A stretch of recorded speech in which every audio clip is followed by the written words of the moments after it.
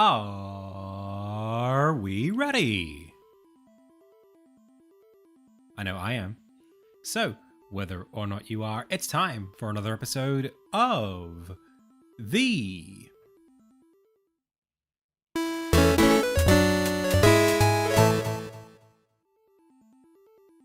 IndieTales Game Dev live stream. Hey, my name is Adam. You are the Pixel Pals. I've already said the name of the show, so without further ado, it's time to go.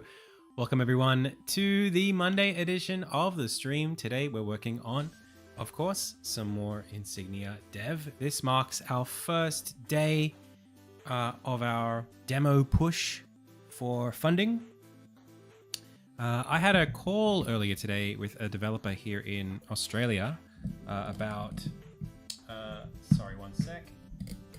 Oh, I just fixing my mic. Well, I might have to fix that even more in a second. Had a bit of a chat about the Green Australia grant funding and I guess the steps that I would need to be taking. And I got some kind of good news, some good takeaway from it. So I am feeling pretty good about myself, about the project. I also had a pretty good weekend too. Just managed to, well, I really didn't sleep well 2 nights ago, but I slept really well last night. So just, managed to get a video out and put some work into Arrowbound, and I'm at a place now where, like, yeah, things are going pretty well. Pretty well for me. I'm on track.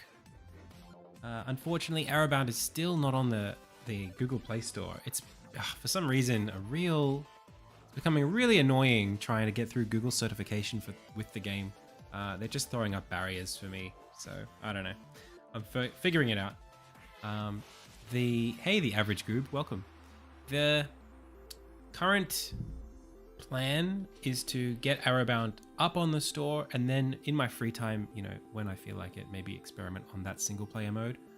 Not single player, the infinite mode, or maybe even just release that as a separate game. I don't know. I want to play it, and the fact that it's locked in a scene at the back of my project is something that's it's kind of funny. I don't know.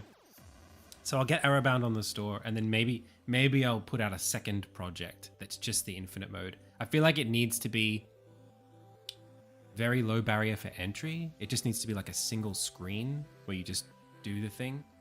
So that's probably what the game should have started as, and then the sequel would have been what Arrowbound is. But I don't know. I just feel like an infinite, super casual, super simple mode is something that, I don't know. Maybe it should exist on itch.io, or just something that I can fool around with on my phone.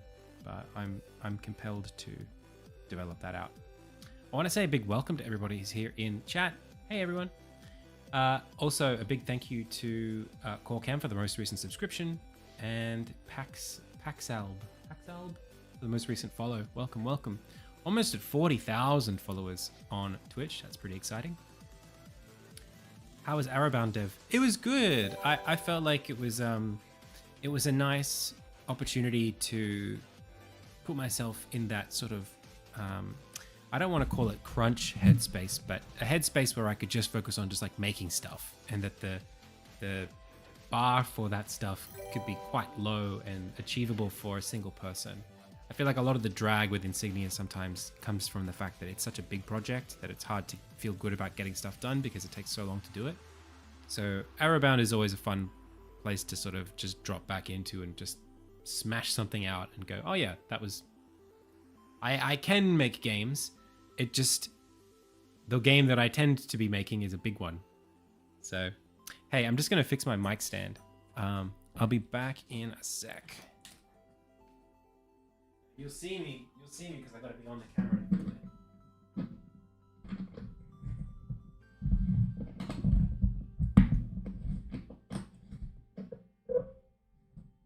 That's better. Okay. Sorry about that. Yeah. So, it's always good. I'm kind of ready for a game jam, I think. It's just... Hey, C. Buckington, thank you so much. Receiving the love. Ludum Dare is a jam that in the past I've come back to pretty often. and I look to for you know, what's the word? I look to it as like a way of refreshing that little itch to make new stuff. Hey, we're on the front page. Feels good, man. So they've gone back to doing once every 6 months, whereas for a couple of years there, they were doing once every 4 months, so 3 times a year. And so like last year, there was a January jam. Oh, thank you so much, 25th. Welcome, welcome.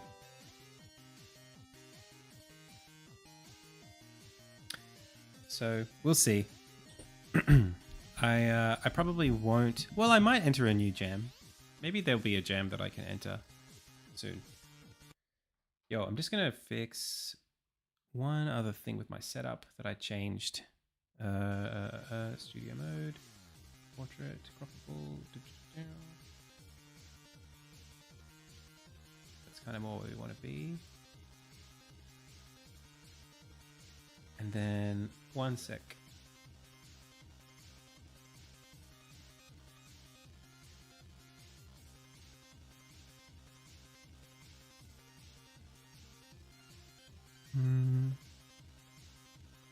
I have this issue that I created for myself like literally yesterday while I was making my YouTube video.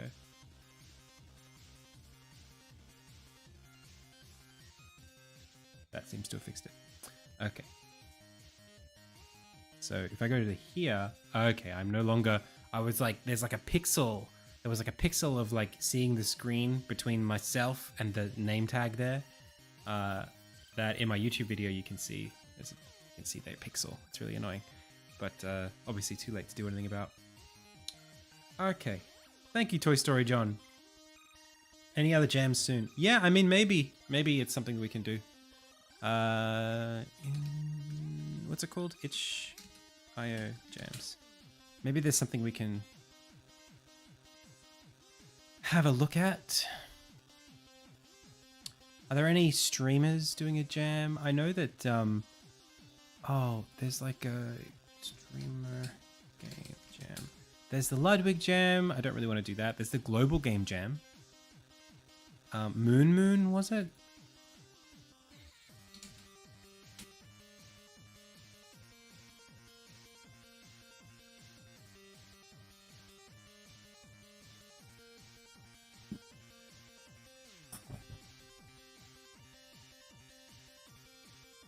I don't know when this runs.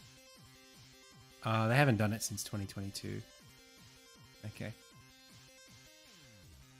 Well, there's stuff coming up. Maybe I'll take some time in like end of the month, start of February or mid-February. February.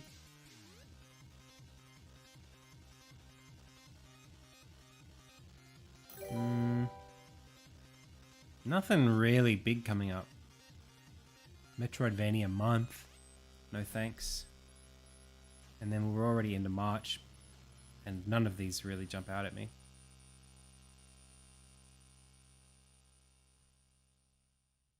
Okay.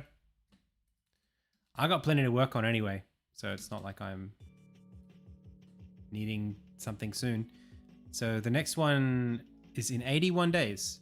So that's only 2 months away anyway. April 12th. Oh, that's right. We said we'd do Ludum Dare right after submitting Insignia for approval. So there's one thing that I really want to highlight that was giving me a significant amount of anxiety a couple of weeks ago, to do with getting funding from Screen Australia. This games production fund is currently the like biggest thing that I'm working towards at the moment. It's a $100,000 grant that I am looking to be awarded with, hopefully.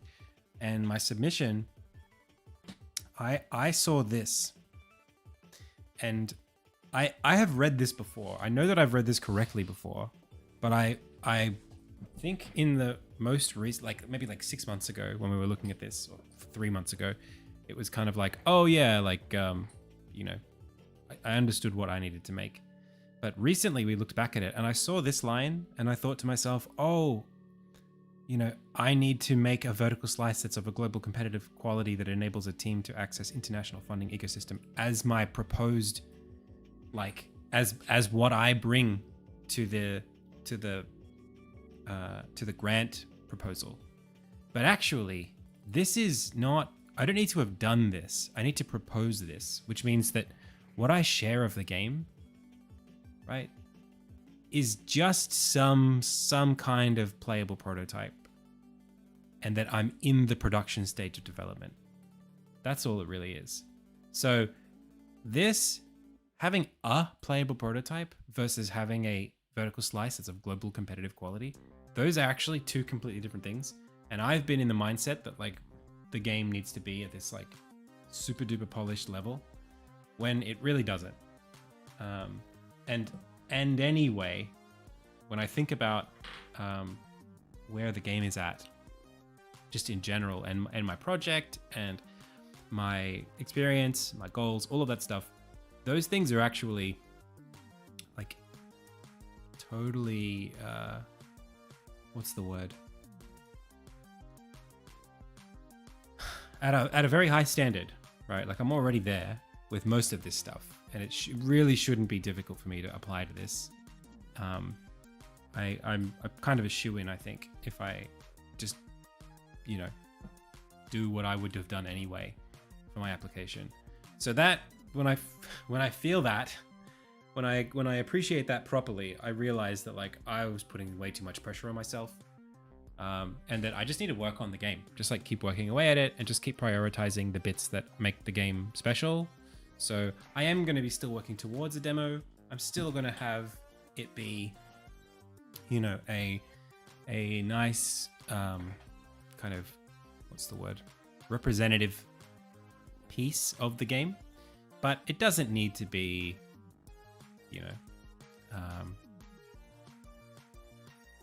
what's the word? It doesn't need to be like a fully polished player-facing vertical slice, which I was concerned about. I think in my mind, I had kind of put myself in the space where I was going to do that no matter what, but I don't need to do that. It doesn't need to be what I do.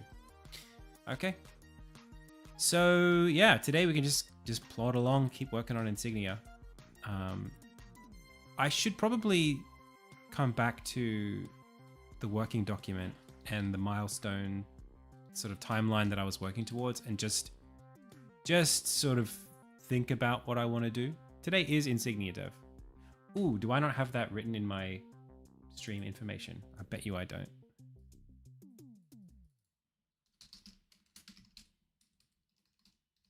Yeah, still working on the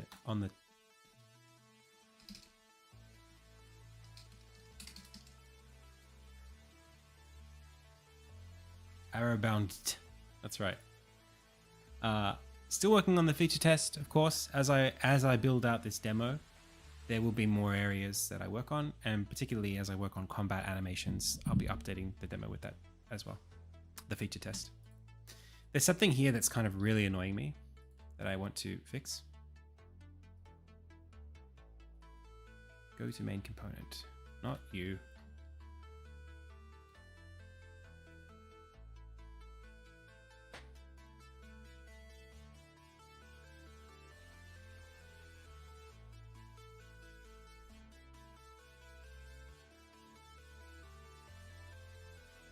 Oh, it was deleted.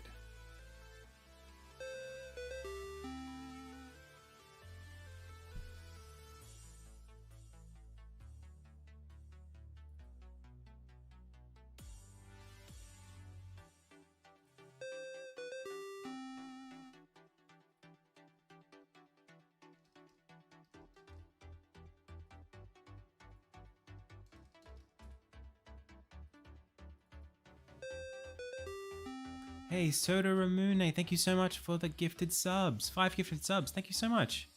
Really appreciate it.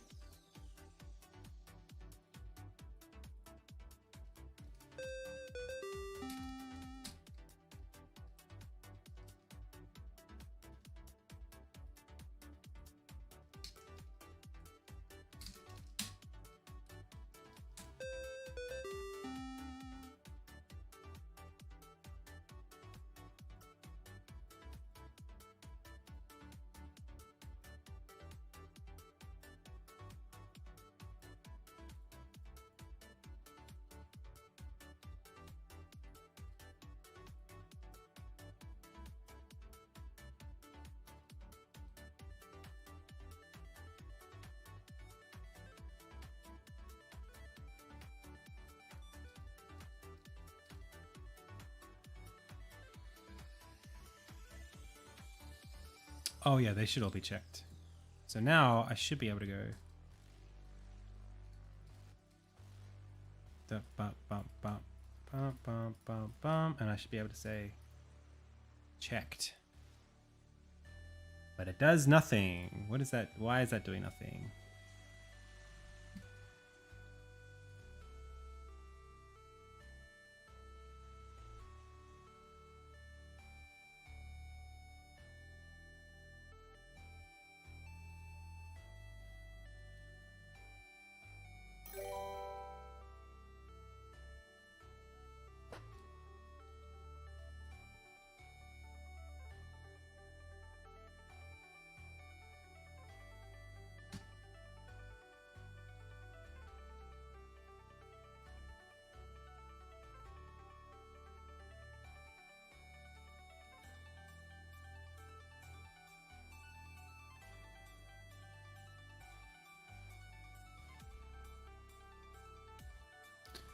Why are they not obeying this?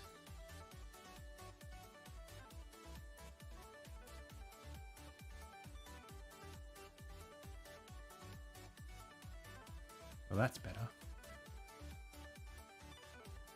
Am I going to have to populate this all over again?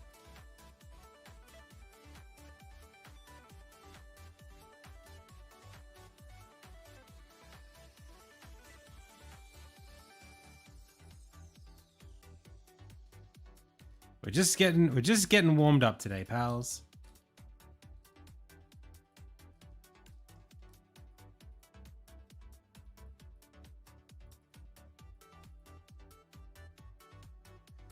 So I should be able to go I should be able to go and then say unchecked. Nice. But this is today, so it's checked. This one does nothing. I think because I did that, and then I can, there we go. Okay. Cool.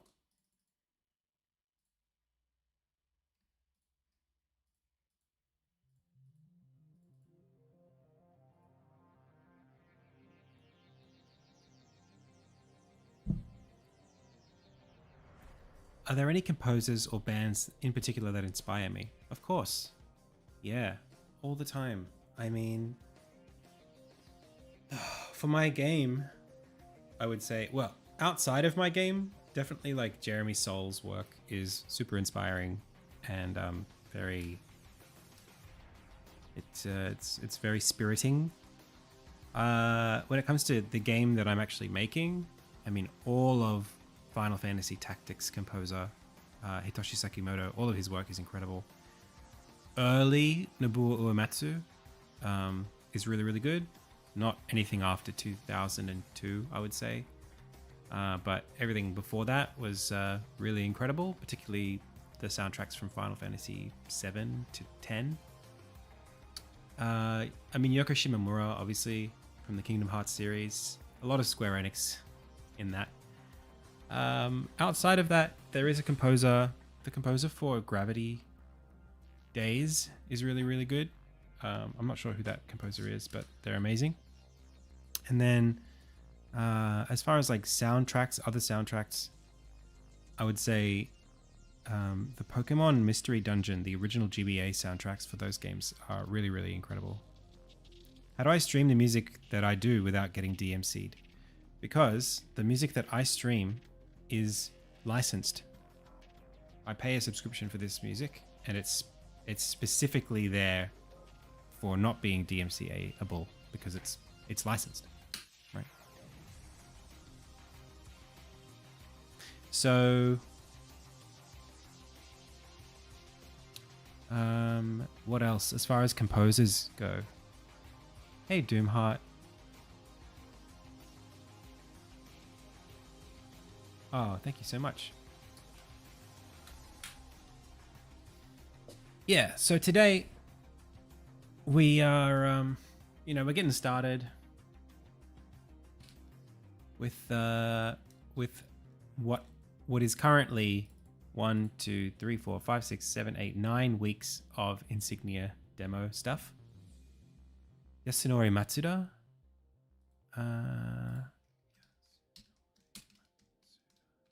Let's have a listen. The Chrono series is good. For sure. Chrono Trigger.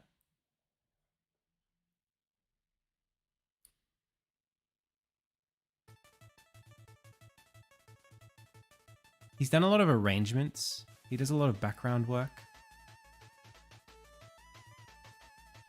Yeah, Kid Icarus Uprising had a pretty good soundtrack. It doesn't, none of this stuff super jumps out at me, unfortunately. I'm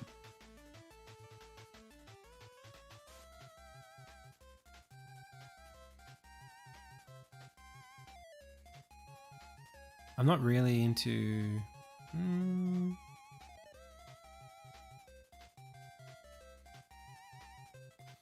I'm sure he's been involved. I mean, all of these are great games. But it's hard to say. Yeah, he does a lot of arrangement work.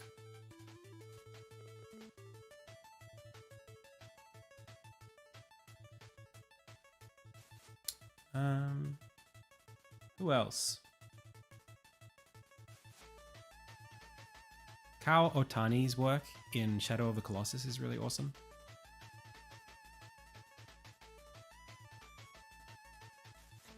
Tessellator. Tessellator is a friend of mine. I'm still new, so I don't know if he did it through shaders, camera, or what. He does it through like custom render passes, which is basically shaders on a camera. Yes. Is there any kind of time frame for Insignia?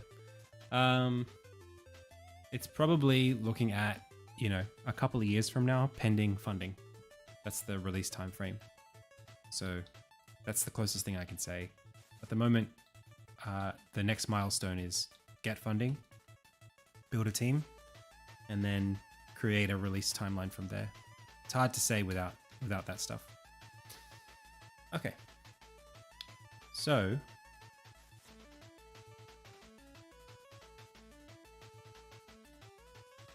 you should make a stealth game. I'm not really in a position to make a brand new game today.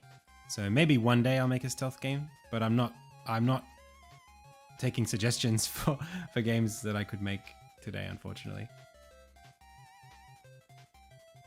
Can you do it in Unreal? I mean, probably.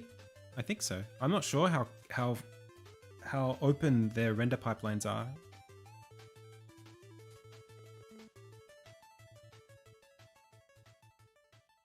Yeah, I don't know. All right. So, man, I wish I could open a window in here. It's so stuffy. Let me see what I can do about this. I'll be right back.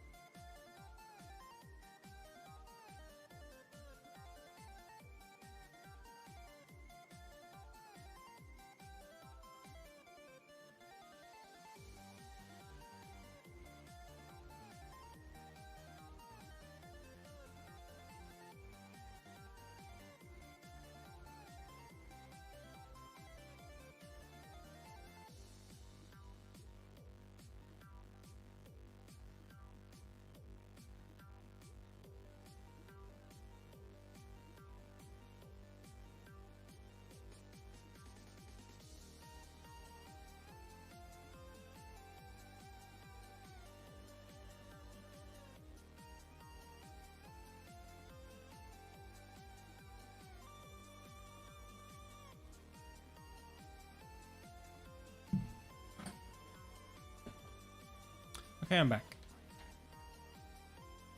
Tips for new indie devs? Start small. So small. Like, so small that it seems like a joke. That's still going to be probably too big.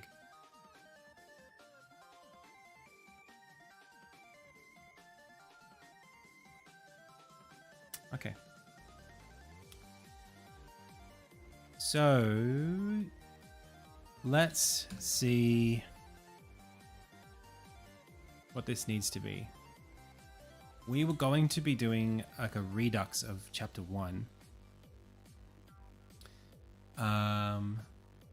And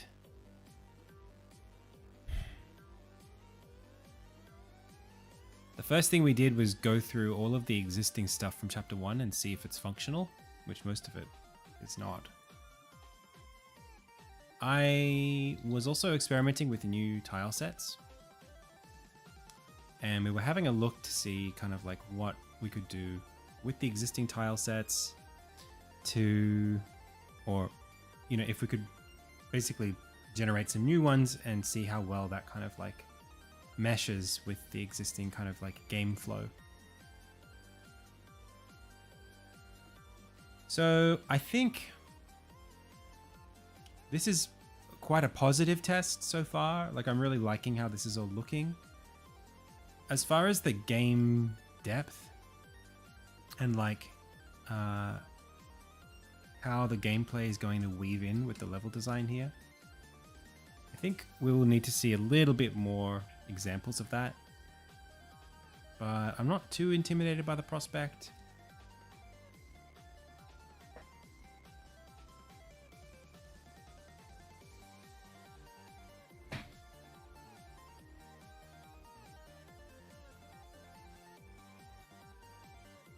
I do use a finite state machine, yeah. Well, a hierarchical state machine.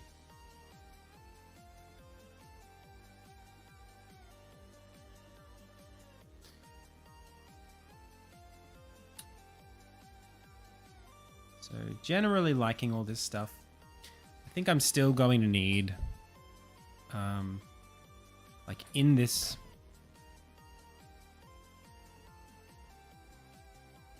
process, there's still a lot of like visual work to be done on these environments to make them feel like fuller scenes. And one thing that I really want to make sure I get right in this whole process is I want to be able to set up a workflow that makes the process of... Does this work? Hello? Feels like I can't set the sparrow down on whatever point I need to be. But then this isn't clickable. Increment snapping.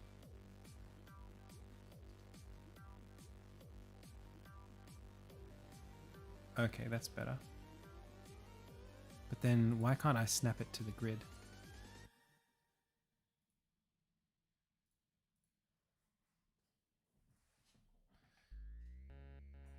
Available when you set the tool handle rotation. Tool handle rotation to global. I see. Much better. Cool. Yeah, Final Fantasy Tactics Advance, obviously.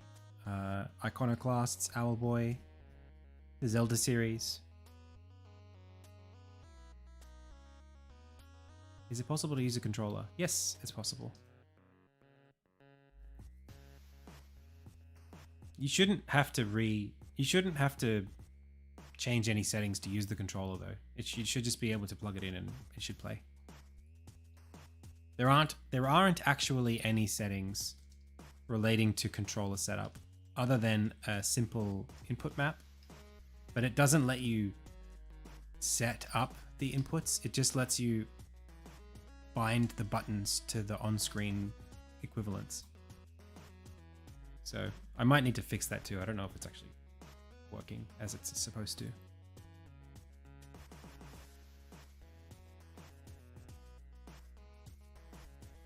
Okay.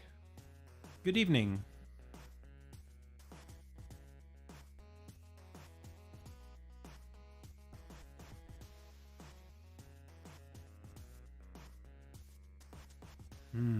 That's no good.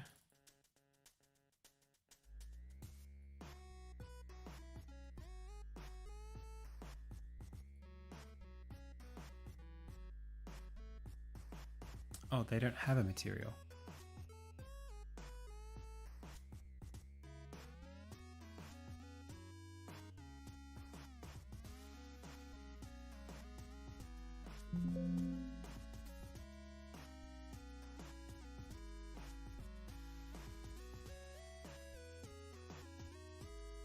What the heck?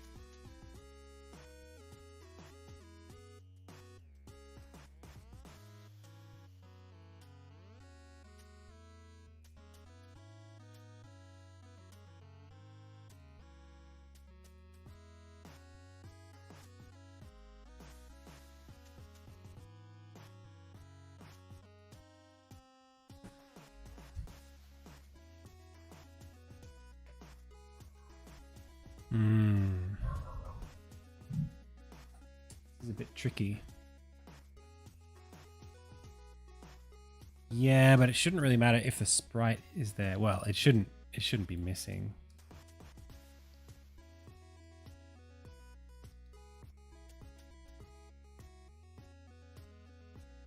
Where is this splinter?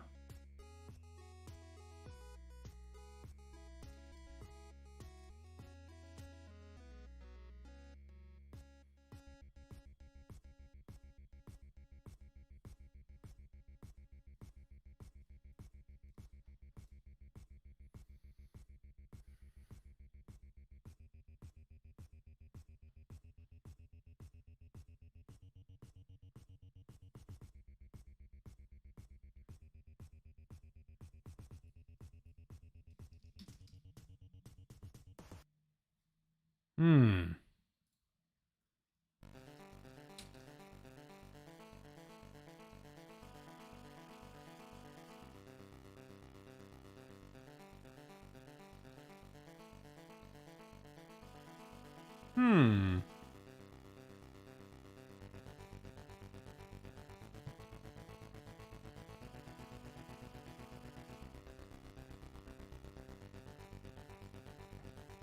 I don't know.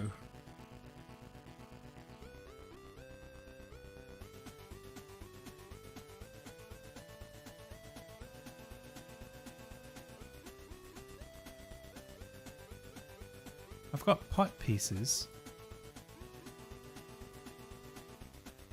But where are my logs and splinters?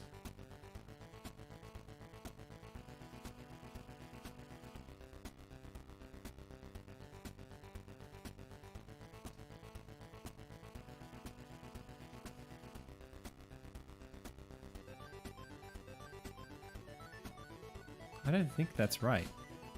Where has this asset gone? Has it deleted itself?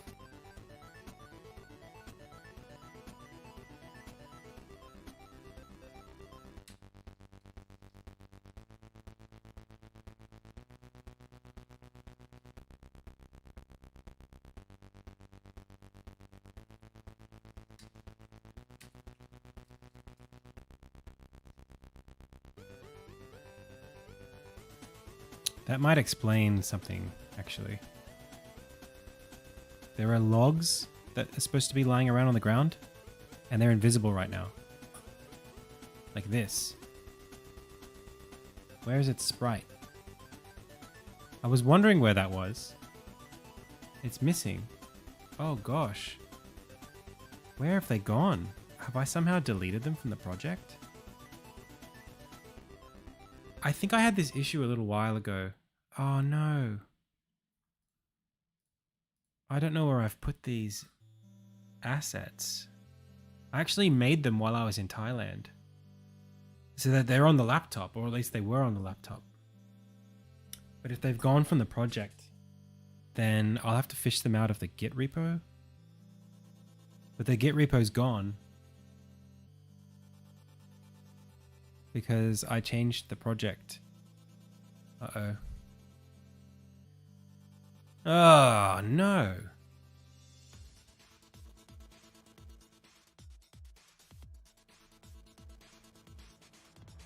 I started a new repo when I migrated over to Git from Bitbucket. And that was recently. So I might have the old one still somewhere. I mean, it's online. There's a remote one for it. Yeah. Oof. Which game is my favorite? That's too hard to answer.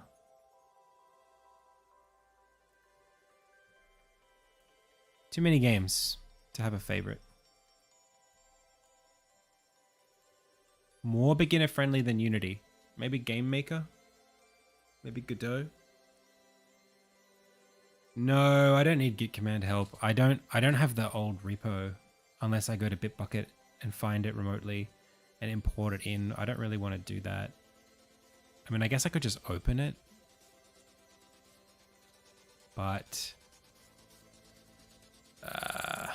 we're specifically looking for a file. It's not a big deal, this stuff.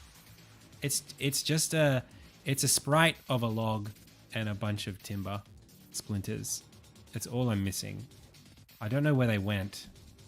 And I know they were in the project on my PC. I might just leave them, okay? I won't touch it. I'll go search through my PC another time. They might not even be there actually, but in any case, it's not that. This isn't important. Is Game Maker good? It's okay if you want to do beginner friendly stuff.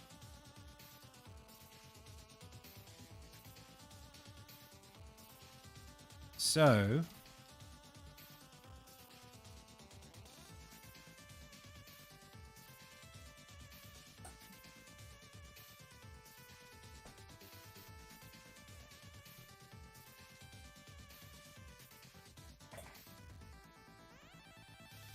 should our focus be?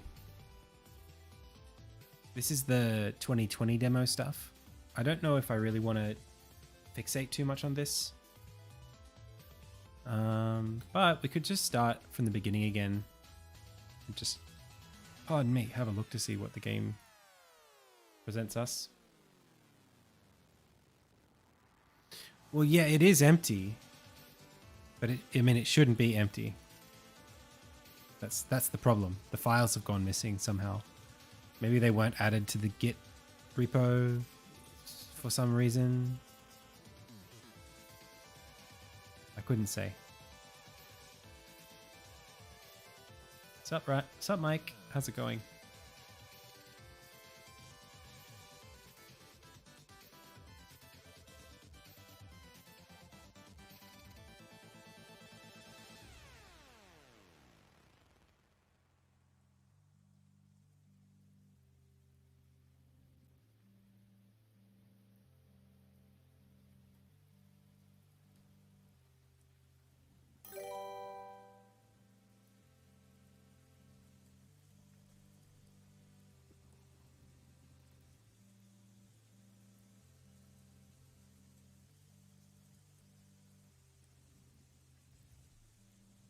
That font's no good, man. Yeah, that said, Hyperlight Drifter broke that engine. They were constantly, apparently, working with the Game Maker team to actually extend it.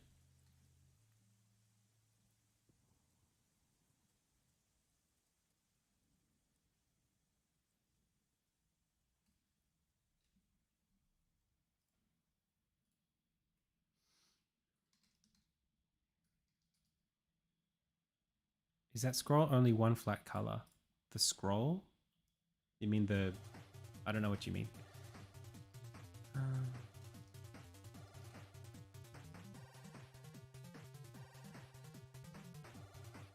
The backdrop of the font.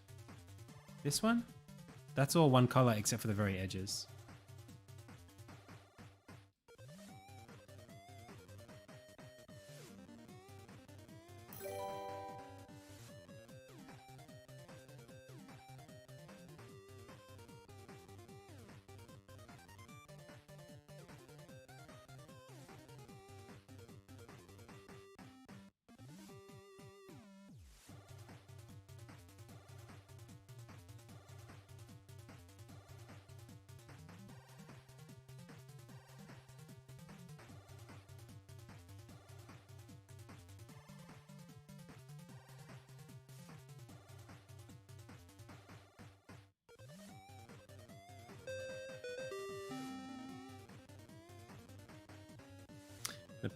plants in the way.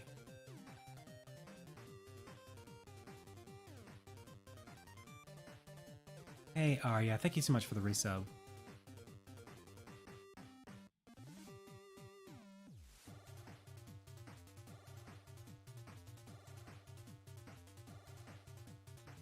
Yeah, it's all one. It's one color except for the very edges. The font, no, the font's pixels are too large. That's my problem with it.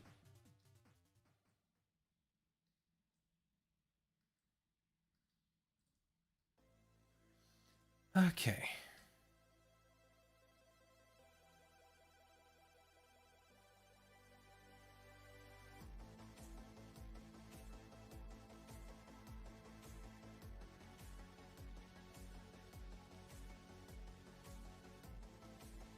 This is all feeling really, really, really good.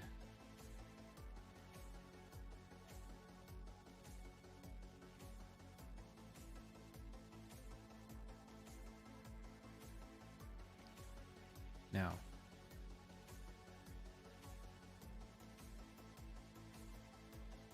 Okay. What can we do with this? We need to put it in the background and we need to replace. I think the scenario is a little off. Now that we've got a different kind of mini game, maybe I'll add the prologue.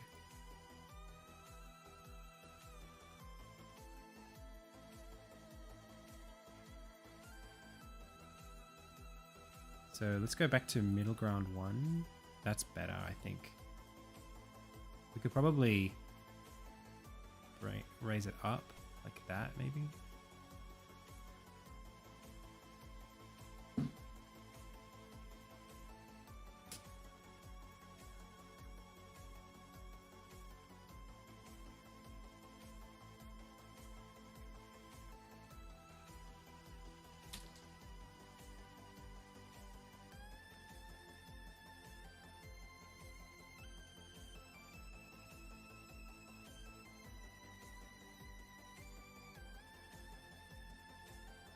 That bush is too big.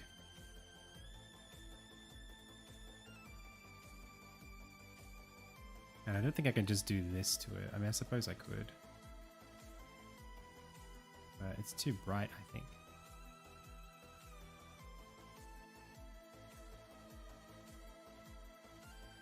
I like the idea of a small bush like this, but I don't think it's necessary. Outside bush is really, really old. It's the oldest bush in the game. It's what this Orenstead bush was based on. Well, Orenstead bush was based on it, but this doesn't really fit in the game any longer. I could probably delete it if I really wanted to.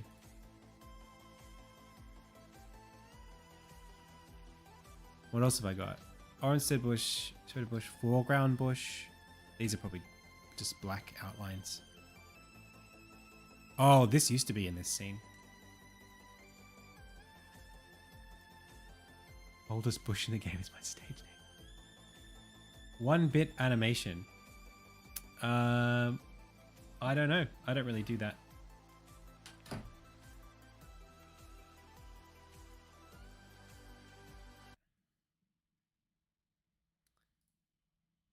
I could take this and down, like tint it down.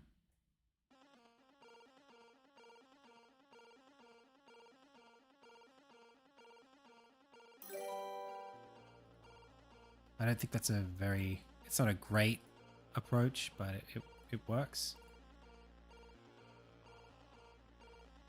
As long as I can get the tint right.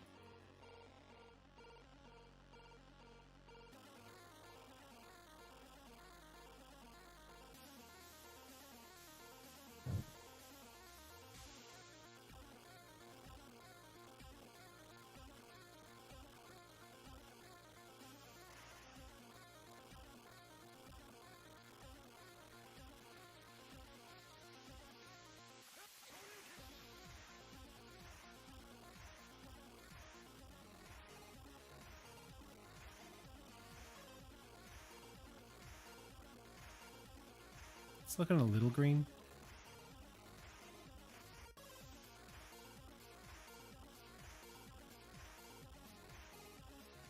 And I don't want to give it like a blue tint like that.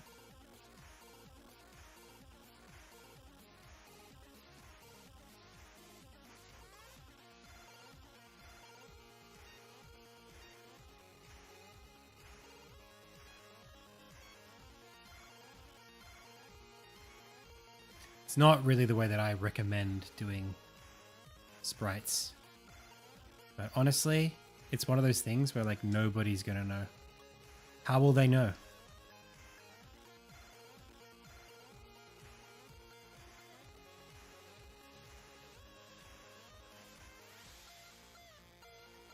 See ya.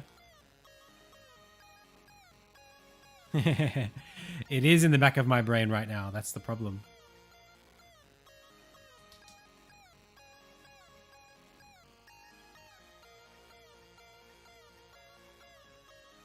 No, what I really should do is update the asset.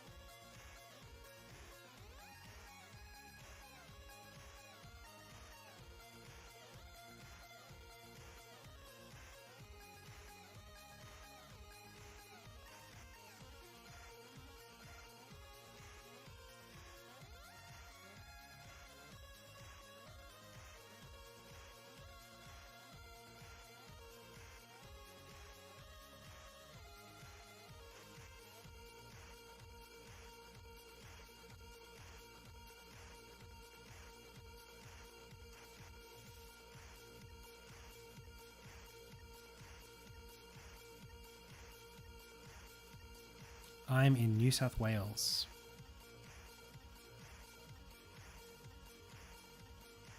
A state of despair.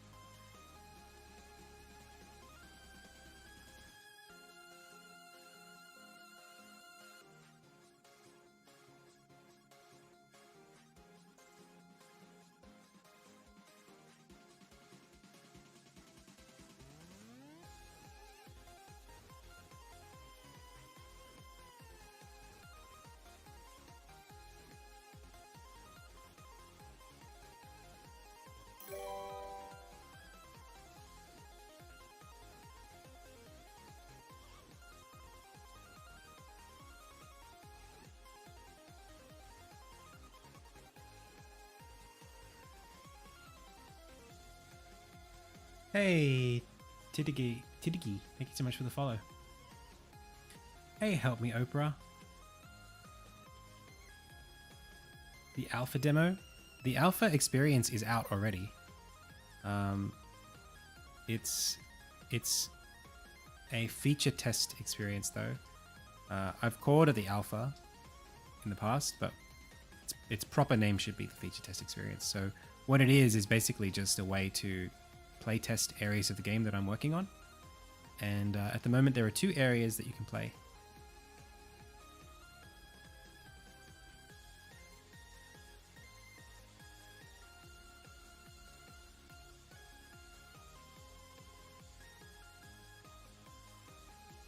They're very short and they're just little experiences. It's just like jumping around, that kind of thing.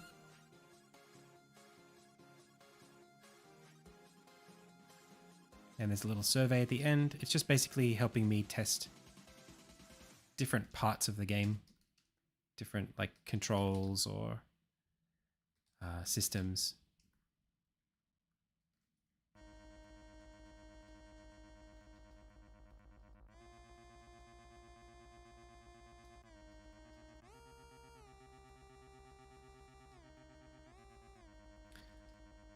What I'm working on at the moment is a more traditional demo to complement or replace my my 2020 demo and to be used for acquiring funding. This will be out in a couple of months.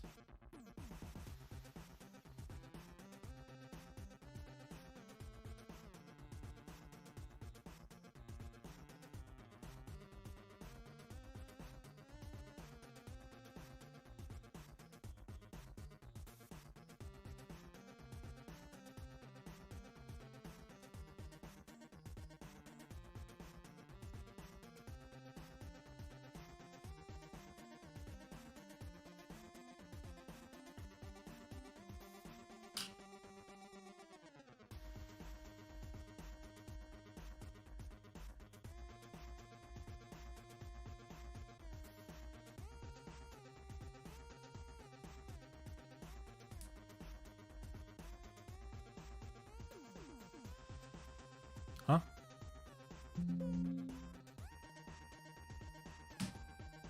Excuse me? Smith Shed? Why did you not update? What? Where is this file?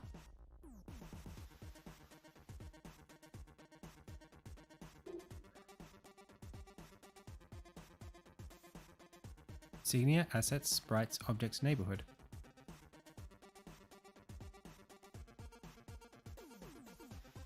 Insignia, Documents, Insignia, Sprites. Wait a second. Where was Assets? What the heck? What the heck?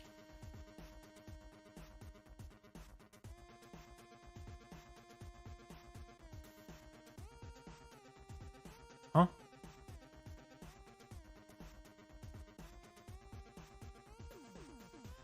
That's not good.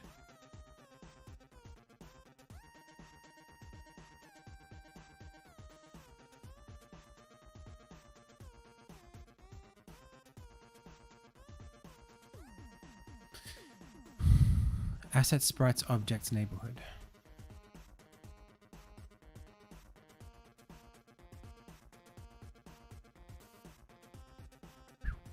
Okay.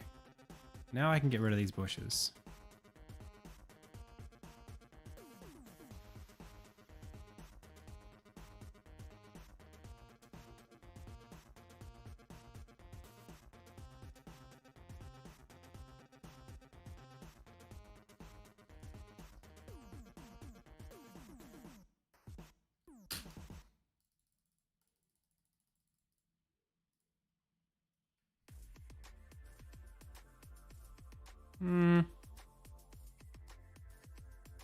Kind of liked the more muted coloring that it had before.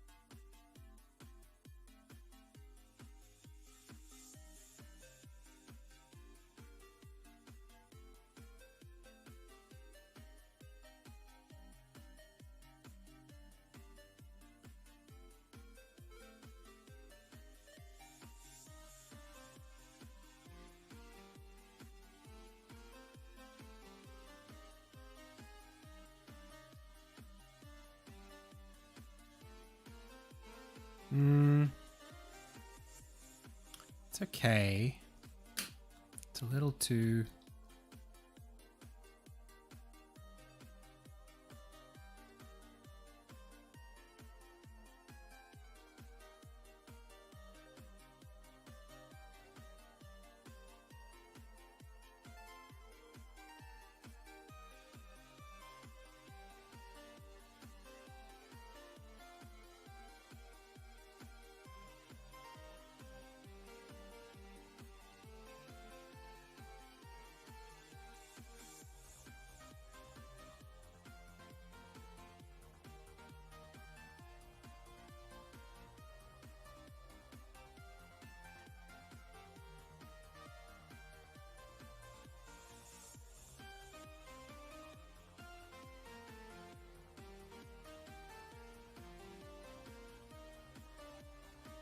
Doesn't really obey any aspect of my palette now.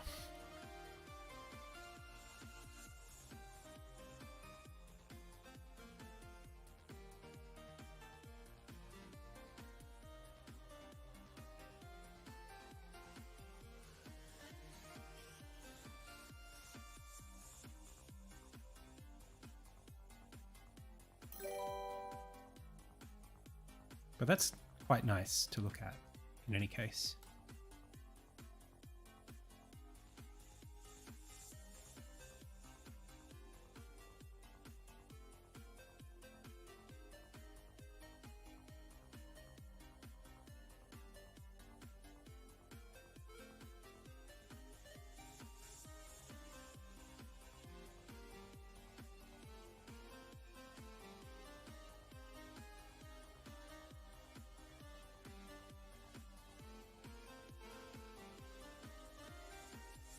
Makes the grass look so saturated. It's literally at 50% saturation.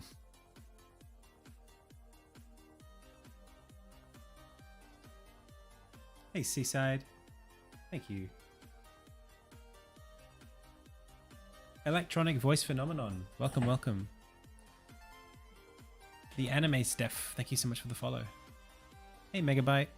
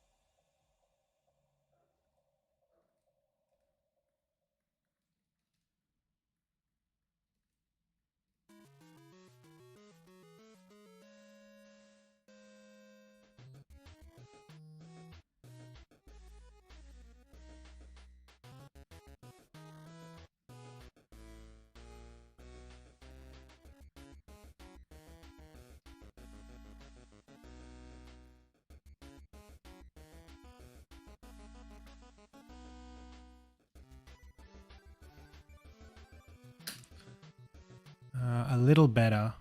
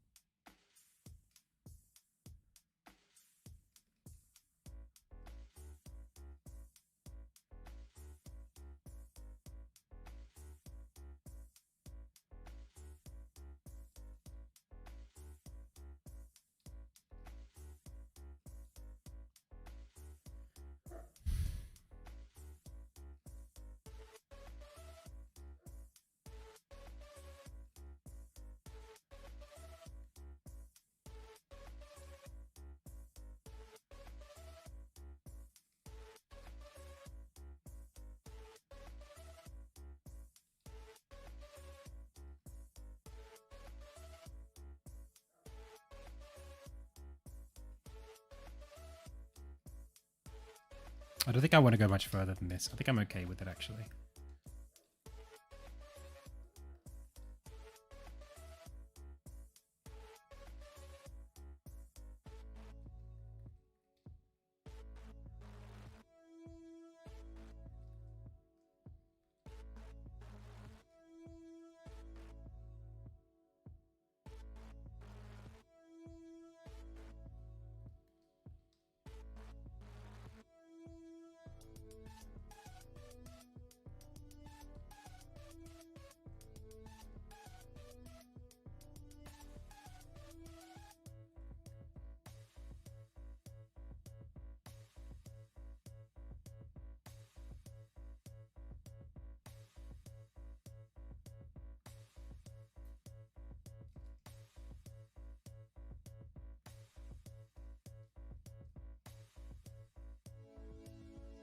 That's a lot brighter than I expected it to be.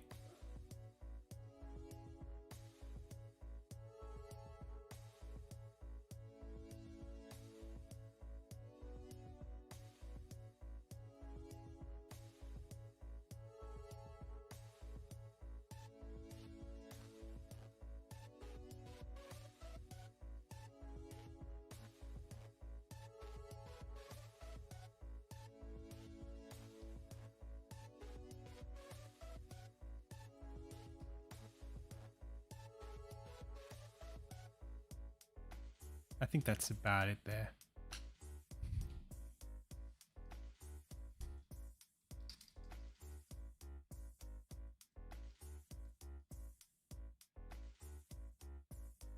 Ignore the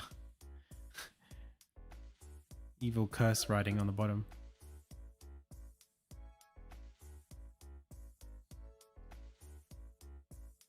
Do you know, in the version, look at this. In the second version of this scene,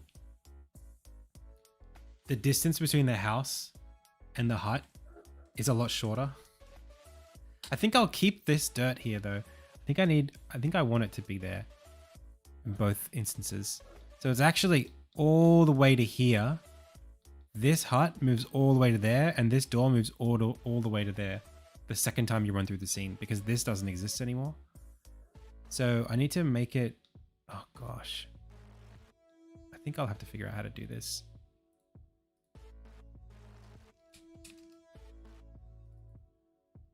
I want to get it right. It's basically this needs to appear, I guess, here.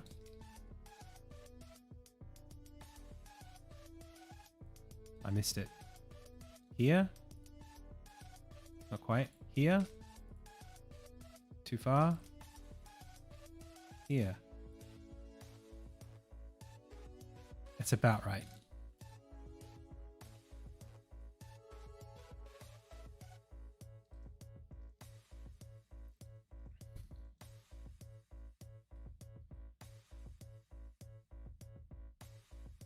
There you go. That's looking pretty good now. The door symbol is not quite right. That's because the door's not in the same spot.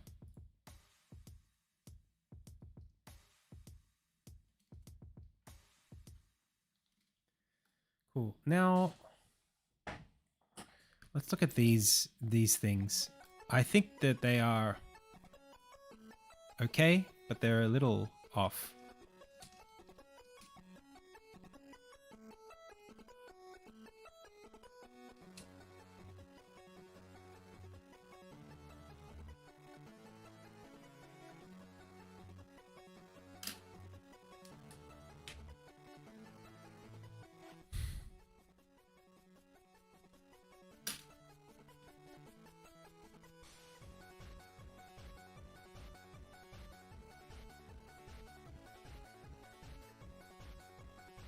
It's a little strange. I don't know if I like it, to be honest with you, at all.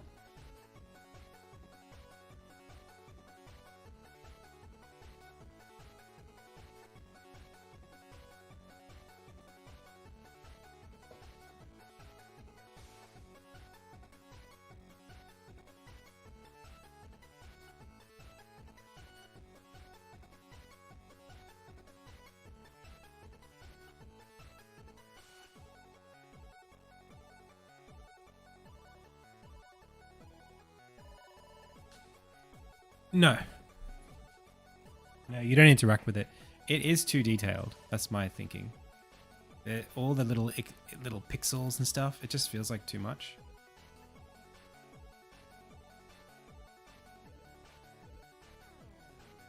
Yeah, I agree.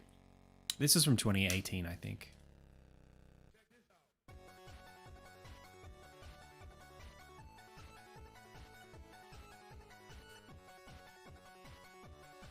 And just some of this stuff, it's like, why would I add 2 layers of color here?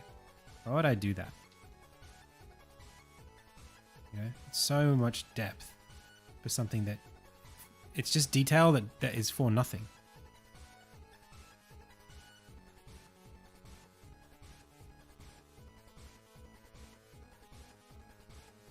And this weird purpley pink stalk, it's just like,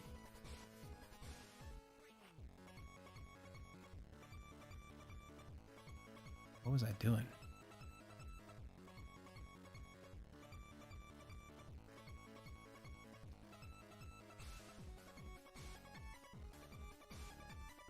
If I was to just take this.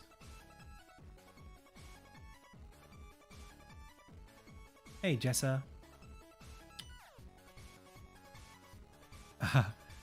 You'll get there, Jessa. Yasa? Jessa? Don't know how to pronounce your name. File, save as.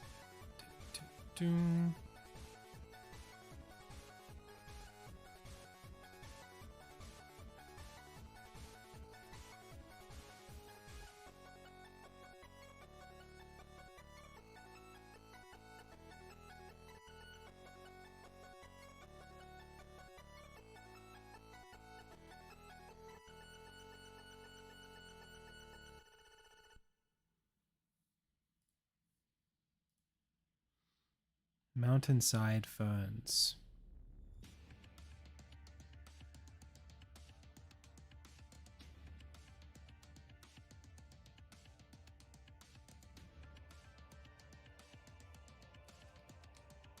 Actually, I should check.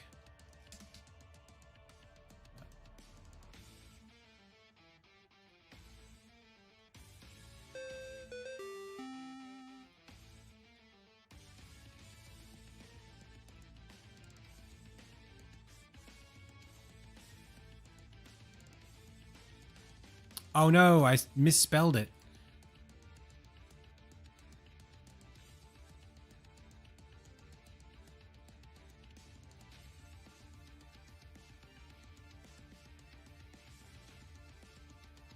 Them barns.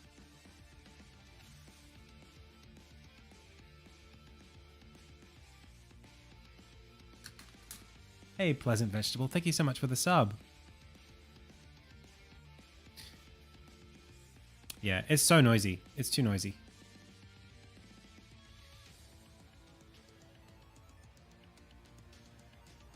Also, like, that base color needs to be the same color as the bottom of this grass.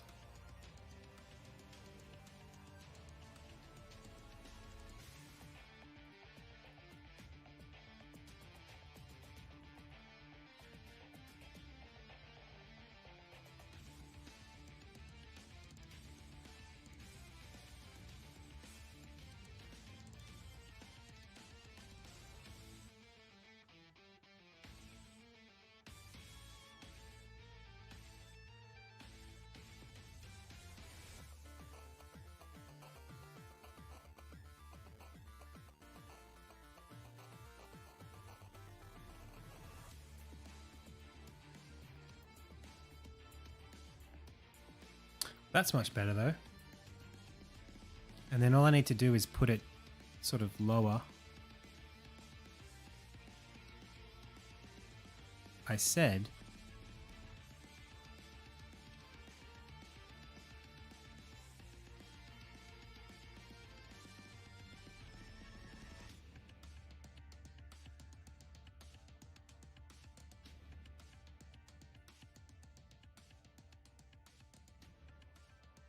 that's not bad. The only issue with this is that it doesn't really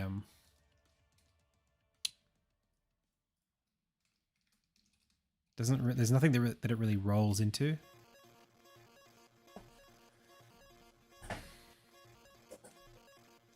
I don't like that I can't see these sprites, man.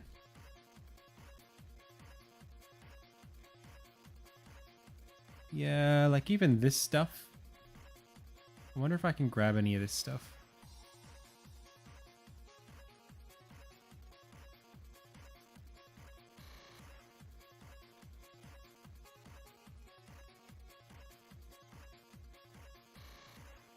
Oh, that's great. That totally fits in. But I won't put any of that here. Huh. Not that either.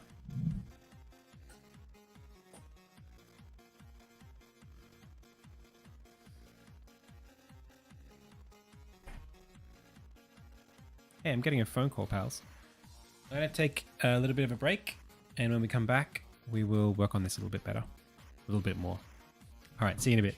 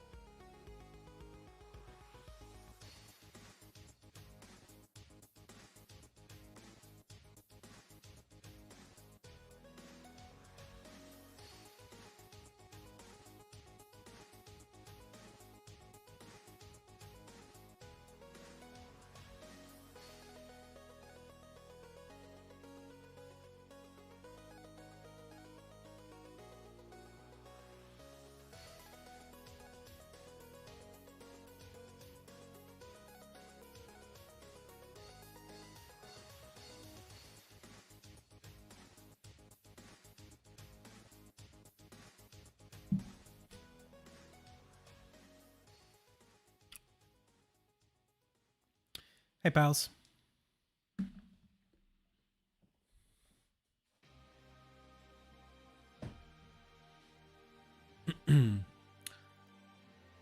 Well, most of the work, you know, there's a point at which it does the job.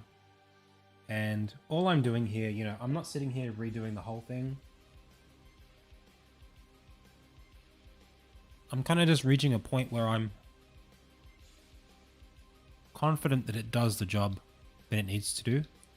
Like this now, at this level of, like the way it blends with the scene, I'm actually okay with it exactly as it is.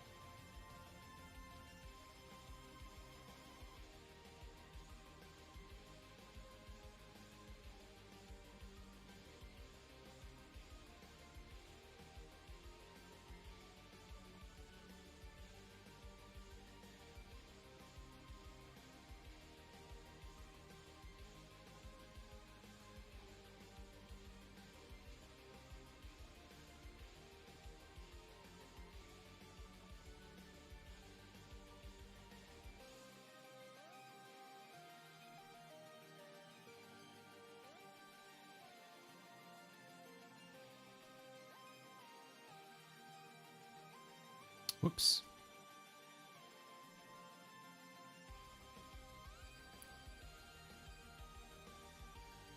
Okay.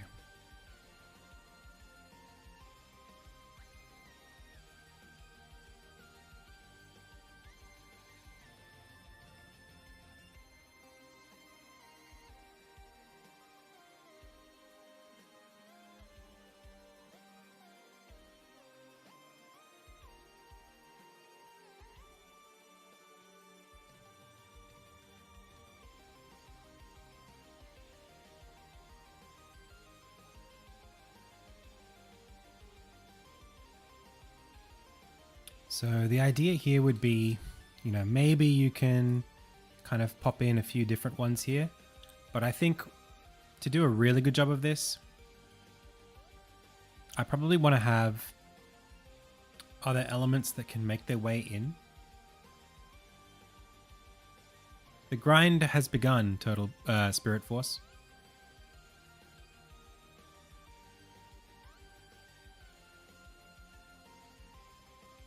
Shift R, Bacon.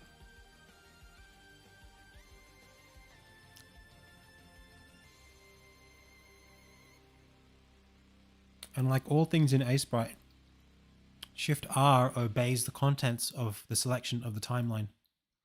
So you can select multiple frames and press Shift R and replace multiple colors on multiple frames, even on multiple layers.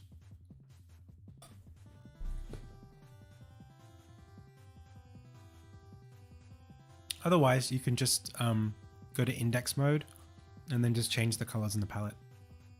How do I join the alpha test? In the Discord.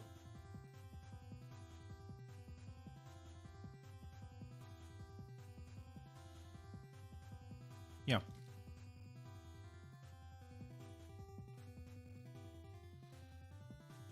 So, I mean, look, this is fine. Like I could tune it up a little bit just to simplify what we're looking at.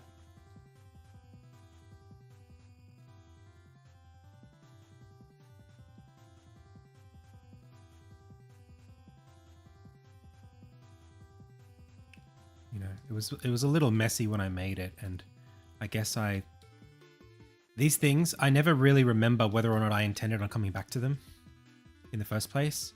Sometimes I'll leave something and go, oh, I'll come back to this. And then like 3 years later, it's like, oh yeah, was I going to come back to this? I don't know. All I know is that it doesn't look how it was supposed to look.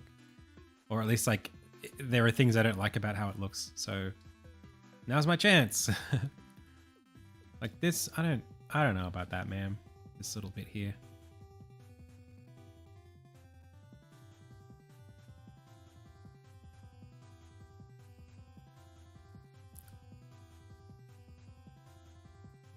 But some of these pixel choices, you know, they were for an older palette as well. So the colors might have worked a bit better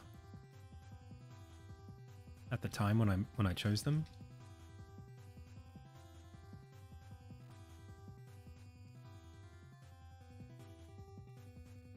But I don't like this thing of like painting brighter the end bits. I don't know what that is.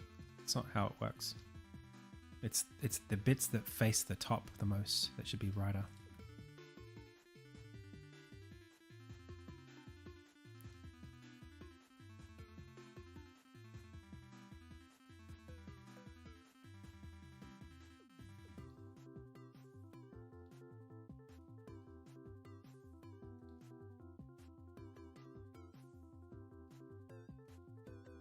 But even then, like, man, I almost feel like none of this really deserves to be brighter. None of the stuff down here does.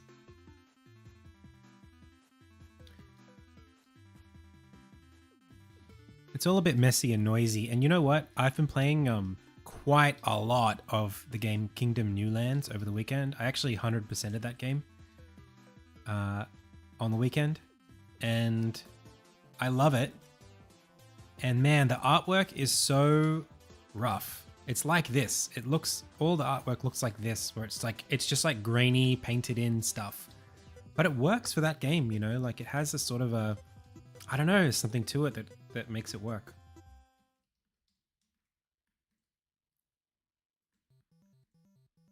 Maybe I'll just trust in what I was doing.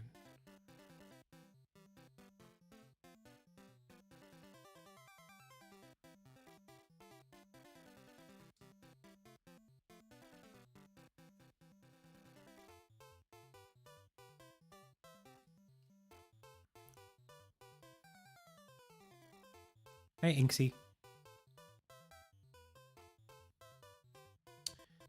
I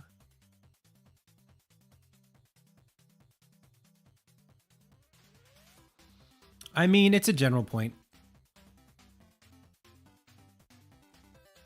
I experience it too. Don't worry.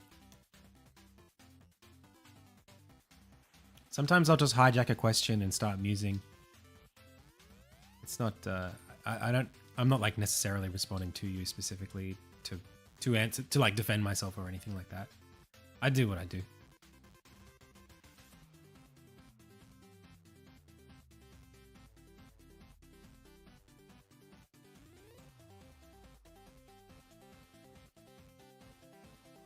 Though I am known to be a little bit defensive on this stream about my creative choices. That has happened before. You know, I literally can't tell the difference between these things. Actually, this one is better.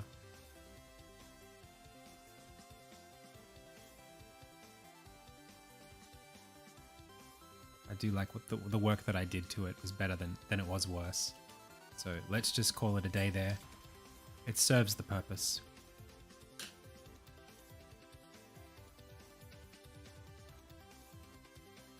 But I think it's too much. Like I actually think it adds too much detail.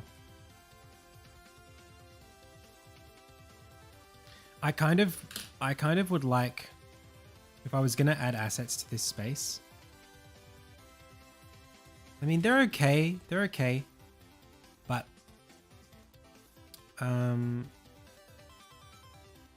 I can think of better ways to do what I'm trying to do here. Now, like today, I have a different approach to this. What the problem is that they become quite isolated. They're like islands, right? And it's like you can tell that there's a circle of content that's just plonked on there. And it's not that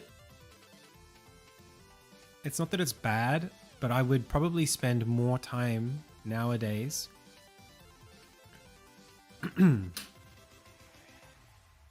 kind of like how do I put this? I guess I'll just do this and then this. And then, you know, I would go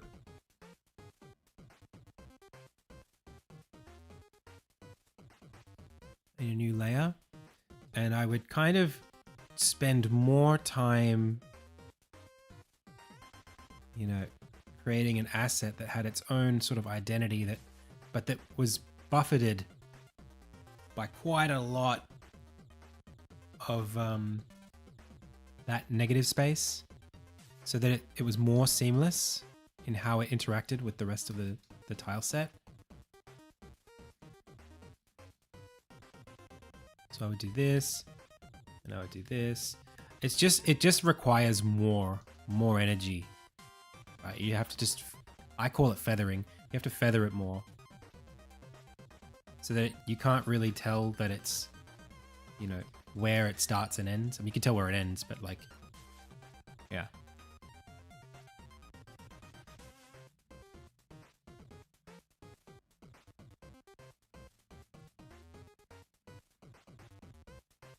And also just trying not to betray too much the structure of like what's been established already.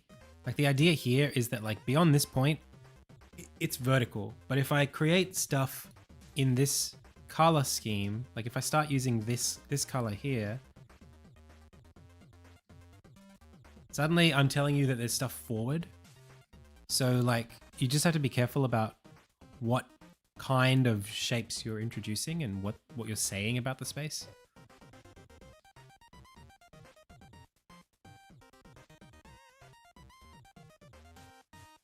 You know, maybe here the idea is that there is kind of an extra shelf beneath the main play space.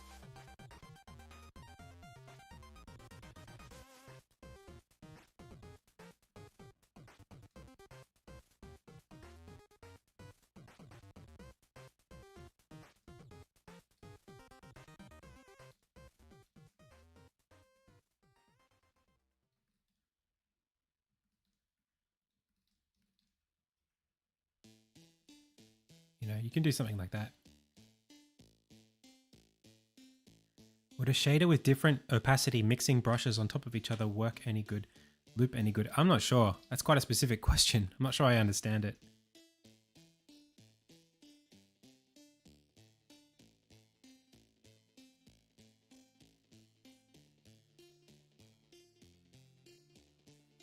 Hey Hakan, thank you so much.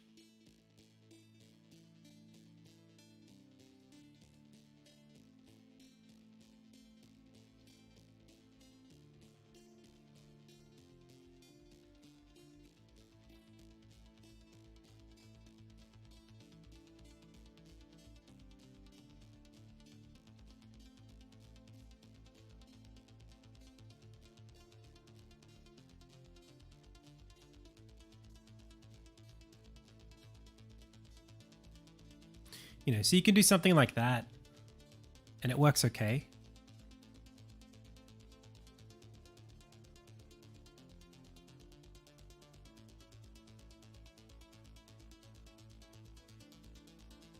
But you're giving yourself so much time to get out of that space and trying to sort of like, what's the word?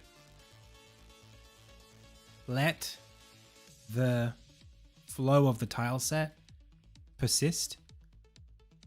I think those ferns really break up the flow because they create a circle shape in a flat space.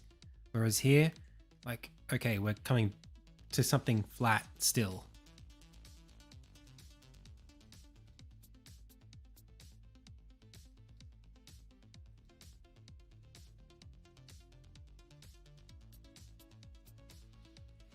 But even as I do this, there are things that I know that I want to do better, like a better job of, that this doesn't even address yet. And that is telling stories in that space.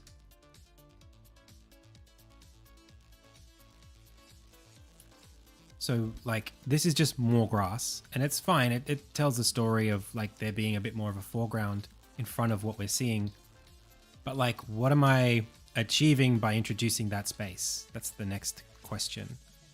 You know, can I do something where I give you some indication of what else lives in the grass, you know?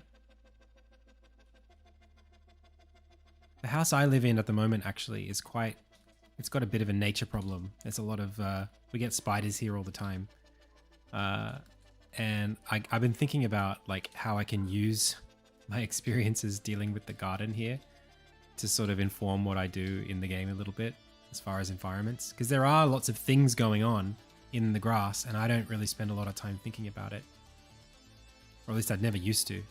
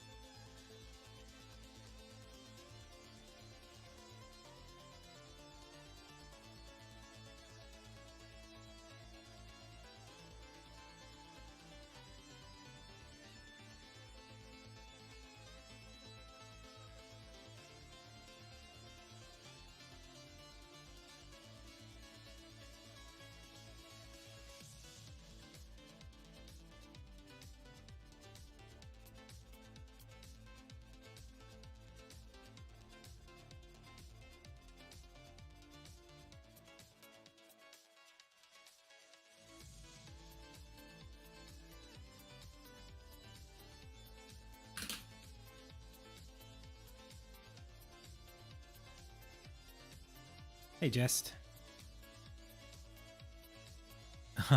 Thank you so much for watching. I wonder what you get out of it. You just enjoy watching it.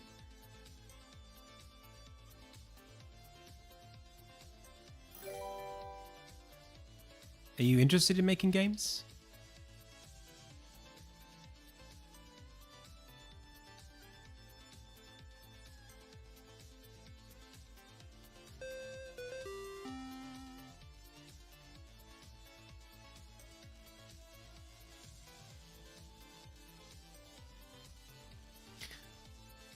Hey, Skilp, thank you so much for the follow. Thanks, Bendy. I started, so a few things. I started playing Final Fantasy VII Remake again, ahead of Rebirth. And I also started reading the Earthsea books by Ursula Le Guin on the weekend. And it's been quite fun reading. Like, it's been a little while since I've actually sunk my teeth into a book. It tastes a lot like paper, I'll say that much. So yeah, like I've been trying to read, and while I'm reading, be very conscious of the writing style. I've been trying to do that. I actually find it very difficult to do that because for some reason I don't know, I have this thing where I just get lost in the book. Like I stop being critical and I start just getting immersed. I guess that's a pretty common thing. Like it means the book's doing its job. But like I'm trying to pay attention because I want to think about. It's pretty intimidating actually, the writing. Like it's, some authors have such an incredible vocabulary. They really know like this, you know, presumably Ursula Le Guin, I don't think she's the author of the book. I don't think she has like, you know, an experience in medieval, you know, whatever life, but she talks about some certain things with such color and such specificity. Like she's talking about the you know, different elements of a ship, and she's describing the ship, you know, and even like the veil above which this village is positioned, or she'll be talking about like okay, in the story, the characters, they talk about prentices, not apprentice, but prentice. Like he will be prentice for him. And I never heard that word before. I've read a lot of books. I never heard the singular prentice without the A double P. But apparently that's just an archaic form of the word apprentice. And it's like, where do you learn that? Like, how does she know that was like that ever? And there are tons of like parts of the book where I'm reading and it's like, oh, I think I understand what that word is. I think I understand what this means. But how did she know to use that word?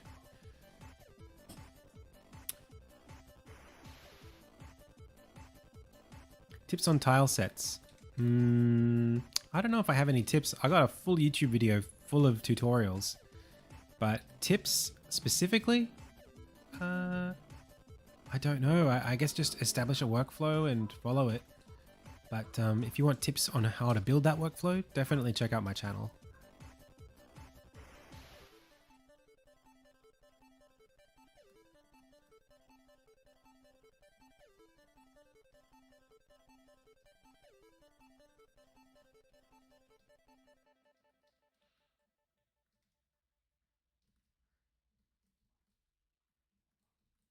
My tip is actually do level design before you do tile design.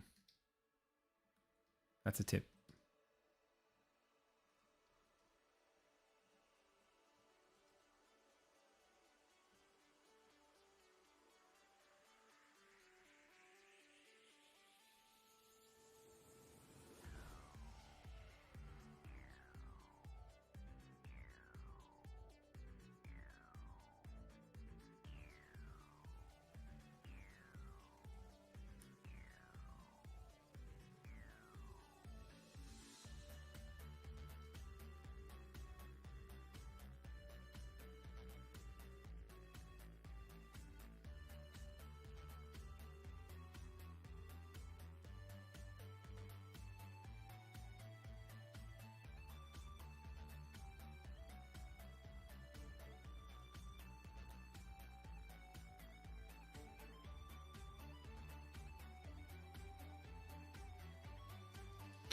Okay.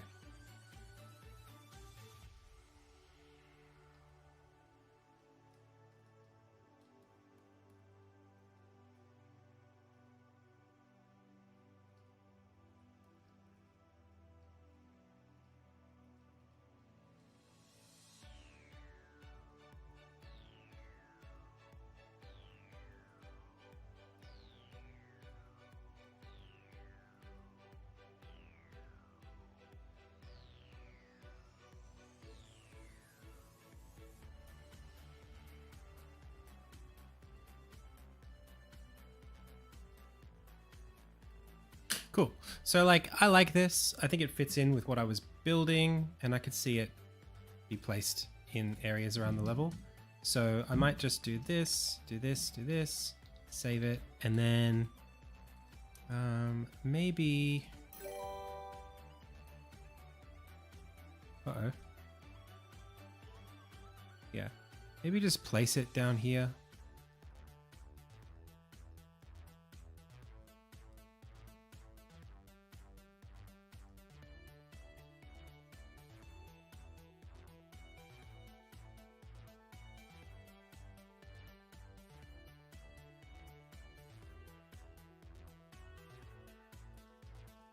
And I might just fill in some of the black.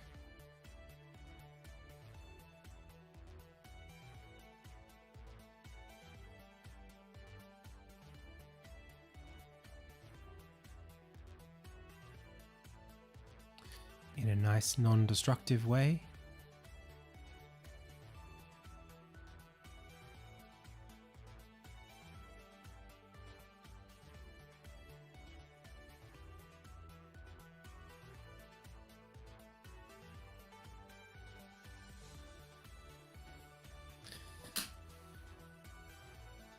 And then I might just take it to its own file.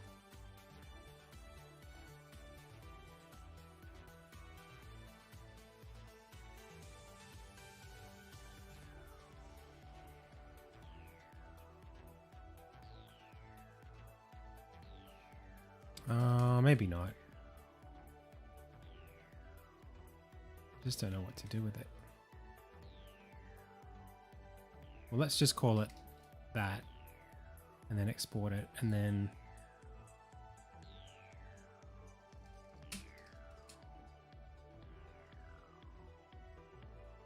I guess I could come in here and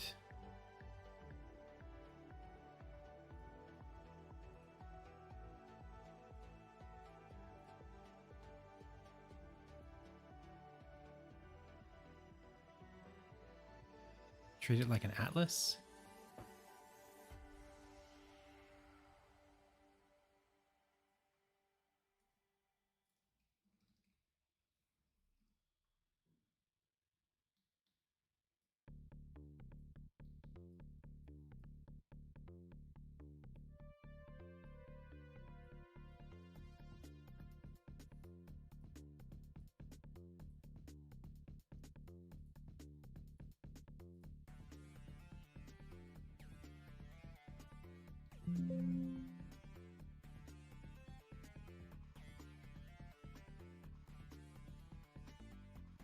And then now I could sort of come in here and just bring it in if I want. That's one way to do it. Just drag it in. Or you can make it part of the tile set. I've been trying to do a little bit more of that.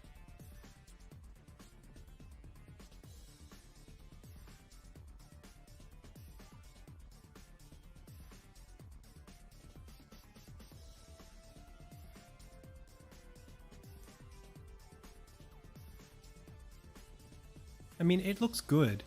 It looks good. I think it has this effect sometimes of creating this, what's the word? It creates a question. If you can see something here, it's like, what about everything else? You know what I mean? That's the one thing that sticks out in my mind. Of like, well, now what about all the other things?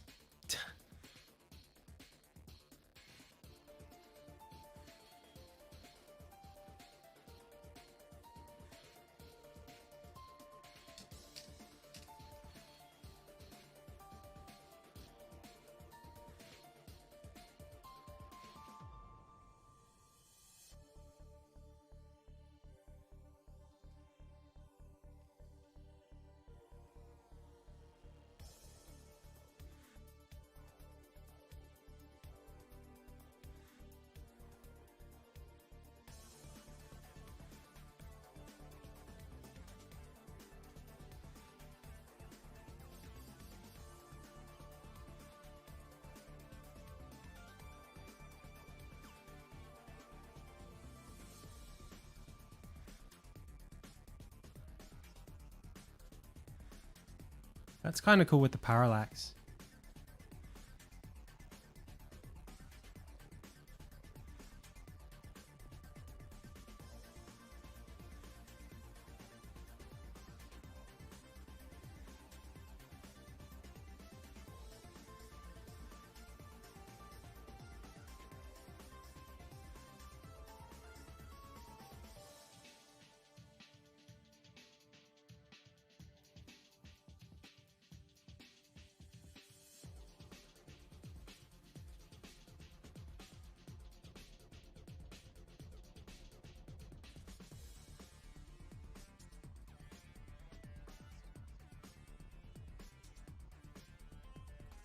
Is it the same Earthsea as the Ghibli film?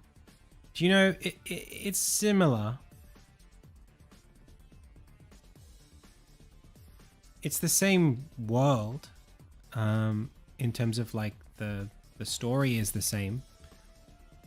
Although the lore is the same, but the story is not. That's how I should say it.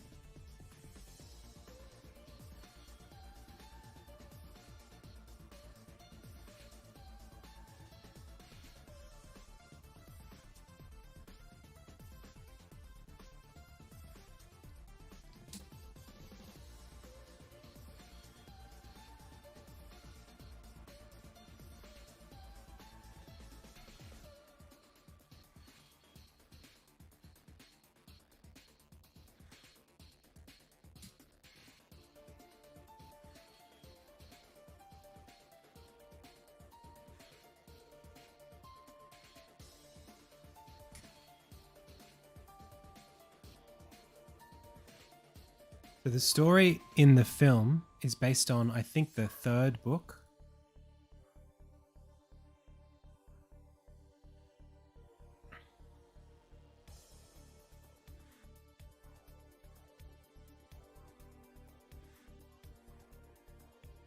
And a lot of it is sort of different.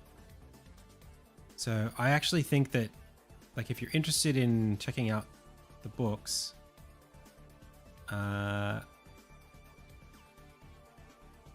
I would say at least, like, how do I put this? The books and the film.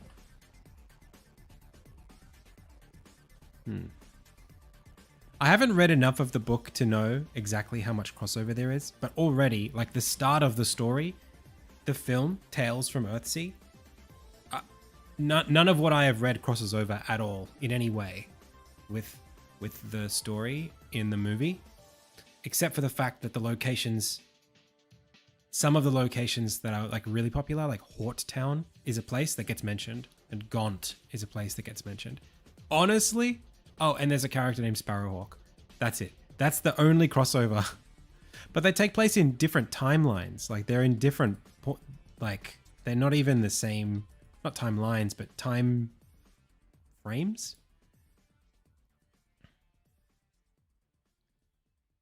Like they're just not about the story. It's not about the same stuff, I guess. It's like Game of Thrones and House of the Dragon almost, you know, in how far apart they are. Oh, not quite. How about, it's like Game of Thrones. It's like watching a movie about Game of Thrones season 4. That's what Tales from Earthsea is like, the movie. It's like, oh, maybe you'll get aspects of, you know, the Red Wedding or whatever, but like you won't have a lot of context for any of that stuff. So there'll have to be, you know, a lot of cutting to make it work. That's kind of what it is. It's like, you're never going to get a faithful retelling in a movie length thing.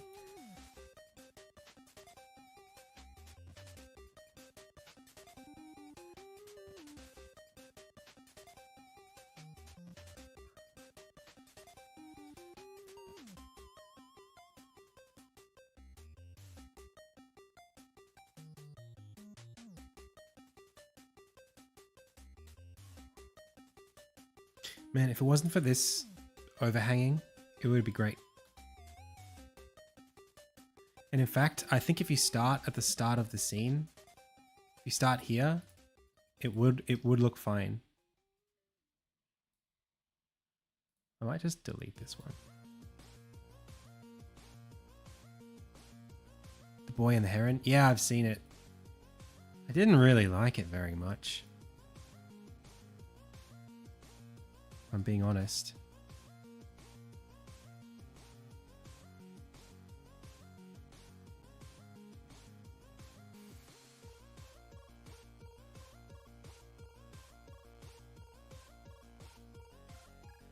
It was kind of underwhelming.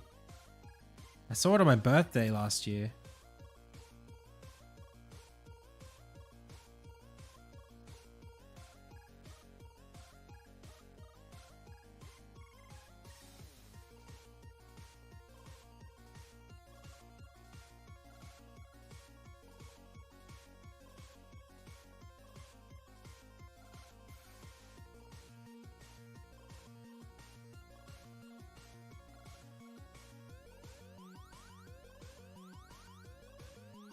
Yeah, I was kind of underwhelmed by it. I just didn't think that it...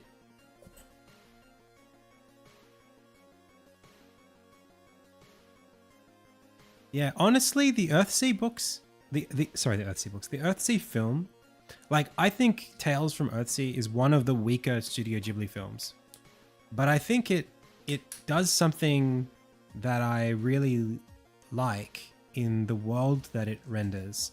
I like the artwork and I like the music and just the way that the towns are crafted. Everything about it feels like the first maybe 45 minutes of Tales from Earthsea I find very compelling. I really like the first 45 minutes. After that, it definitely falls off and I really stop kind of caring because it just drags. The last third of the film is so slow.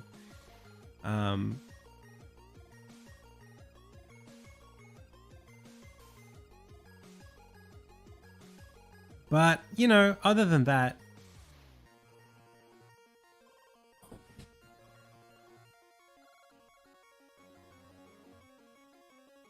I don't hate it.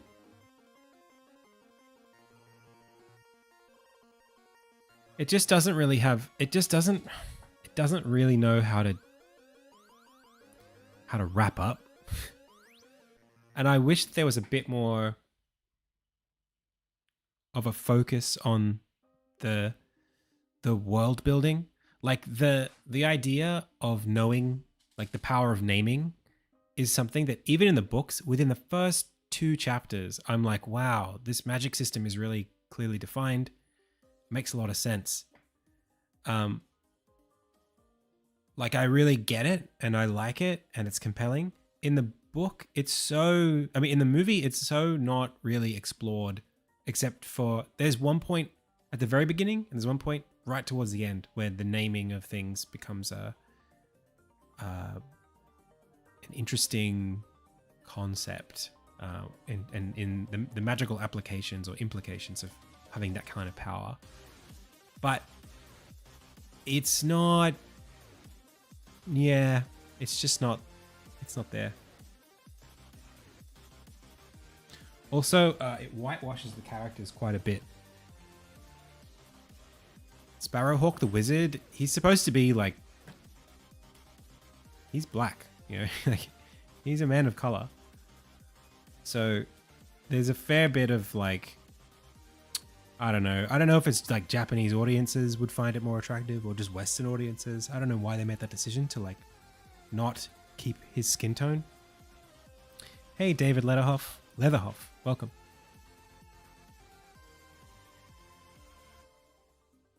Years, David. For one person, years. It's taken me years. And it's probably going to be, in total, at least in terms of just artwork, this is the thing. Making a game is a process. If you were to give me a budget for creating all the assets and I made them once and then that was it, they were done, maybe 2 years, 3 years for one artist. If you include the animations, 4 maybe.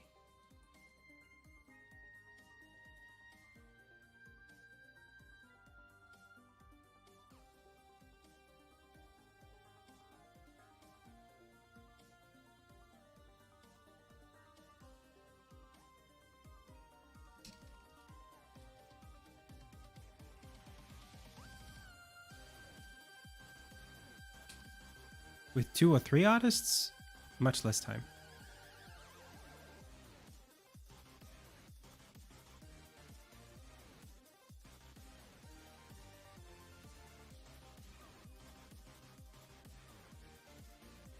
Yeah, like I just think this doesn't help me tell anything. It doesn't help me do anything to have this there.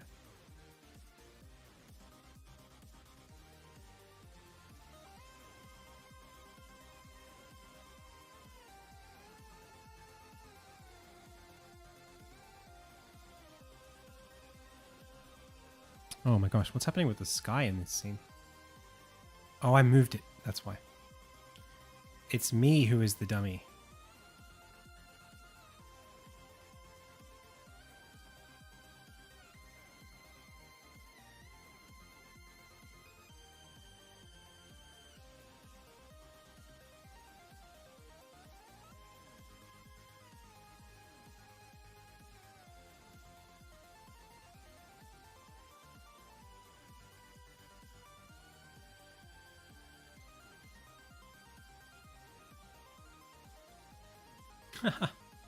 An inferiority complex?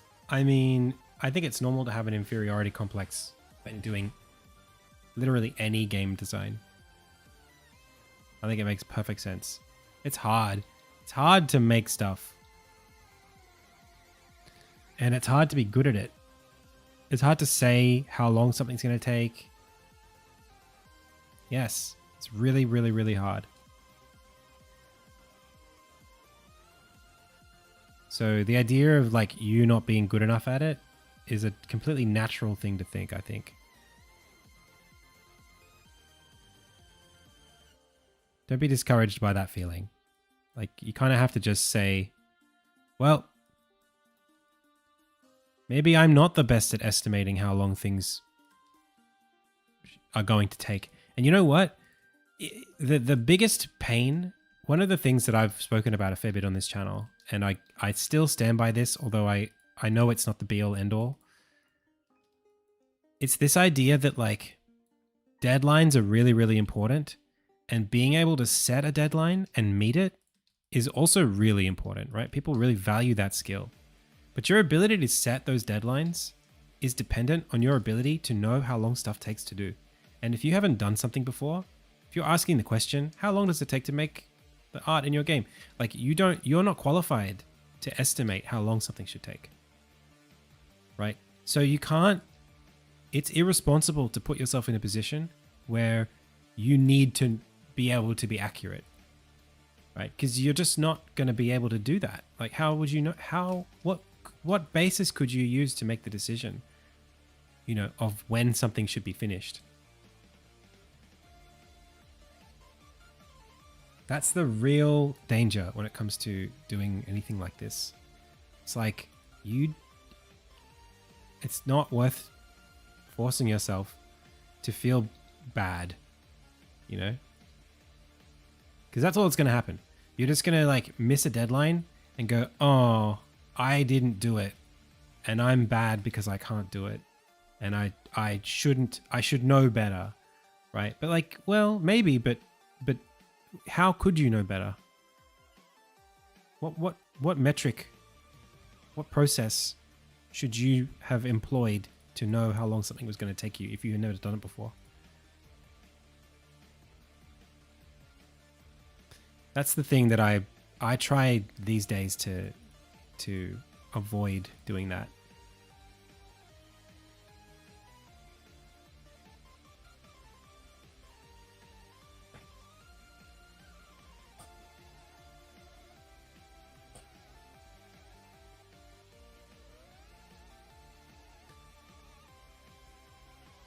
All right, well, let's get the grass back in then if you think that it needs a bit more.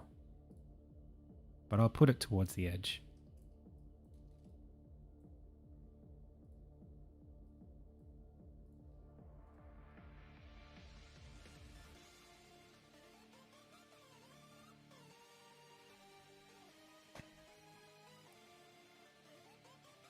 But the thing is, you can't be me just by wanting to be. So what are you going to do? Like, you have to be pragmatic. And it's basically a little canary in the coal mine, right? It's a tell that, like, if you're setting a goal way up here and you're here, you're not there yet, it doesn't matter how good you are. If you bite off more than you can chew, you have two options, right? Learn to chew better or spit some out. That's it. You can't be where you're not. So it's like, pick a smaller project or be okay with missing your deadlines in the name of, you know, self-improvement or whatever.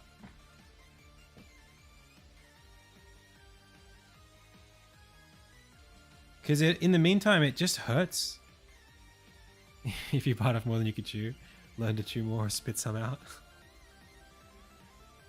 Yeah.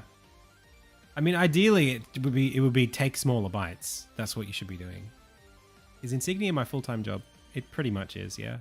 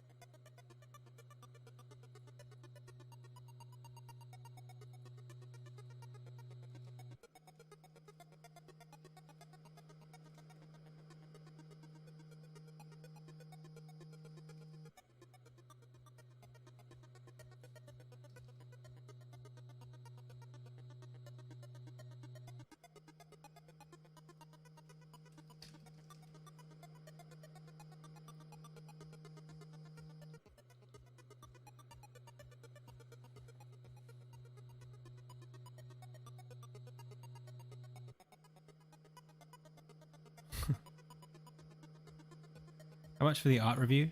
You can see it. Hey David, if you, it's tough because we currently don't have a way to redeem things on YouTube, but on Twitch it's channel points, so it's based on how long you watch. you accrue like points. That said, I think we should. I think that I should start having that be something that's like a paid thing, like donation based. I'm not averse to it, you know, where there are people who want that kind of thing.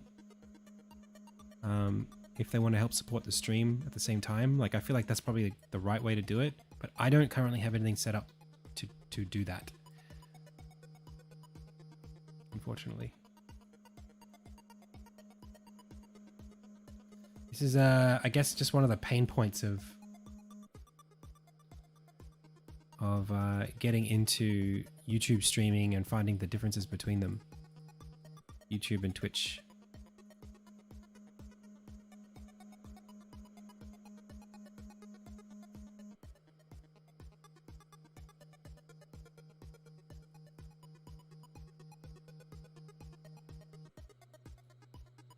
Yeah, I definitely like what I had.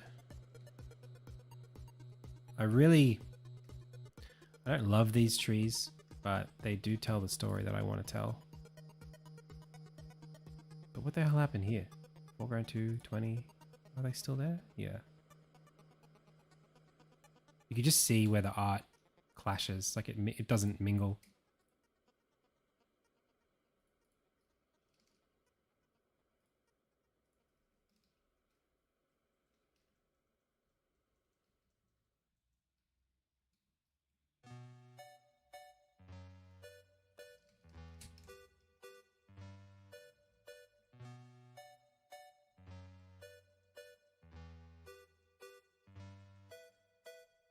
But I couldn't just drop that in there.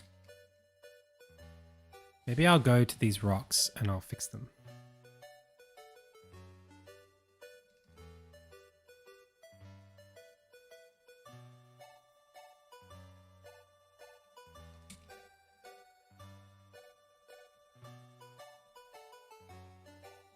It is finna be a Steam game.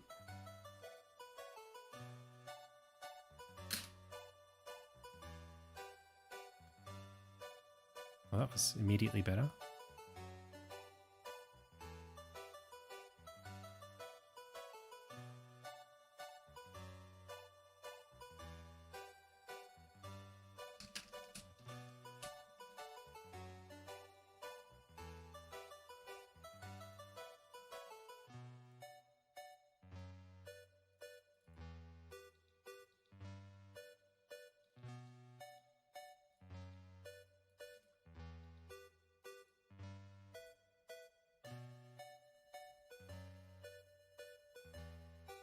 I'm okay.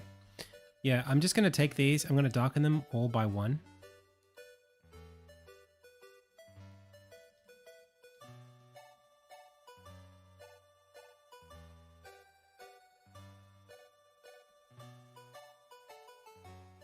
And then I'm going to simplify and straighten them out. Like, what is this rock? What am I going to do with this rock? Like, it's just so... It's just such a big hunk of not very much useful shapes. Basically, tapering is everything. If you can taper something, it'll fit wherever it needs to go. But it needs to taper.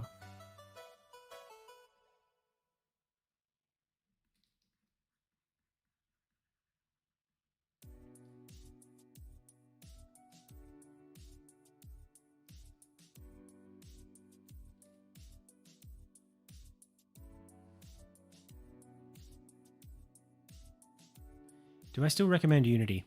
I do still recommend Unity. Yeah, I think so.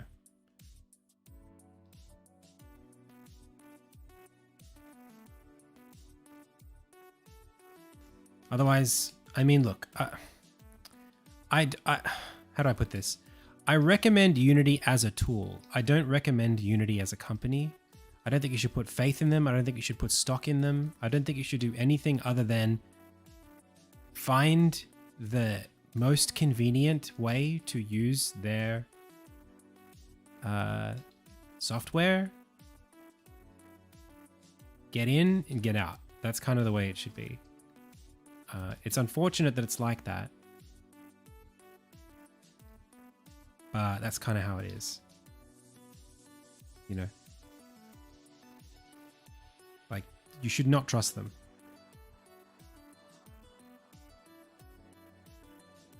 Without a doubt. That's just, do not do that.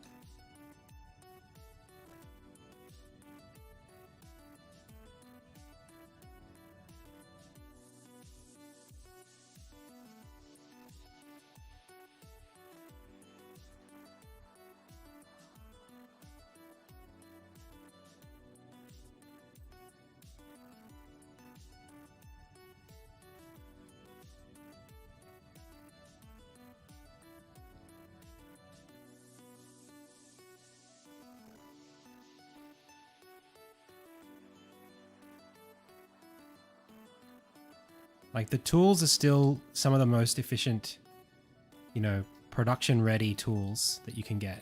That's the problem. Like there's kind of not really a better alternative.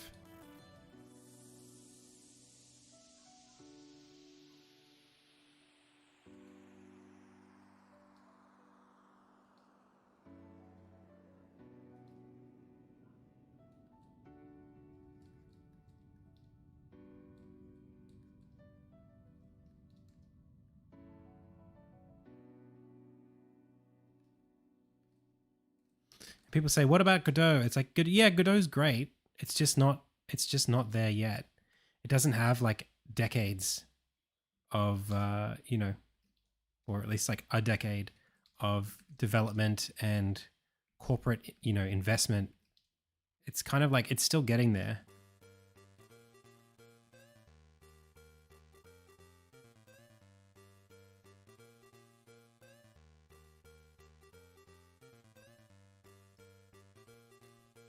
And how much you run into the issues with Godot is really going to depend on how ambitious your game is. So if you're making like really small games, you're just getting started and you're just figuring it out, like you're going to go, oh, Godot is free, Godot is open source, and it does everything that I know how to do as I'm making my game. So I guess it's way better. Why would anybody use Unity? It's like, okay, it's great. And, you know, I'm glad that you found something that you liked, but now how do you do multi-platform support? Like you want to make a Switch game out of your game. How do you do that on Godot? You know, how easy is it to extend the editor with your own tools? Is it easy or is it not so easy?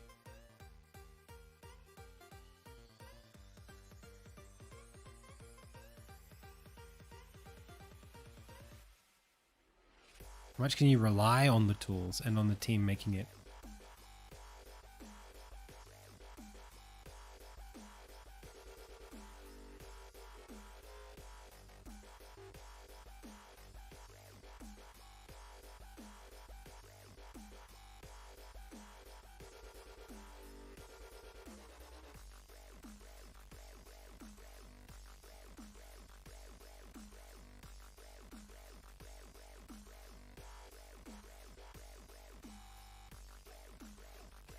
You know,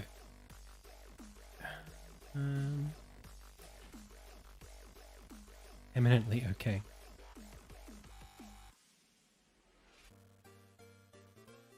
Look, I don't think that John Riccitiello was the reason, you know, Unity was the way that it was. I don't think that's the problem. I think it's a board issue. I think it's a core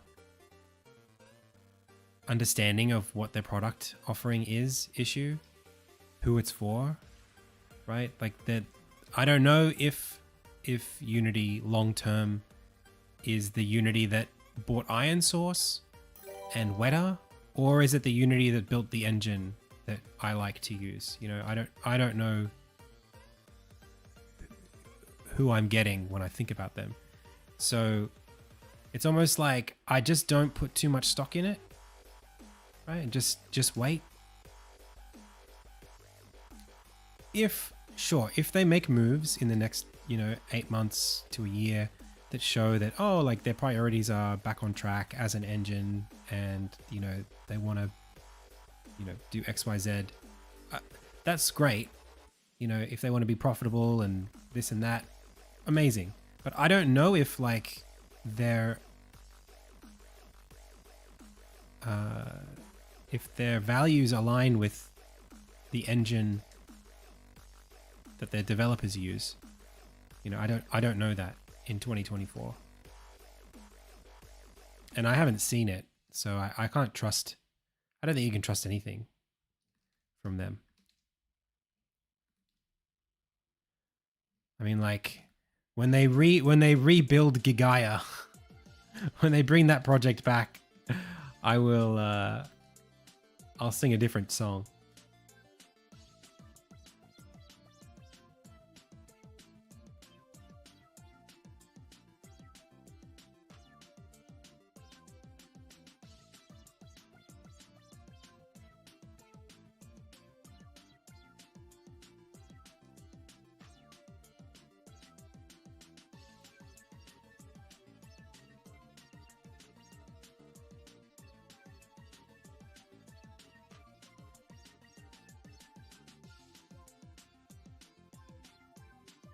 I want to love Unity, but honestly, and this has been the case for many, many, many years, they don't prioritize the engine.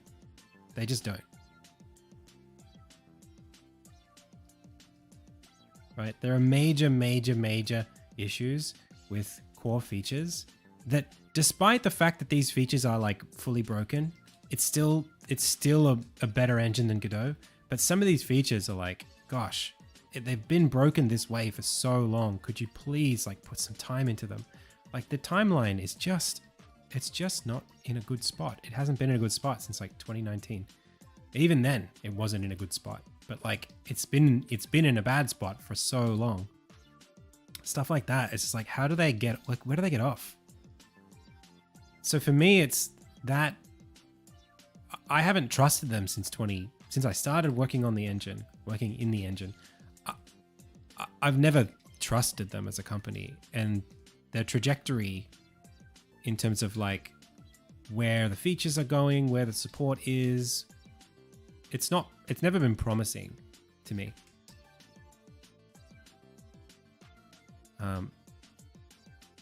But what we're talking about is like, you know, it's very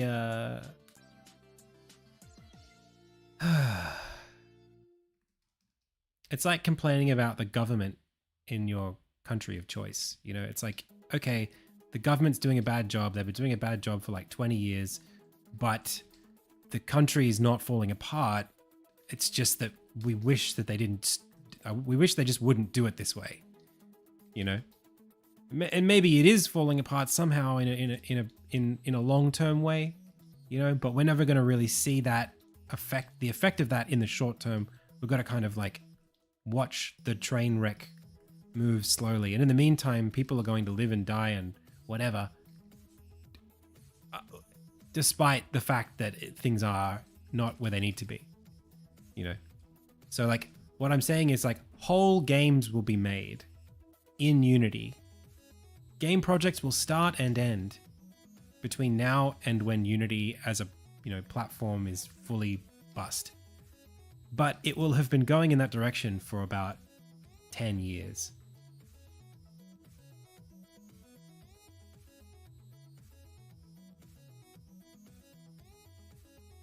Hey, Sir Mathis, welcome. I'm using Unity. So that's kind of how I feel about it.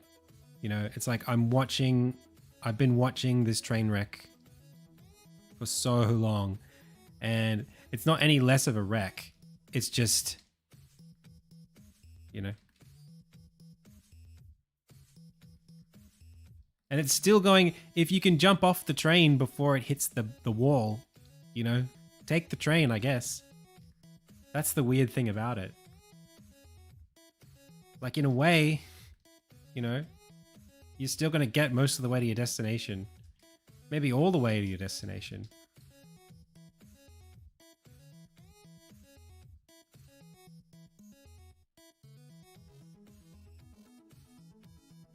So that's why I still recommend it. It's weird. It's a weird thing to say, and I don't like having to say it like that. But that's why I recommend Unity.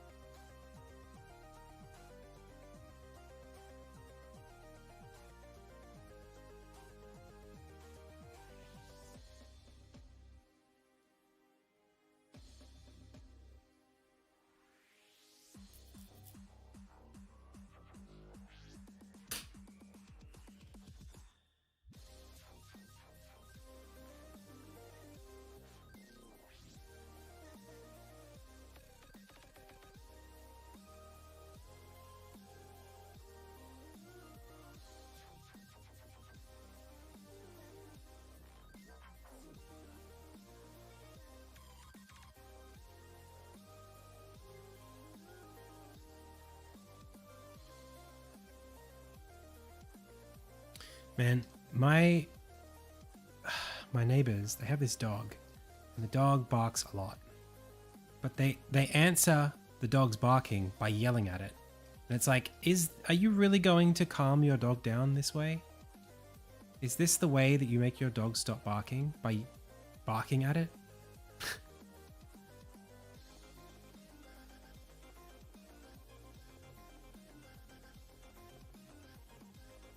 Are you sure you're not just setting an example?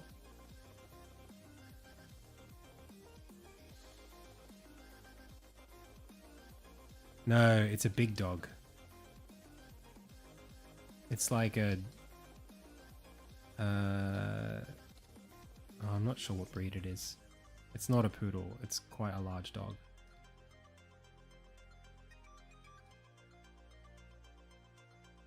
Sort of in... It's like a shepherd. Some shepherd variant. Yeah, these people definitely should not have this dog. Their backyard is so small.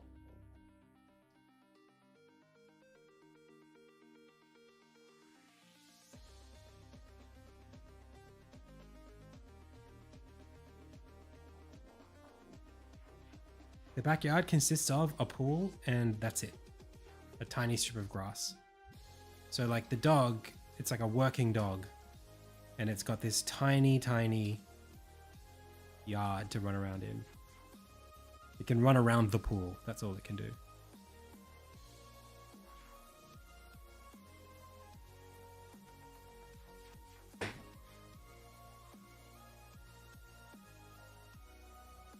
Bazinga.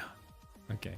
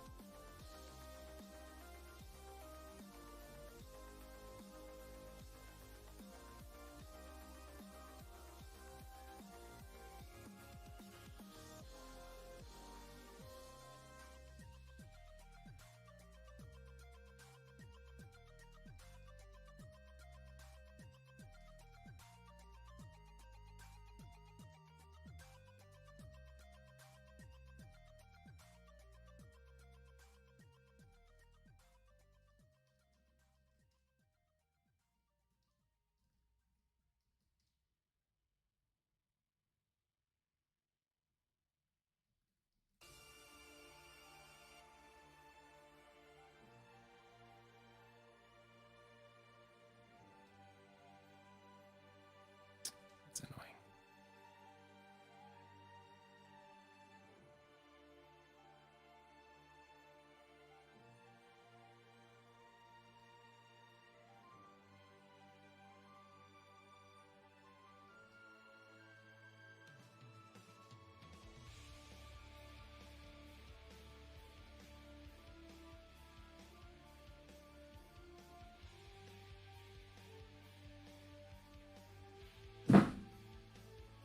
I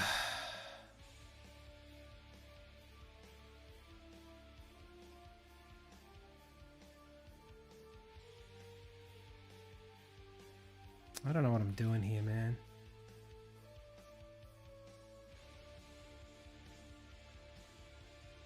I just don't really use the same workflow as I used to. I almost feel like it would be faster to just go from scratch.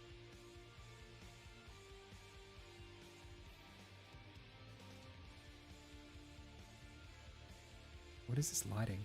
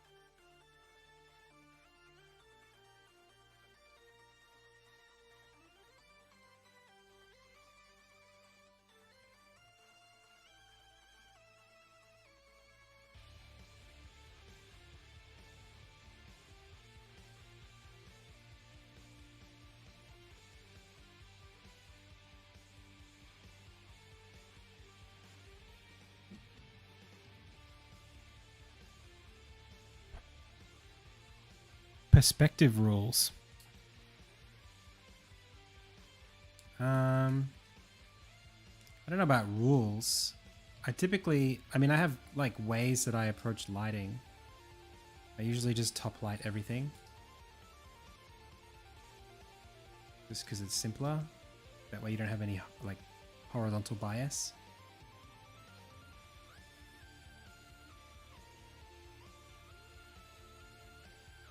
Other than that,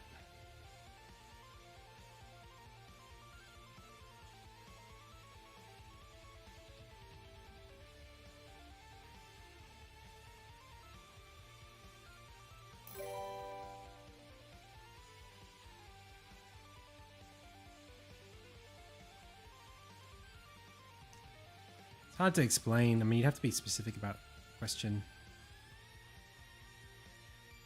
There's a lot of like experience that's then rationalized one way or another. As I'm working, it's like, okay, I do this because of this, and only when it comes up can I reflect on that thing and remember it.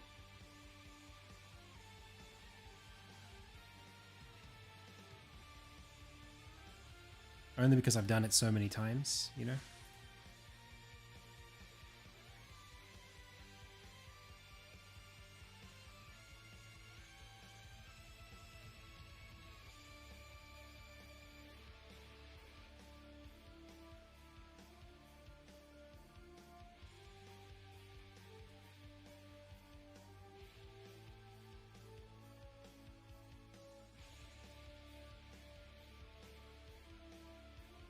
This is okay. I just went a bit too far on the highlights.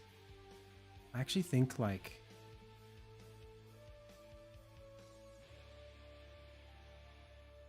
I don't even know if I like them anymore.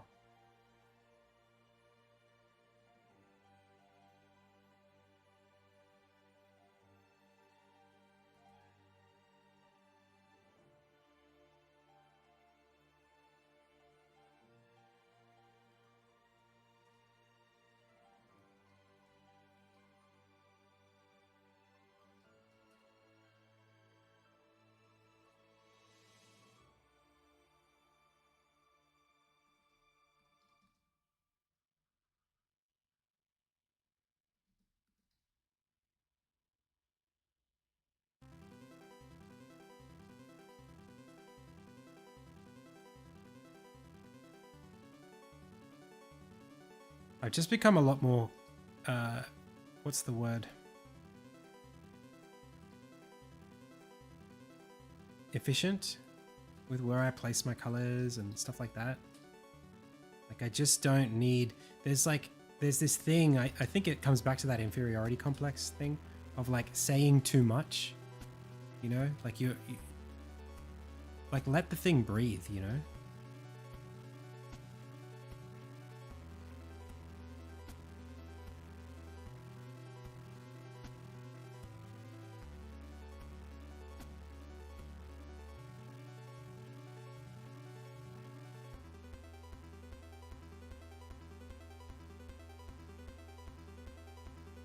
Some of these darker shapes, like what for?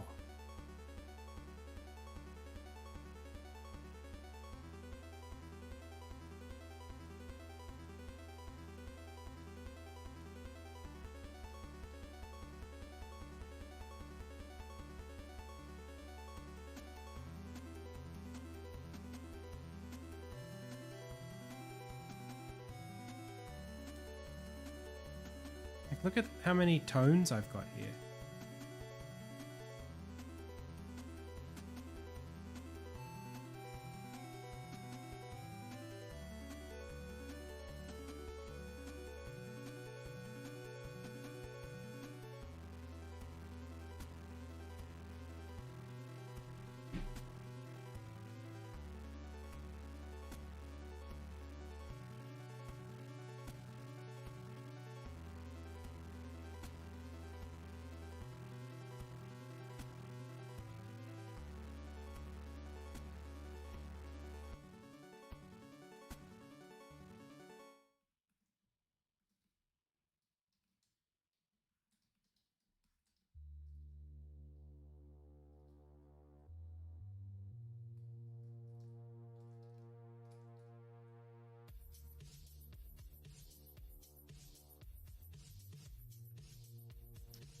It's just like a lack of confidence leading to me trying to say too much in a small space.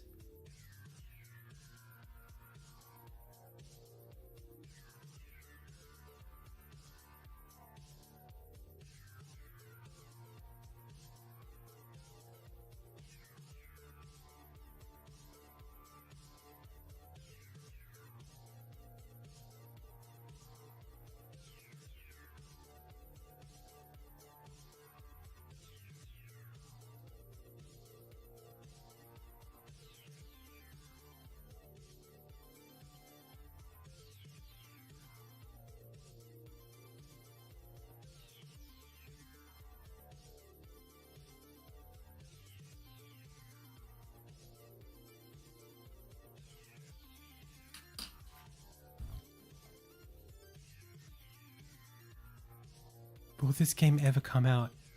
Hey, EC Gaming.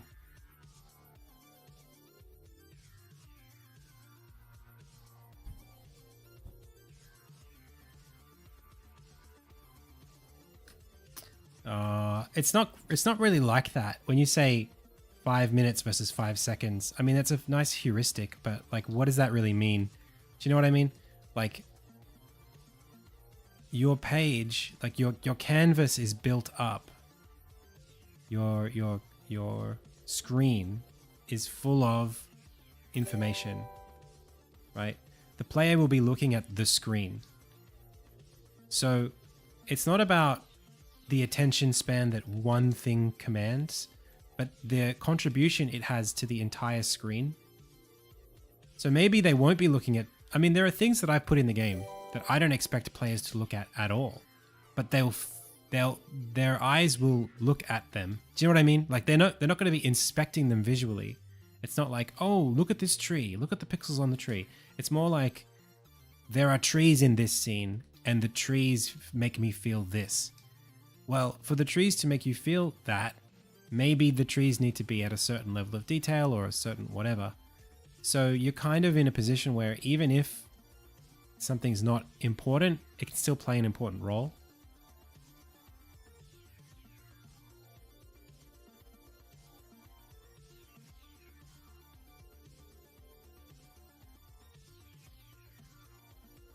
But it's a question of composition. It's a composition issue. And that it can be hard to do that right. And not every game has, is full of opportunities to do that the way I'm describing. So, your mileage may vary.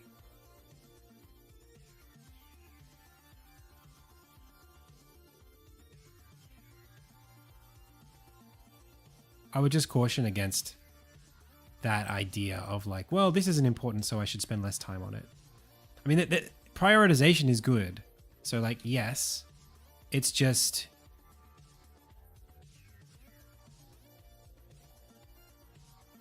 the hows and the why of prioritization is kind of can be tricky sometimes.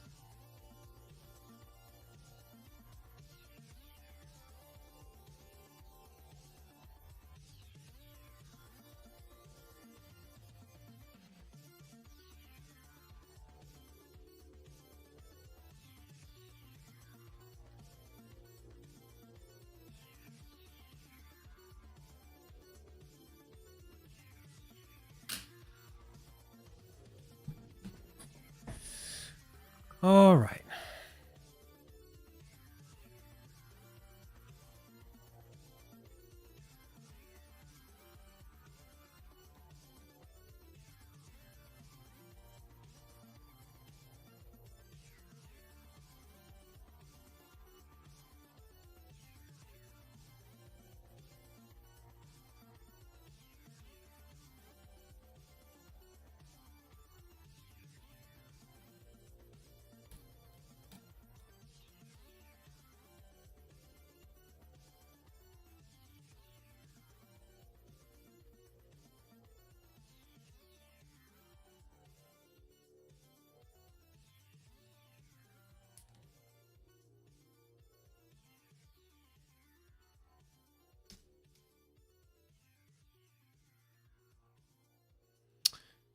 What is this?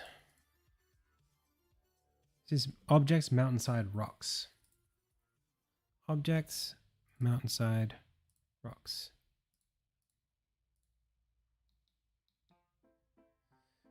Okay. And then slice by cell count 5.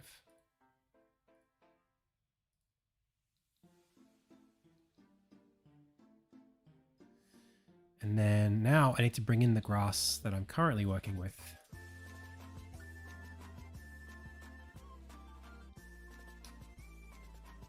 Hi, did I buy a new computer? Not yet. I'm currently working off my laptop.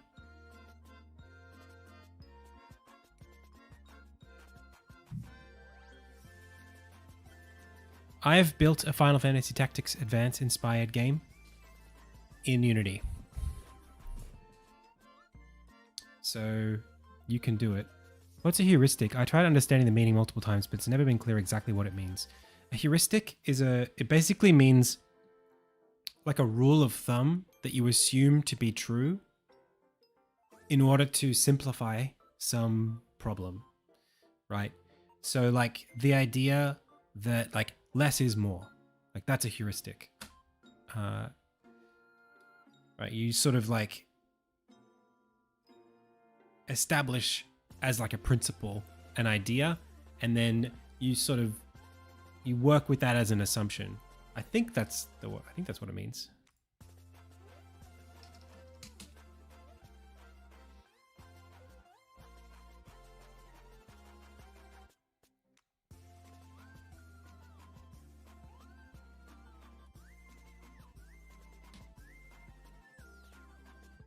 Mental shortcut to simplify a problem.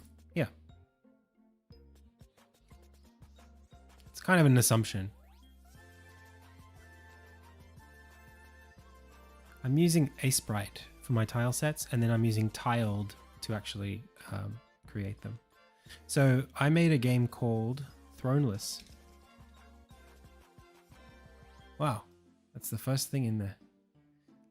This is not a good example of what the game looked like, but if I go youtube.com/AdamC, this maybe.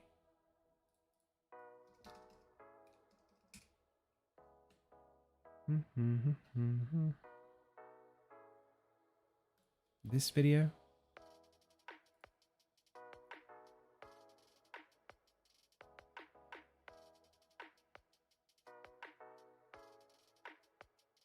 Oh, this is just portraits. I really like these portraits that I did. What is going on with YouTube at the moment? Hang on a second. Let me see if I can find this for you.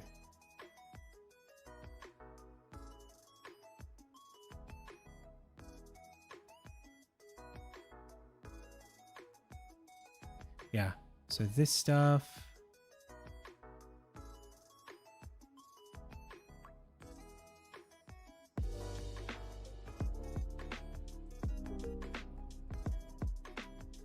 One tile. Okay. Oh my gosh. Just as I've done in previous videos. And let's do a little bit of a check just to make sure. Did I put them in the game? Please. Please tell me I put them in the game. Right. There you go. I think they're just that's in Unity. There's too many shapes, I suppose. And it's basically a one-to-one recreation of the Tactics Advance style. Like pixel for pixel. Working on them that maybe having the same approach. Not the same colors, not the same exact tiles or anything, but the same idea. That many shapes would make them stand out as something that you can't stand on. But as I look at it, I don't think... Yeah, I never actually finished this game, but I got pretty far. One thing that was quite difficult was the approach to level design. Level design in this world was very difficult, right? If you don't have actually like a Minecraft level editor, like an ability to like zoom in and in first person place blocks. If you don't have that, making isometric tile sets in a 3D, in like a 2D space like this is really difficult, because there's no way for you to like tell how tall something is straight away. Like two things, because it's flat, there's no perspective. Two things that are like one thing that's here and one thing that's back here look exactly the same. It's only when you try to bridge them do you see the shadow. ISO is really, really hard to do level design in. Like really, really hard. Well, that's what Unity does. It lets you set the height layer. But there's no visual guide to let you know how high, like what layer you're on. It's just a number in the bottom right. So it's very hard to, like, it needs, an editor like this needs a floor, and then it needs like a grid that goes up vertically that the game is like drawn against. So you can see, oh, that's on the 5th layer up, or that's on the 4th layer. But that's hard to do once you start coming up, because up and forward mean the same thing in isometric. If something goes up and it goes forward, it like towards the camera, you just can't tell what layer it's on.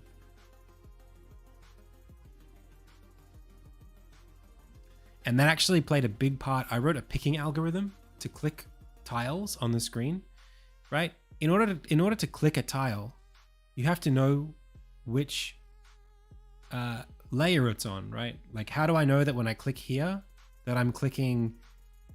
Oh gosh, I could go on forever about this, but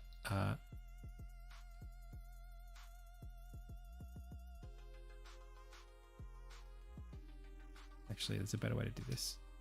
Say my camera is here and it's looking down.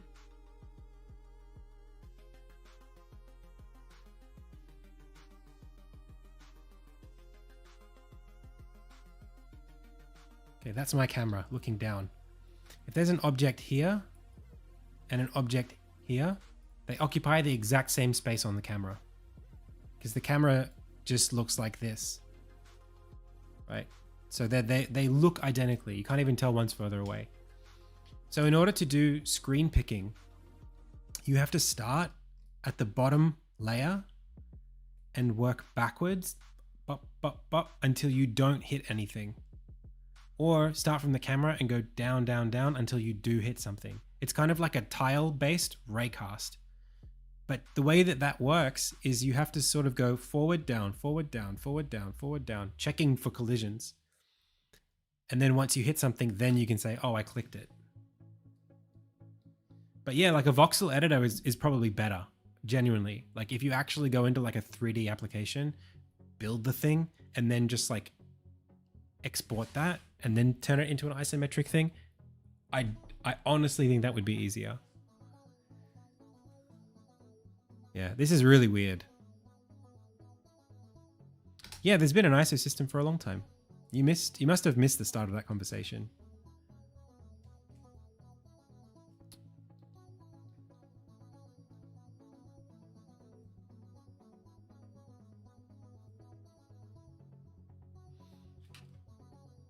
Is Whisper of the Heart good?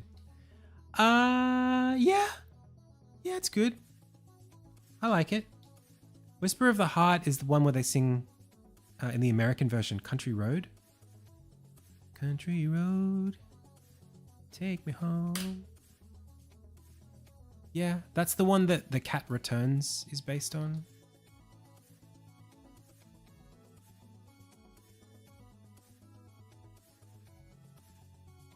That's a good one. I like From Up on Poppy Hill better.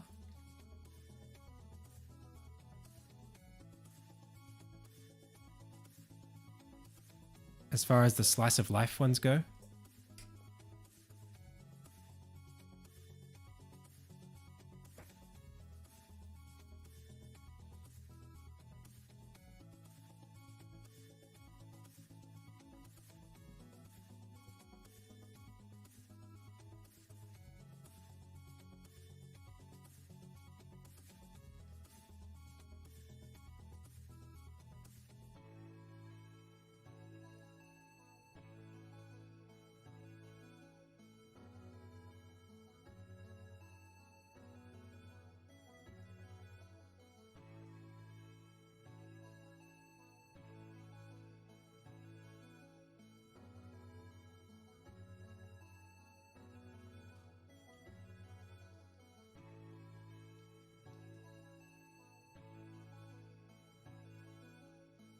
Whisper of the Heart. I think the other one's called Only Yesterday. There's another one that's a bit slice of lifey about a woman who goes to a small town over summer.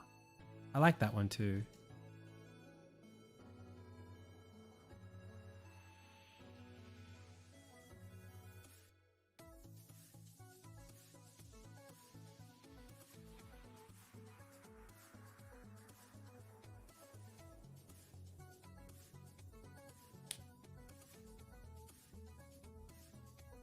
Hey, Jay. Yeah, I would have loved to have kept working on it. The problem was with Throneless, it was this, right? When I started the game, I was like, I want to make a roguelike tactics game. That was it. That was the idea, and I wanted to follow that idea.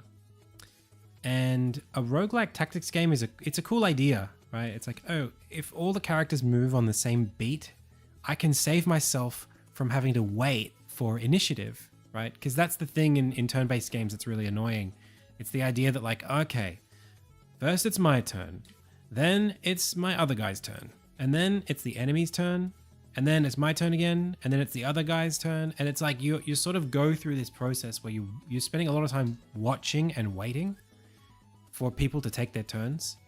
It's actually one of the reasons why like D&D for me is a little boring, because you're just not in control half the time. Like you're just waiting for stuff. So I was like, okay, what if it was like everything moves at once? You know, that happens in Rogue. It's an interesting premise, right? The issue with it is that when you do that, when you make it so that everything moves at once, it kills the opportunity for strategy in the game, because you can't plan for anything to happen because it's all happening every turn. So like when you say, oh, like in a tactics game, you can be like, oh, this guy has got low health and it's my healer's turn in 2 turns and it's the enemy's turn in 1 turn. So is the enemy going to get there in time to stop my healer from healing them? Or can I do something with the character whose turn it currently is where I can body block the enemy, and then or maybe I can like do some like slow down spell on them, and then my healer will be able to get to this guy in time to heal them. Like that strategy only works when there's initiative. And those moments just disappear when you have like real-time movement. Not real-time, but you know what I mean. Just in time, like everything operating at the same time. So what you need to do in order to bring back the strategy is you kind of need to either make there be fewer people on screen at once. So it can't be 6 versus 6. It has to be more like 3 versus 3. But then a lot of the tactics that happen in a tactics game when you have, you know, fewer players, it's just not as interesting. So in the end, I kind of fell off it a little bit. I think that the concept is still, it's possible that there's still something interesting there, but where I ended up in terms of like the game I wanted to make, once I had worked back the stuff that I didn't feel worked, what I was left with was just Final Fantasy Tactics. It was just a tactics game. And, you know, that's great, but it's not original anymore. And the only reason I was even trying to make the game was because I thought I had an original take. I had something that was interesting to explore, and then I explored it, and then what was left was just a game that I had played before. And there are a lot of tactics games out there. So then the question becomes, well, what makes this one different, and why is it worth working on? And I just couldn't answer that question confidently when I've got Insignia still, you know, in the mix. It's more just like, well, that's the experiment done, and I learned what I learned from it.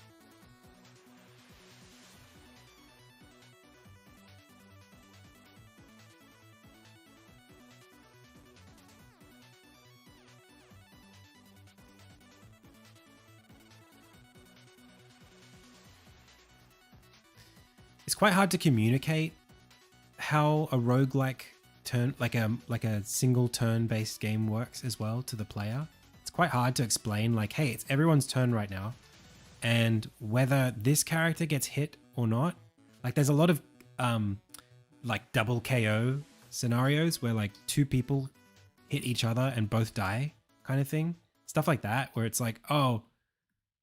Like it's just, you wish that it didn't happen that way, but it happened that way. And now you have to communicate to the player why things happen the way that they did. Whereas in a turn-based game, everything is so laboriously explained because you have to watch it happen that it's just simpler to understand.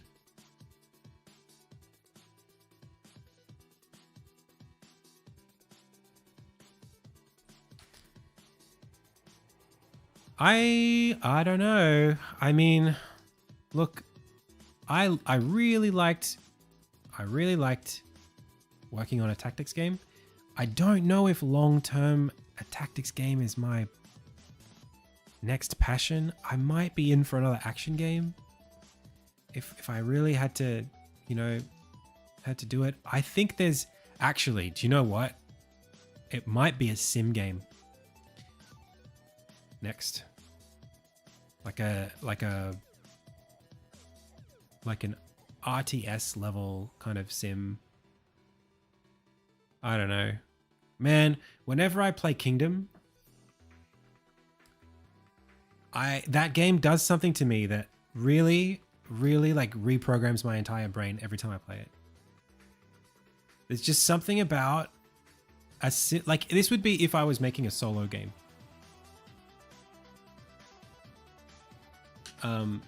If I was making a solo game, I would definitely make a game that was like super procedural. Like, lots of random chance, lots of like seed-based world building, lots of like NPC behavior where they kind of like the NPCs are kind of like on their own little thing where you can't control them, only passively. I friggin' love that. I love it. I love watching my little NPC guys do stuff.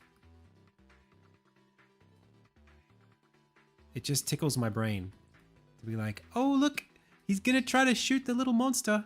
Oh, he missed. Like, that's just so cool. But it's just nothing like what I've been making at all. The one on the horse, yeah. In that game, it's so genius. The guy who made that game, just the core mechanics and the concept and everything about it, where it's like you are a king on a horse. All you can do is pay for stuff. That's all you can do. All you can do is drop coins on the level. It's genius, because the only and everything in the game either takes coins or creates coins, or takes them and then creates them. So like, you need to clear trees to build your settlement. When you mark a tree, it takes a coin to mark it. When the builder goes up and fells the tree, a coin pops out, but sometimes 2 coins pops out. So economically, it's like better the more trees you chop. But when you chop down the trees, anything that's in the tree line disappears the next day, because some things require the trees, like a forest, in order to exist. It's just so smart. It's so smart. And then like when you clear all the trees, grass grows, and in the grass becomes little long grass sections. And in the long grass sections, rabbits spawn. If you have archers, the archers will run around the outside of your camp, and they'll shoot the rabbits, and the rabbits spawn coins when they die. So like you run around collecting the coins so that you can chop more trees, so that you can get more grass to grow, so that you can expand your walls out, so that you can kill more rabbits. And then you build defensive structures like, you know, barricades and fences and walls and stuff to stop monsters from coming. And the monsters, they're greed. They're called the greed. And they steal coins. And when they attack people, they strip them of their jobs. So what do? You have to go to the vagabonds, the little people who aren't your civilization, they're not your peasants, and you have to pay them a coin to become your peasants, and then you have to pay for bows and arrows to train them. But all of that whole game loop, all you do is you press A to spend coins, and you walk over coins to pick them up. That's the entire interaction model of the game. You just have one button, A, drops a coin. That's it. That's the whole game. But it's so deep. There's so much strategy. It's genius. I'm so impressed by it every time I play it. And I never, like, I just want to, like, keep playing it. Like, I finished it, and I'm still like, how can I justify spending more time on this?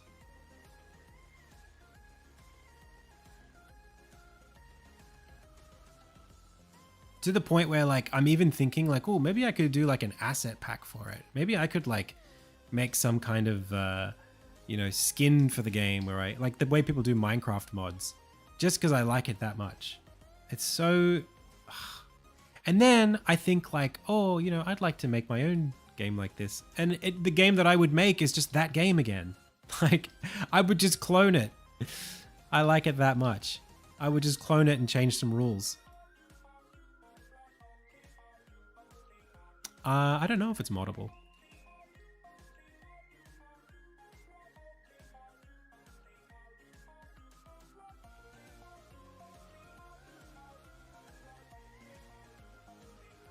I actually did make a tiny game similar to it for a jam, actually, over a weekend or a week last year, 2 years ago, called Prince of Pilgrims.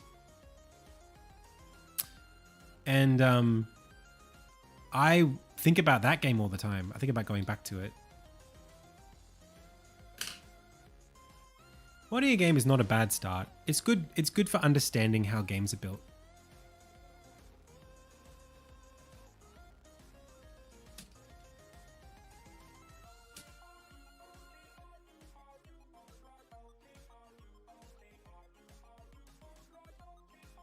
Is your favorite? Oh, that's really nice.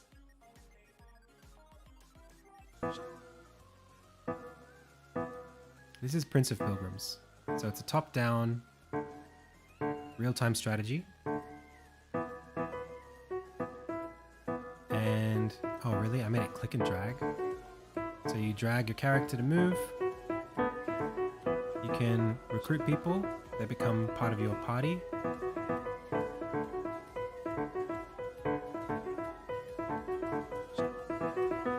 Drag them in or drag them out.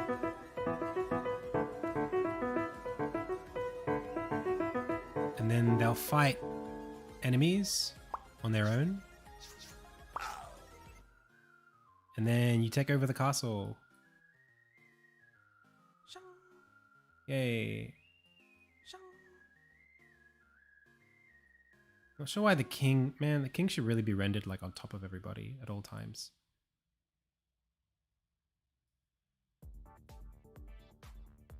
And these guys should definitely spread out more. They used to. I don't know what happened there.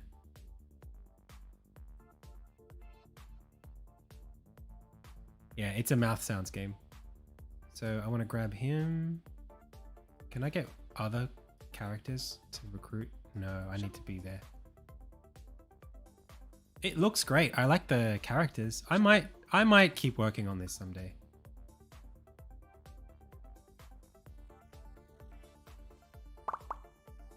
Go!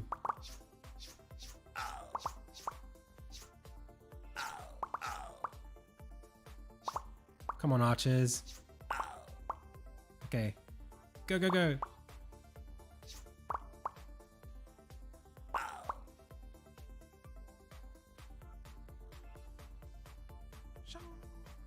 We did it. My knight did get wrecked.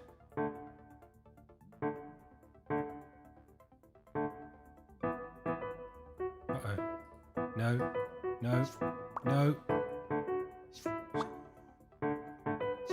Oh.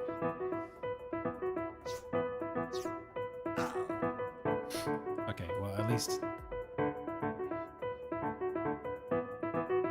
Oh, that's so annoying. This game is so close to being good. It was so close. I just bit off a bit more than I could chew on it. I mean, look, I love the mini map. It's so cool. And the way it zooms in.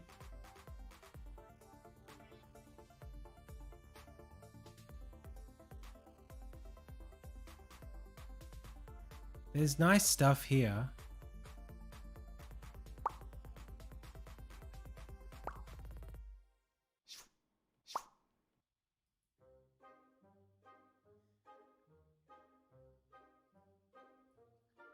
I think also I'd love for them to like wander around a bit more.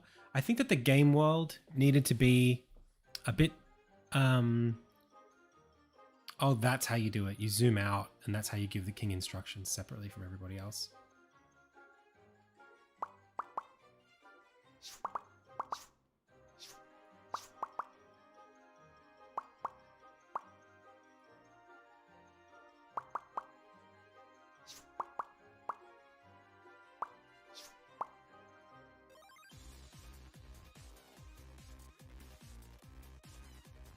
Yeah, I was gonna have like squires or like people that could get sent out and do other tasks.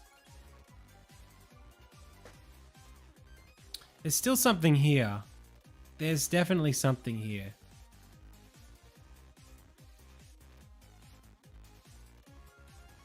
It's just that this sucks. Having them just all be like this.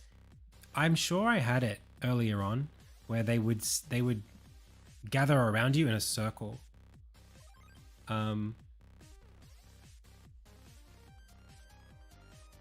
Yeah, it was because it was a game jam, not because I wasn't good at programming. They were in a circle. I don't know what happened. I think I just kind of... Yeah. So like the idea was to have like another character. Well, I do have another character actually.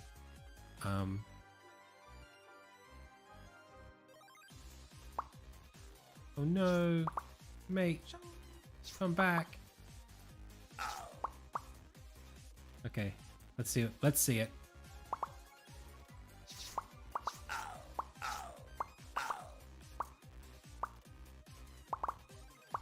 I've taken too long here, I think.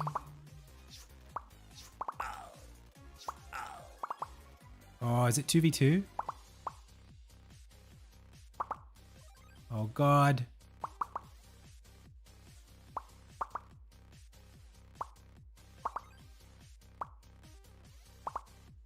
Oh no!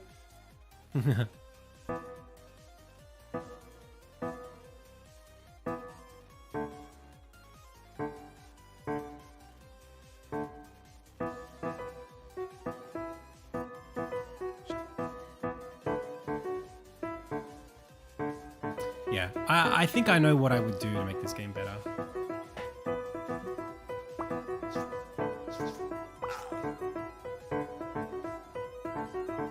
But it just would take time, you know?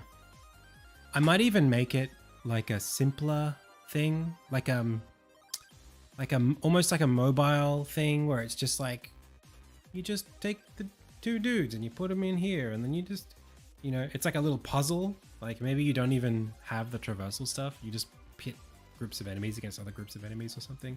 I don't know. There should also be like one more type of character, I think.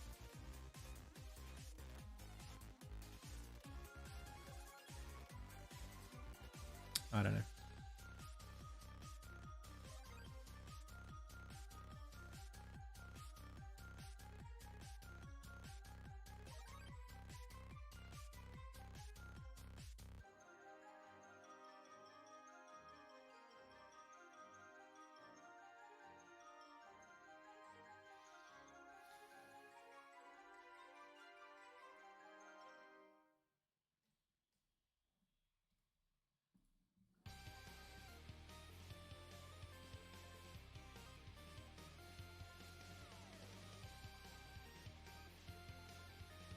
Maybe a caster. Oh, a healer would be cool.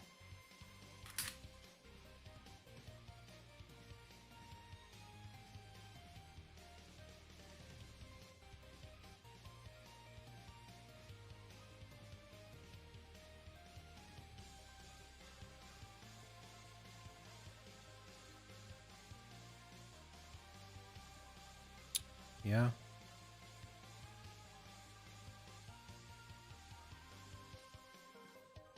All right, I gotta take another break.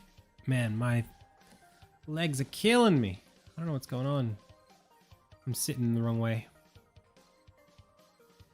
Siege engines, that's another thing too. I think I would need a little bit more, what's the word? The one thing that I didn't get to do that I really, really, really wanted to do was clearer visual feedback for party management. That was the thing that the game really suffered in. So like the king should have slots around him, like 8 slots, and then you place the characters in them, or at the very least like a radius, and you drag the character into the radius. Originally that was going to be the shadow. It was going to expand as you were dragging a character. The king's shadow would whoop, expand, and then when you drop the character in it, it goes doop, and then it kind of like he becomes bound to the king.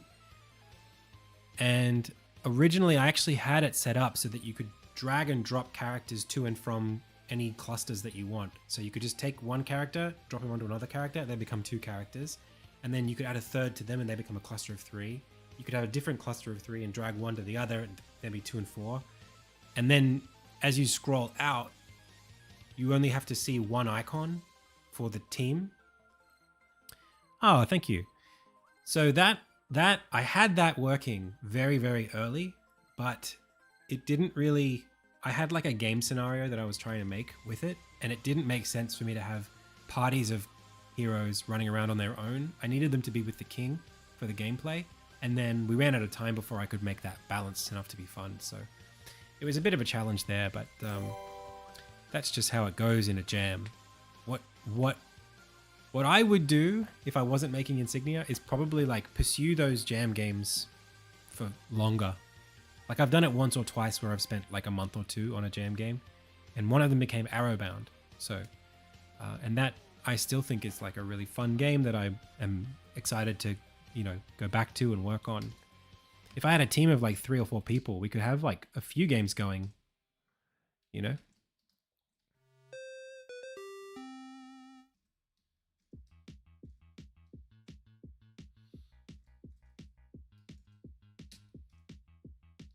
Hey, Turtle Burgle, thank you so much for the resub.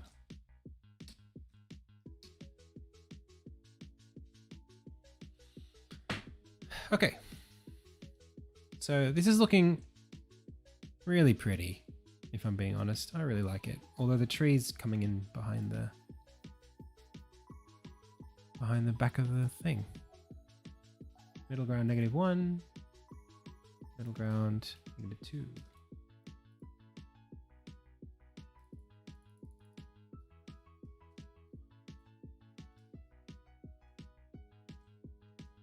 Oh, thank you, GoCam. It's very kind of you.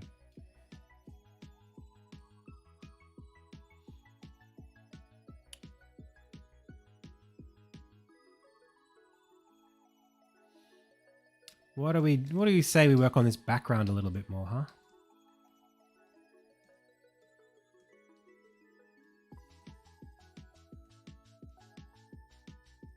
I'm starting to really dig this kind of thing in the foreground.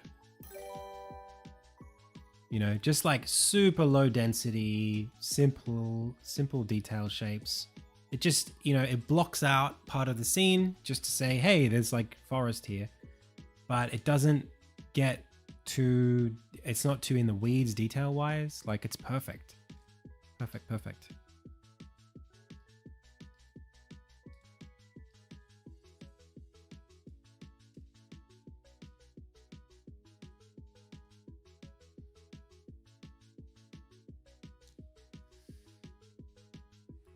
Yeah, Tales from Earthsea, as soon as they get to the farm, it just falls apart.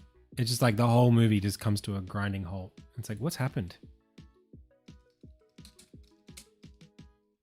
Just like, it's so weird. Like Cobb's men, they just like rock up and they leave and they come back, and then Sparrowhawk leaves and he comes back, and everyone's just like going to and from the farm, and then they end up at the tower, and then it's like, okay, strap in for 45 minutes of like characters confronting the main guy and then getting imprisoned and then getting controlled, and then it's so weird.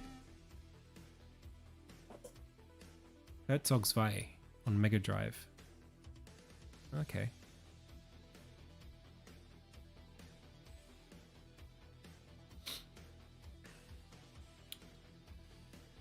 So,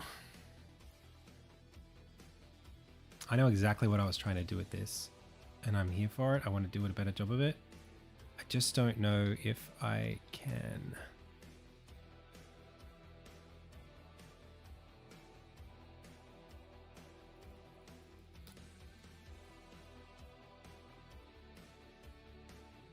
I know exactly what I was trying to do. It's too big.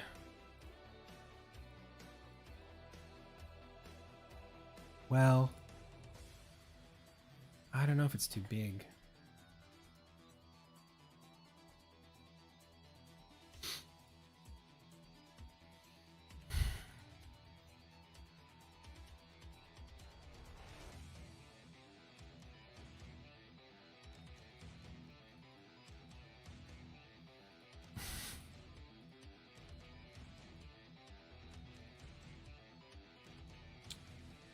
So this, what this is trying to be, is a sprite that I drew very, very, very, very, very early on in the project.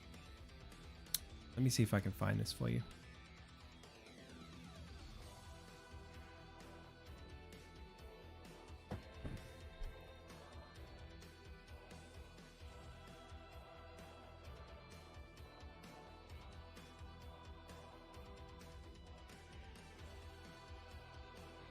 Okay, this. It's meant to be based on this, which I still to this day feel something when I look at it. It's this idea of like we're heading into the mountains and you can feel the tree line sort of filling the screen, more and more of the screen, and we're leaving home behind us, right? Like the this beautiful mountain that was here at the beginning of the scene, at the beginning of the home scene. We're now going into a new mountainside, and this is much closer to us.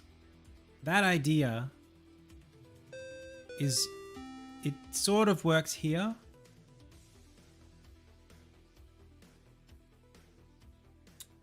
but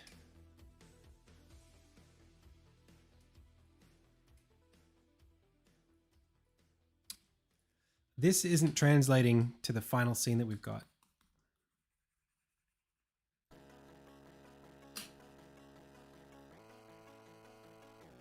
Hey, your brother, thank you so much for the sub. And Maui Makes Games, thank you so much for the sub.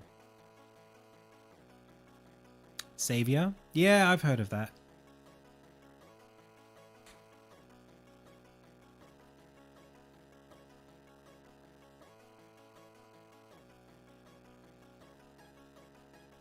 So neither this nor this actually should be infinite.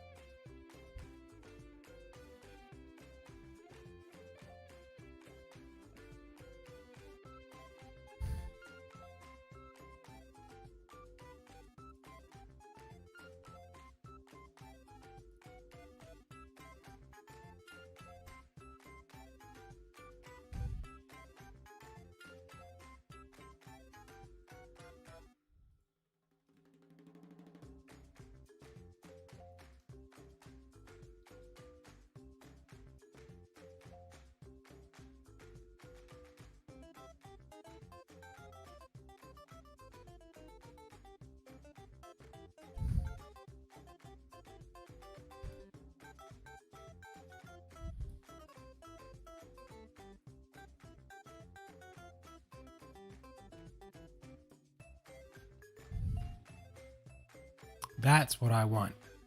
That's what I want. I want it to feel like we're going into the mountain. Chimkins! I'm using physical distance. That's right.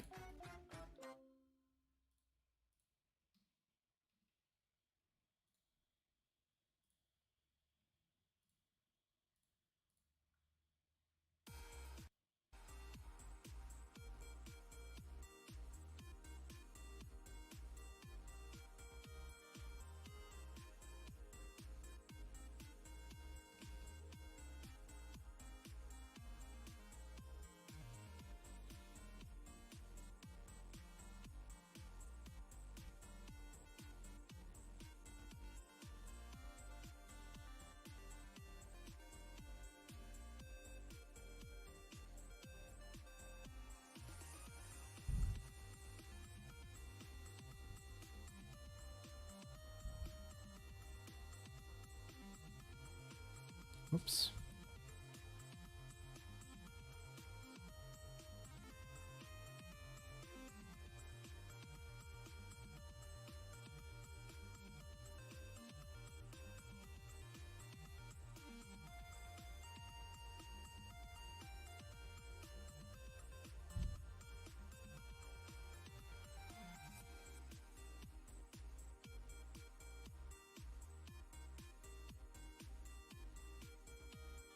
Nice.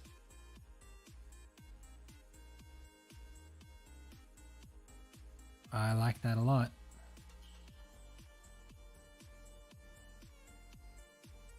The way that we're like leaving the mountain behind, and as we leave it behind, the tree line cuts in, and now it's like we're in the mountain. Very good.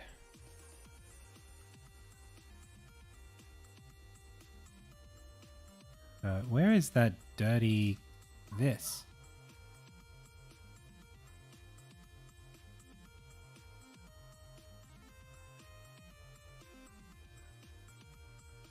Yeah, like I kind of want you. I wanted you to feel like you're leaving it behind.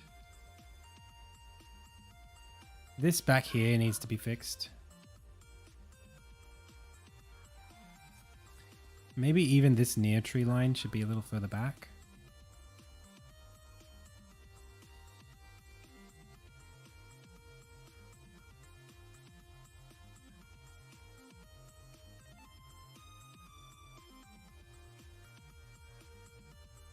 Did it get closer? What just happened then?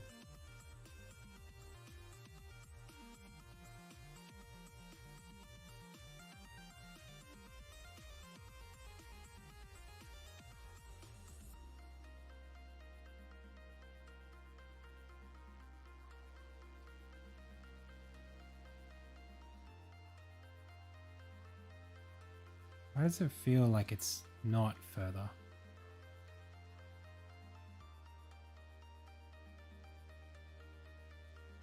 Oh, I know why. Because this is the thing.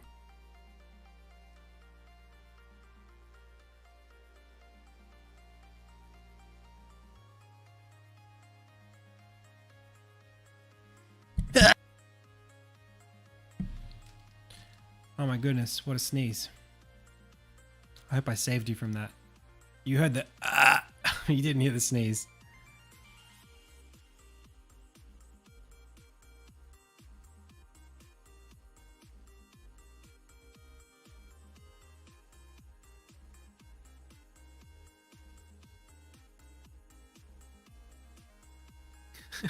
Sorry.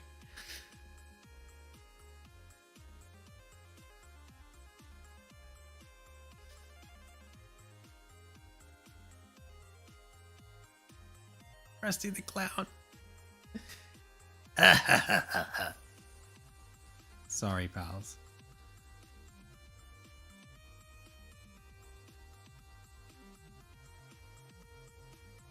Grunt voice actor.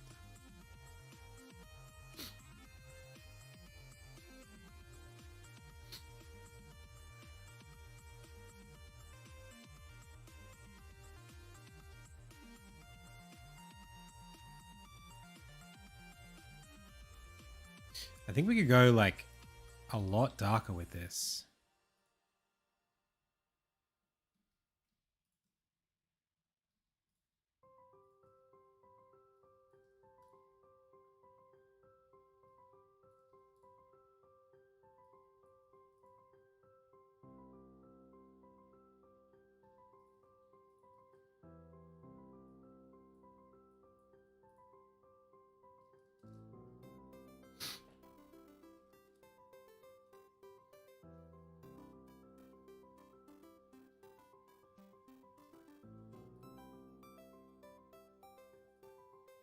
I really want it to feel like we're kind of like blotting out the sun a little. We're going into the dark time.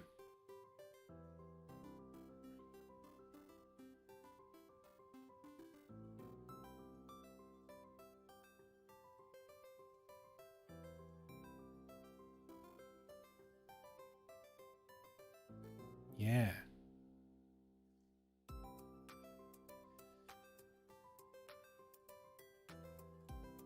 Maybe we just go like a little lighter.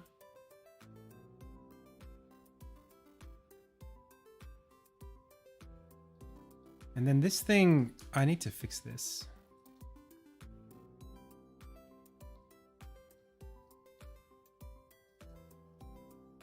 It's just so yucky.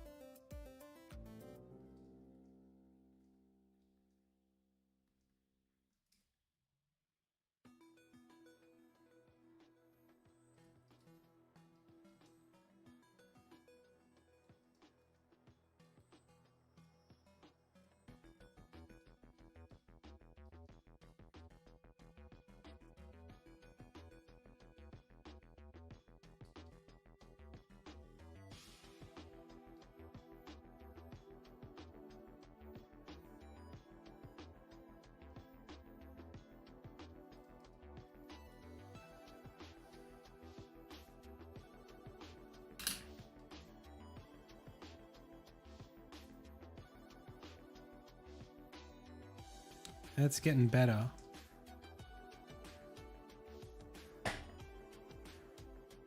Accept redemption for Krusty? Oh my god. What are we even gonna do?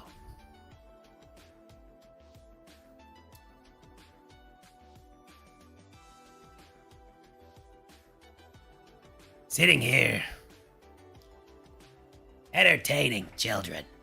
Is that how he talks?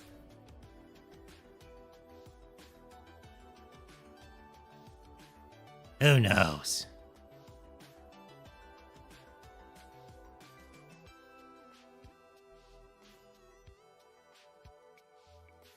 Of course, the question on everyone's mind is it even worth it?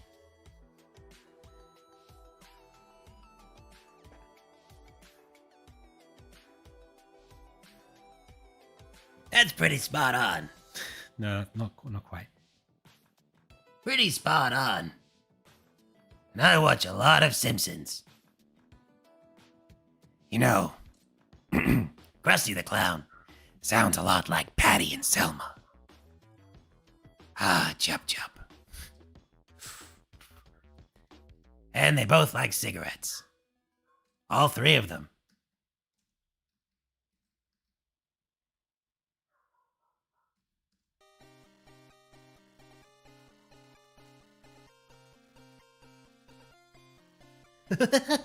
Does he do that? Does he do that? Is that how he laughs? That's Woody Woodpecker, but does he laugh like that? Hey, hey, hey, hey! That's it. Hey, hey!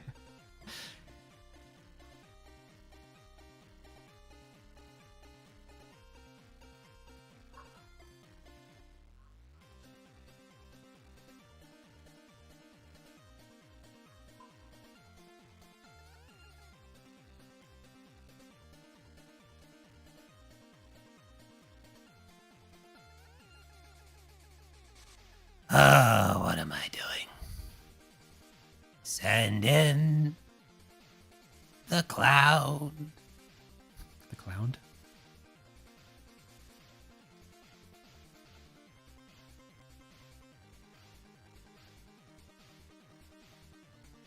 What a way to destroy someone's vocal cords.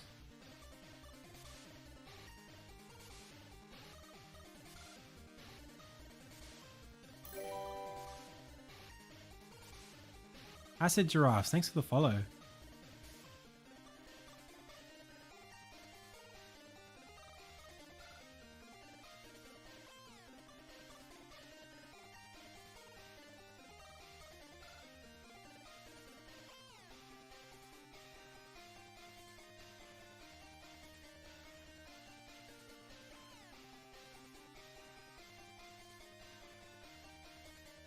I could do a medley. A medley? I used to be able to do a really good Bart when I was a kid. Like, Don't have a cow, man. no, I can't do it anymore. Don't have a Mm, Bar Simpson. no, can't do it anymore. Alright, I can do a Homer. Homer's pretty easy.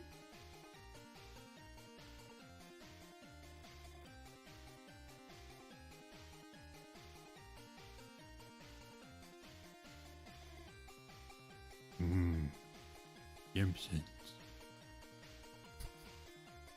Marge. Oh. A Nelson laugh? That thing? I can also do Marge. Lisa needs braces. Lisa needs braces. Dental plan.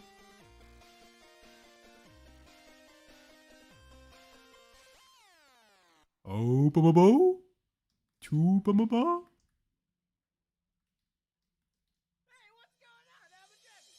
Saxophone. Hans Mole Man. I said boo words. Are you saying boo or boo earns? Boo. I said boo earns.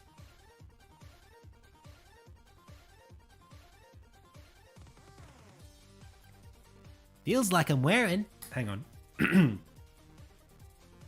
Feels like I'm wearing nothing at all. Nothing at all. Nothing at all.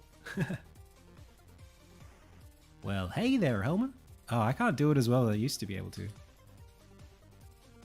And that is why. No, I can't do that either. Reverend. Mediocre impressions.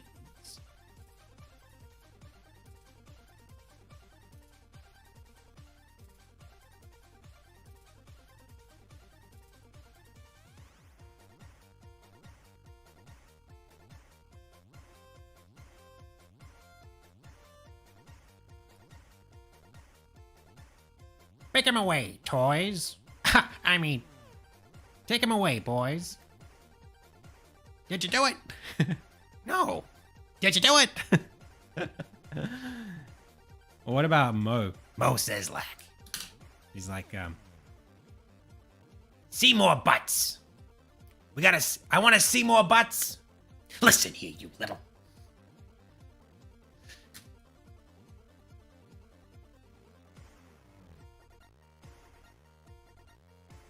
Please don't tell people how I live.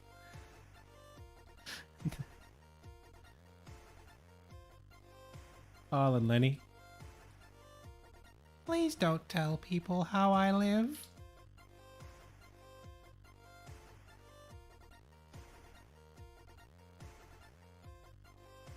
Fat Tony. Is that just a Marlon Brando impression? I can't remember what Fat Tony sounds like.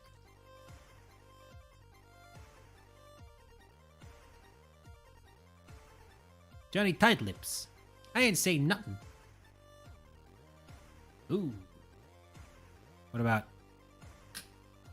Hi, everybody. Ho ho. Welcome to the surgery.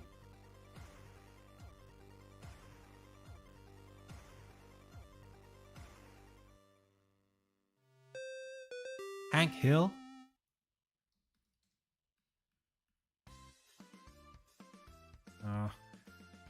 I can try. Hang on. Do I look like I know what a JPEG is? Do I look like I know what a JPEG is? That's weird. I haven't really watched King of the Hill, so this is like based on literally one meme. All I want is a picture of a goddamn hot dog.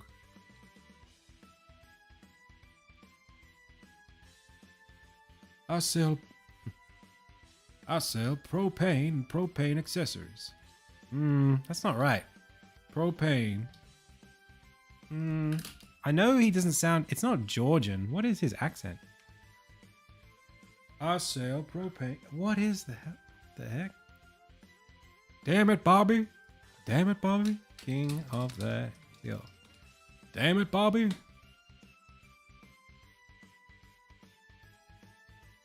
Okay.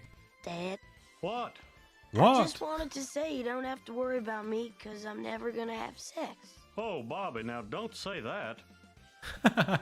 Oh, Bobby, now don't say that. Don't say that. Bobby. I'm really sorry. That's about as much of a Hank Hill impression as I can do for you. It's not very good. It's almost an Obama. I'll tell you what. Me and Michelle, after a day of being president, sit on the couch and watch King of the Hill.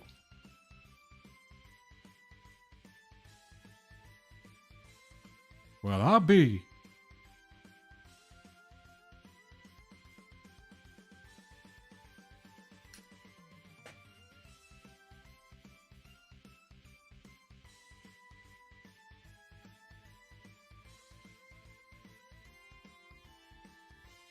That's a Peel impression? That's...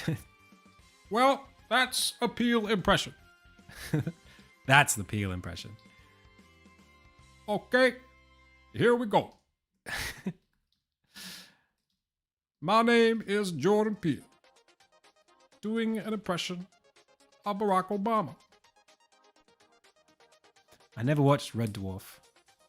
No, that's before my time, I would say.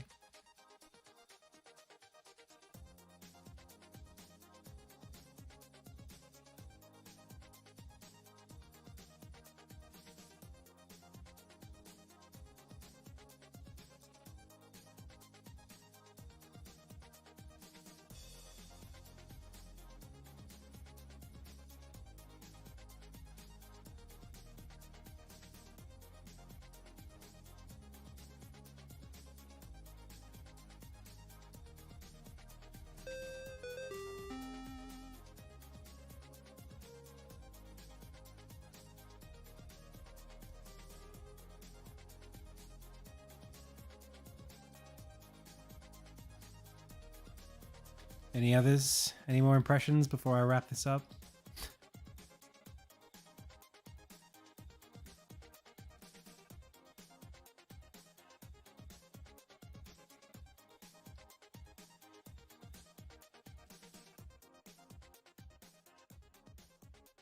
Jar Jar. SpongeBob. Korg.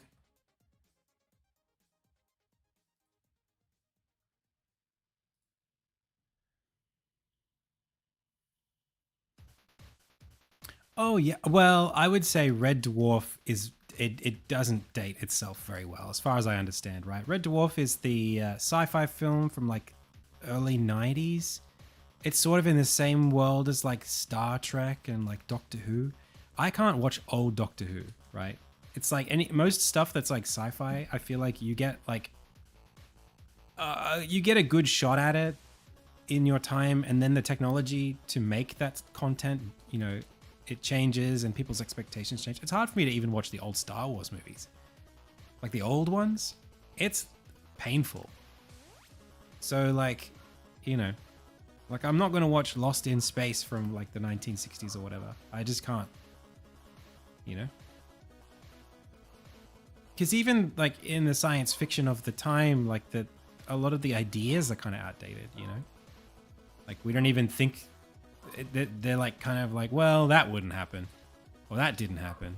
That's like watching the Jetsons and being like, well, where's my flying car? You know? Like, it's just not. And I know that it's not that kind of sci-fi. I get it.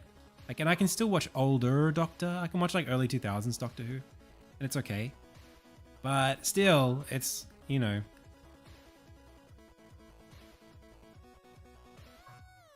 I think those things do have a generational toll.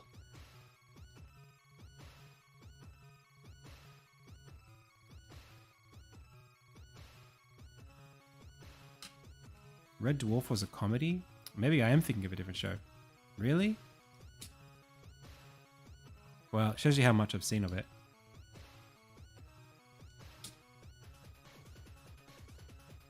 But it is from '88, right?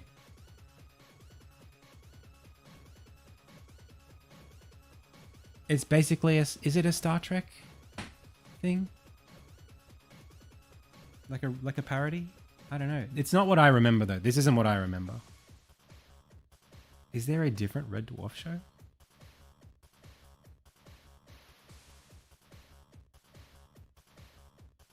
It's not a Star Trek parody? What is it?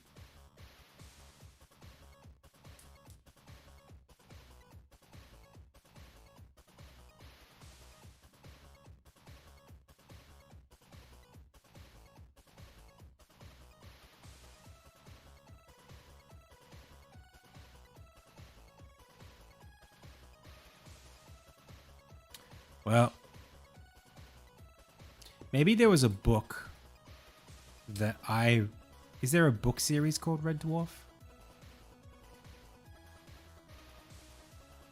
No, maybe this is just the one franchise that I never really got.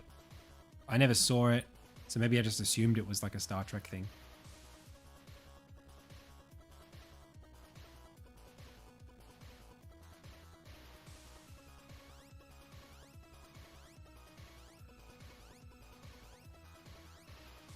Red Planet? I don't think that's it. I think Red Dwarf was what I'm thinking of. Yeah, on ABC, but I never really saw it. Again, this is like the 80s we're talking about. Like, I wasn't born. I didn't exist yet. There's no reason for me to watch it. No, I know. Look, I get it. There are shows that you go back and you check out. If someone was born after 2003, I wouldn't say don't watch Lord of the Rings.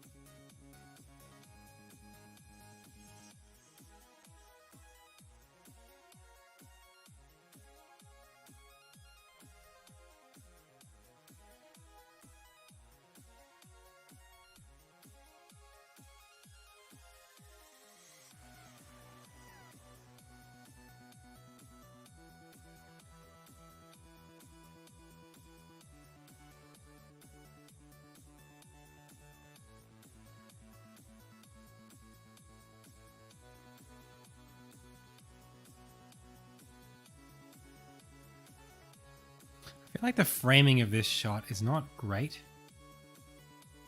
Like I want to see over the edge now that I'm higher up, and I kind of want to like look out.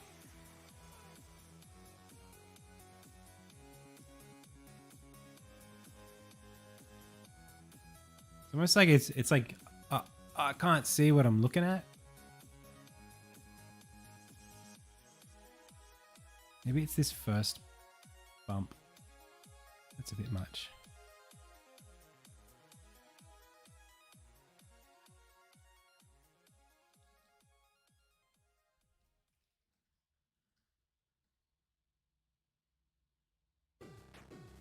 Even this tree is probably a bit.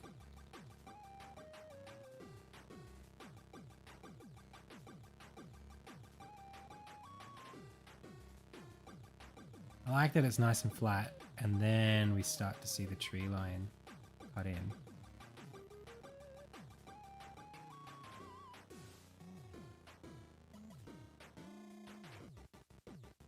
Yeah, that's much better. It is tracks. They are cart rails. Yep.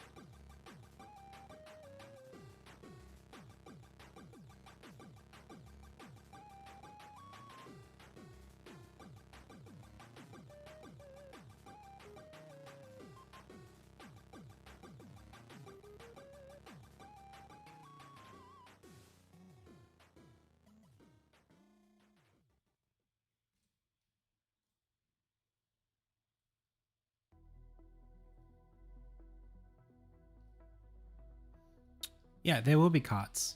This isn't finished yet. This is a work in progress. Welcome.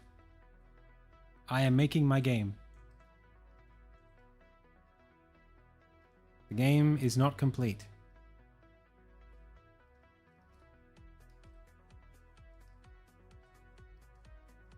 It's okay. It's all right. I'm being, what's the word? I'm being difficult.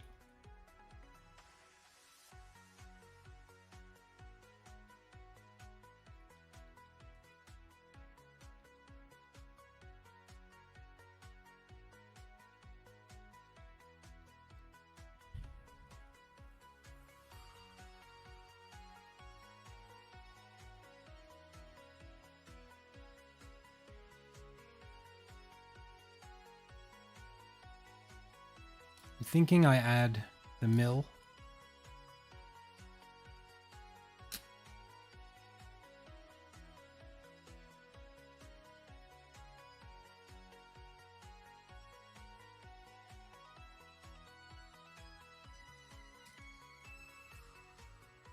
But I don't really like where it's at yet. So architecture or instead mill. And then I just delete this layer. Well, not before grabbing some grass.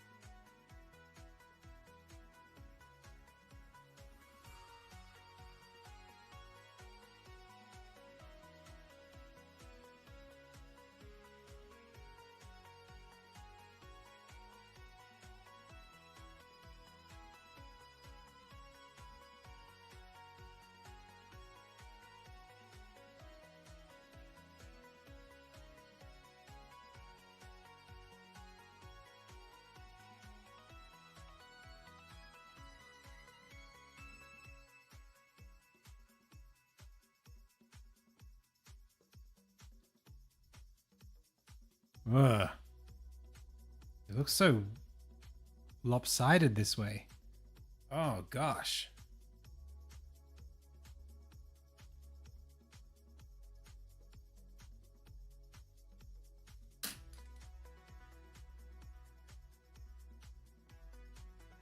Ah! Oh, that hurts. Did not pass the flip test.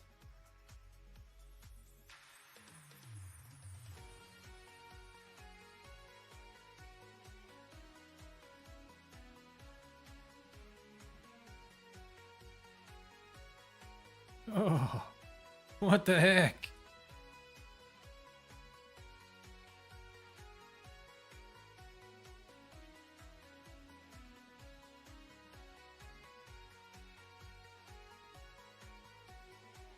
Oh, I don't know if there'll be interactable minecarts. Minecarts?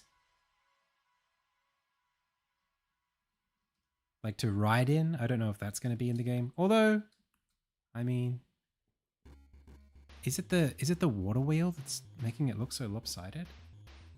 Oh, what is that? It looks like it's so leaning. But there's literally nothing that is leaning. Everything's quite vertical. Oh, you know what? It might be. It's this here. Needs to be about there still.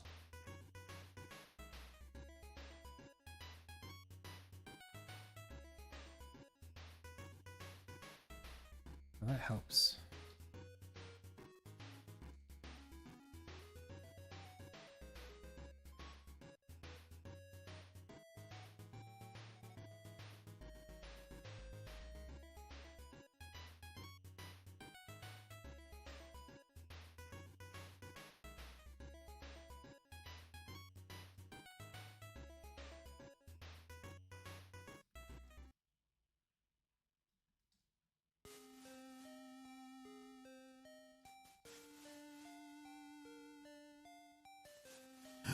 Oh, that's much better.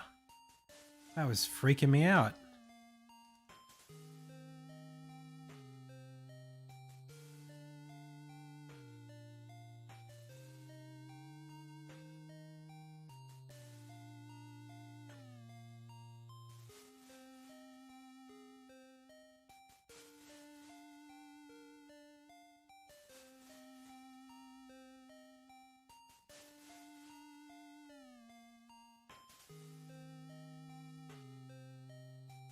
That's not what I wanted to do.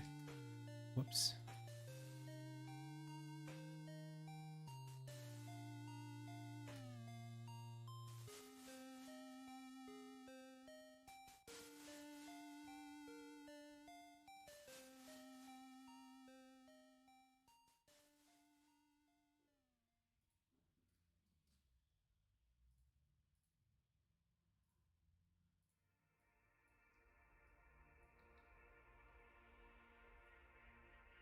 Still not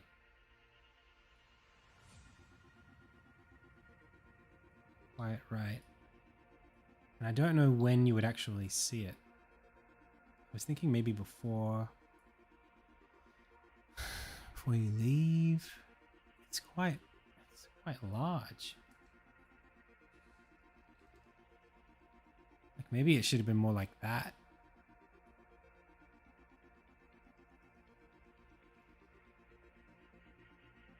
It looks like a tiny house.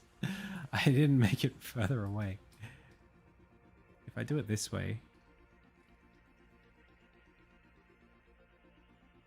It's kind of cool. I would just need to bring this over. And then I would need to work this back.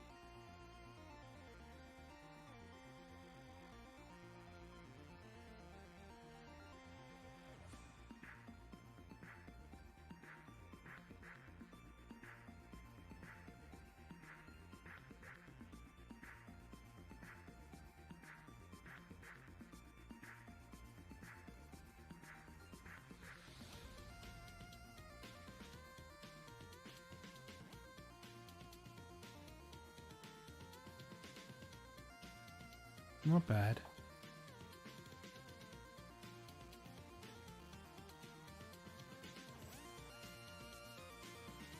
Just it blocks out too much of the skyline. Hey, Memotic, there are broken links. You're right.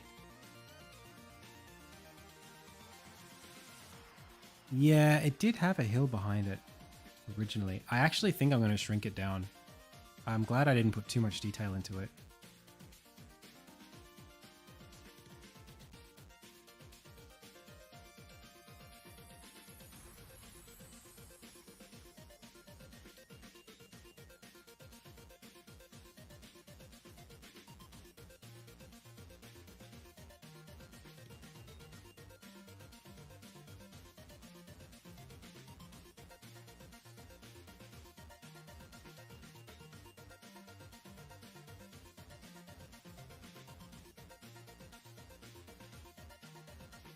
Yeah, I mean that's way more appropriate size-wise.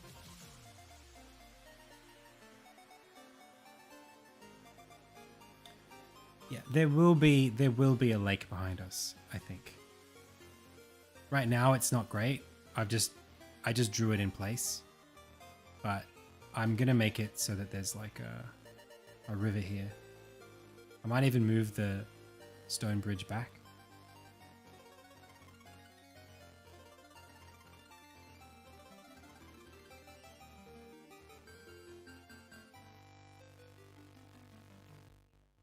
Otherwise, we put it like here.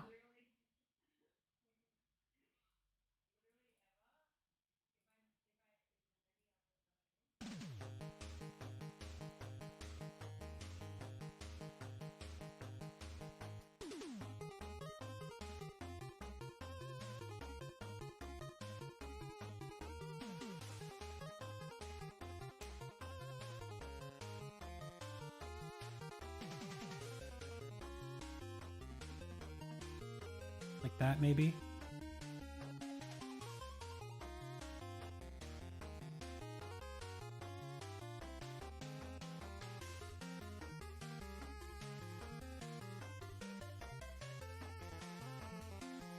Hey, I like toast.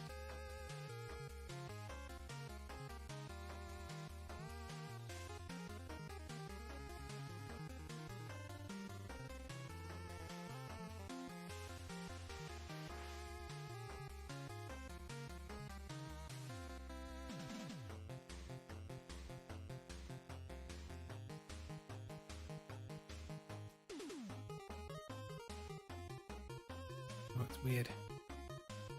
No, it's not parallaxing right.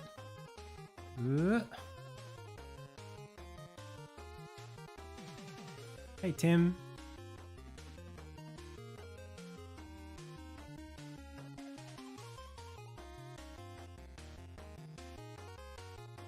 Yeah, I can add a bit of a fog color to it.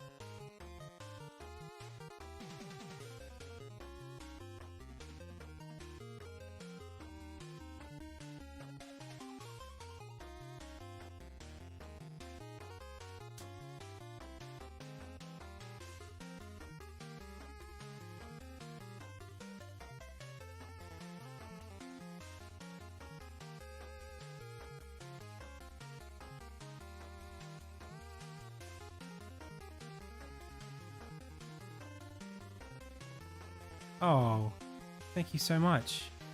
That's very kind of you. And that's the demo. That's from a long time ago.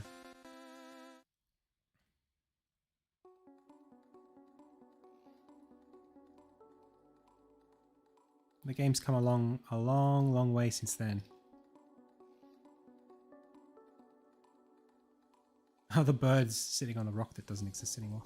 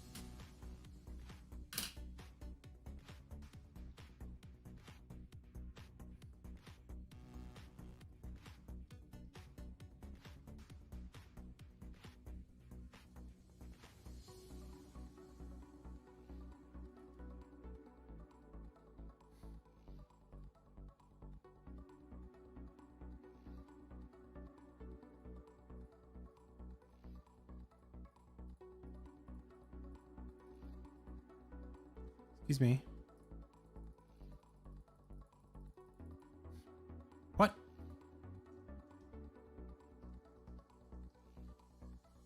You there?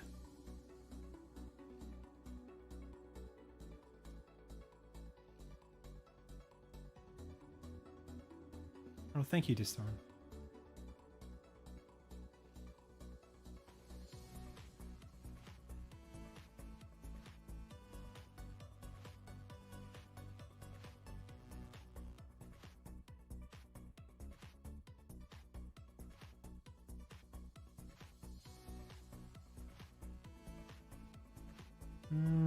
I think it's okay there.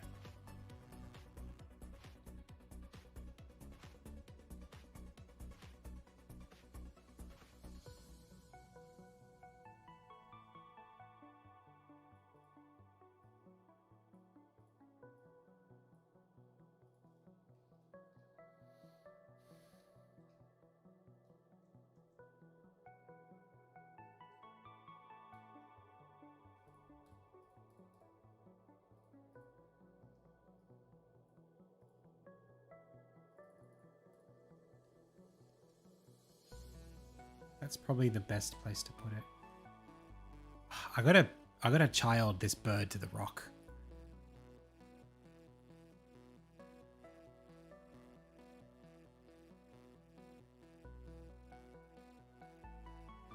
There we go.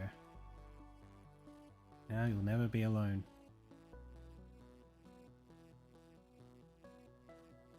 Yeah, I make the rock the child's parent. That's how it works. Don't you know about procreation? What you know about the birds and the rocks?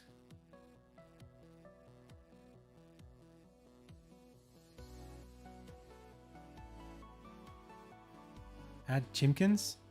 There are chimkins. Over here.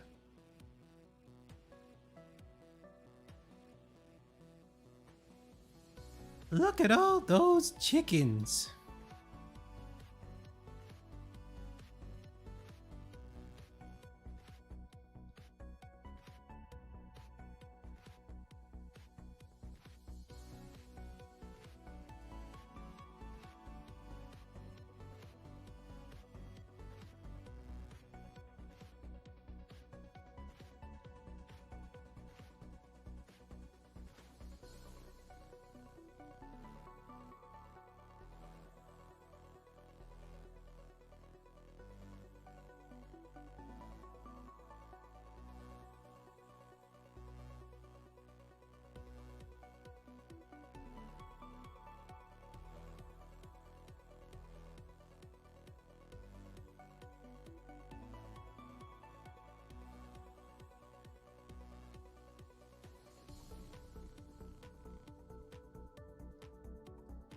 What? There's a hole in my house. What? What? What? What?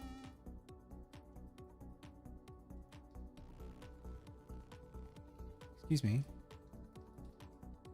Repair yourself.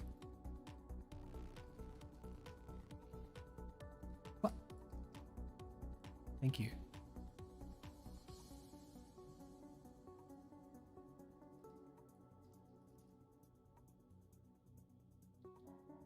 Why does it feel like the... Oh, you know what it is? It's this beam being rotated makes it look like the whole house is leaning back because it's not spinning yet.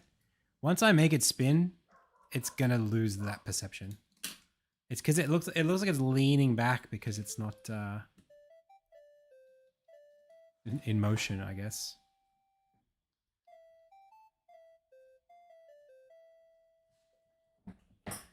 I'm using Sprite and I'm using Unity.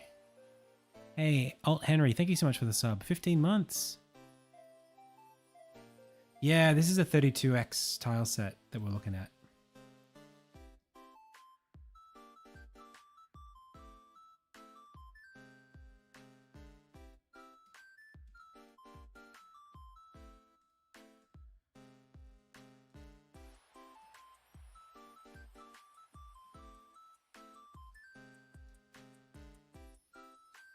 Should we put some water in the game?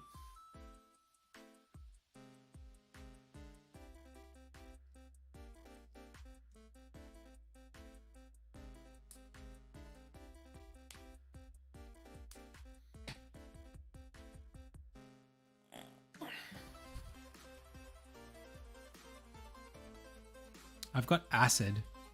Does that count?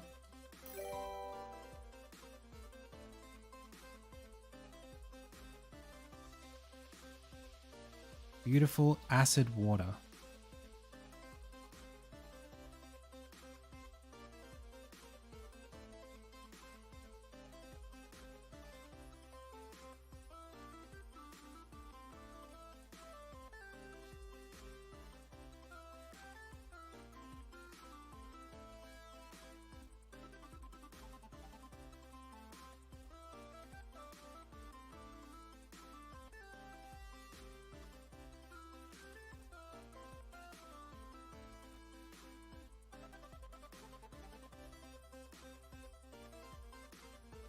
Look at that. Isn't that what you want?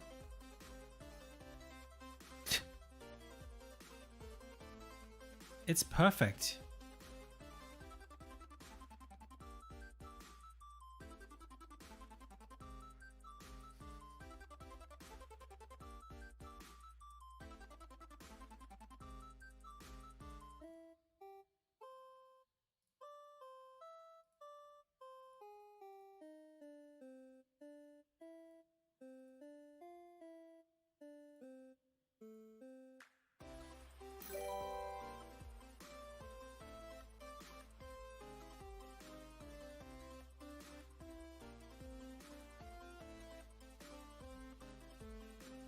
I can tint it blue, I think, but it's bubbly and it shouldn't be bubbly.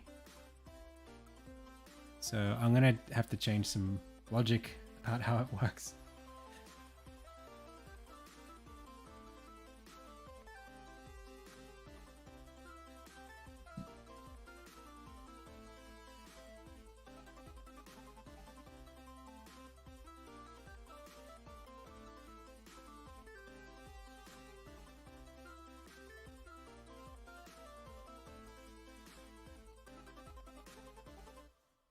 I don't even know what the mesh is. Where's the shader?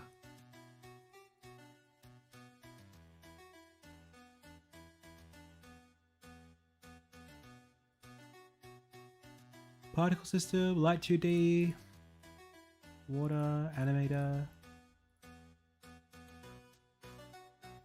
There's a mesh renderer and a filter. But where is the shader? Oh, it's the sprite effect thing. Yeah, I can't use this here.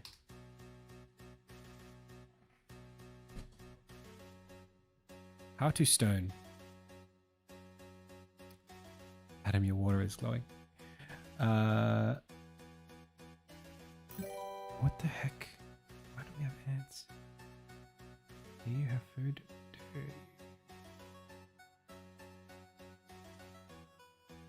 Okay. So how would I do this for realsies? The water script works and it can create a mesh, and the mesh I should be able to shade it Do you know, I could probably do this just with a shader if you don't have to interact with it. Did we spend 20 minutes?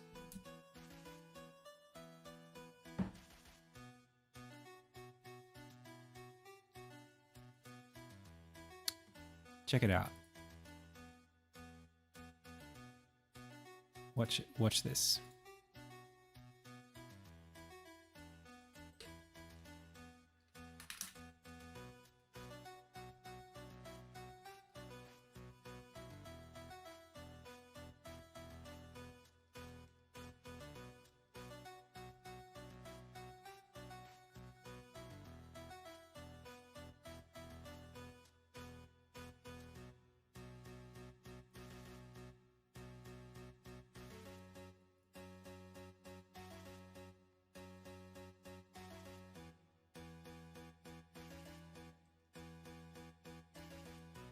Okay, so we're just going to use the vertex space for this, I think.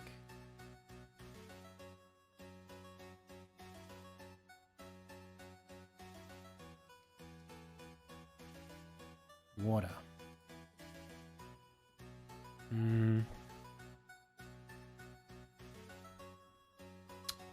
All right, I'm going to try here.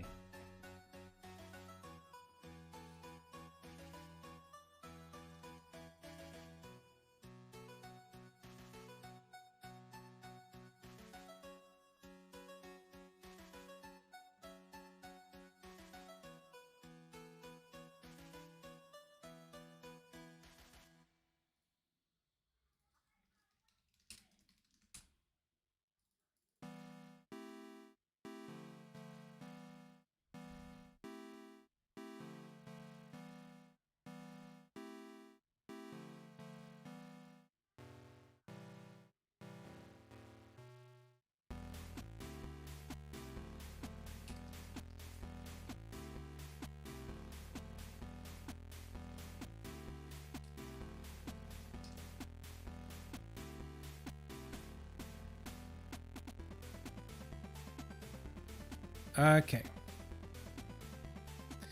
Let's make this happen.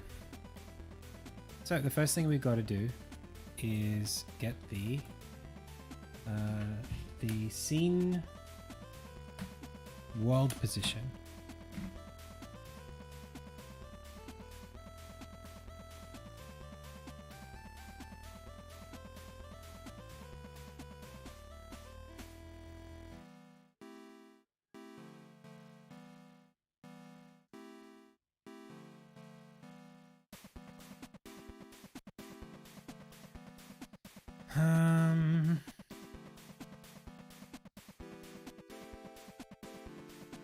I don't know if scene color works. Camera, but if I go here and go texture 2D and say, camera sorting order texture or something like that, I'll get that.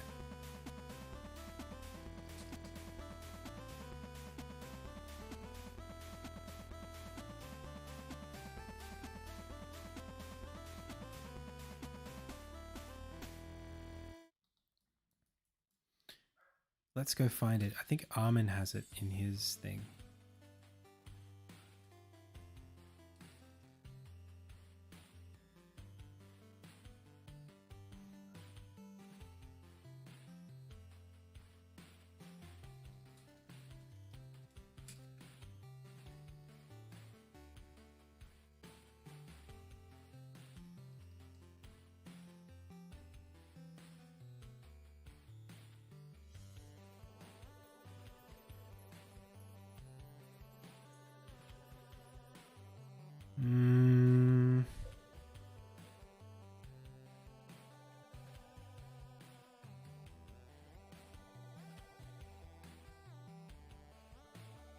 Okay.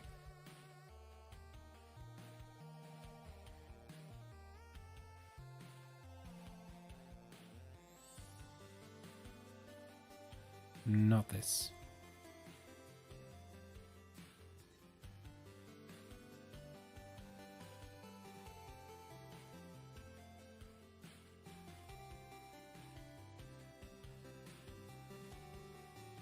Camera sorting layer texture is the name of this thing.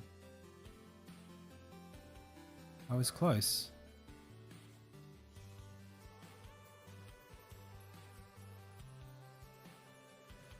All right. First of all, we just want to see if this works. So all this is supposed to do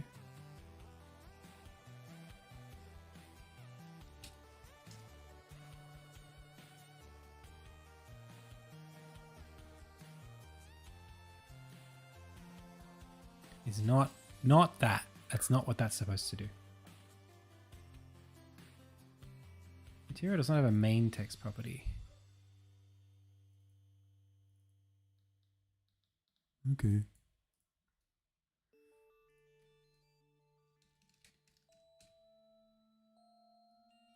Well, I don't need it. Camera sorting layer texture. I think if I make this not exposed, that's how that works.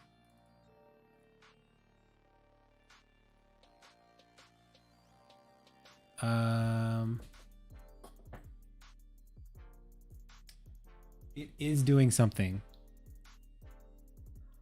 It actually does work.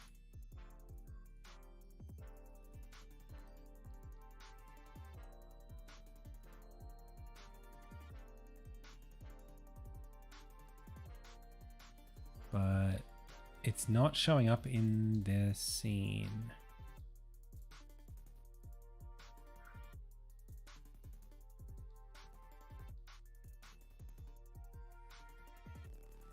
That's very annoying, isn't it?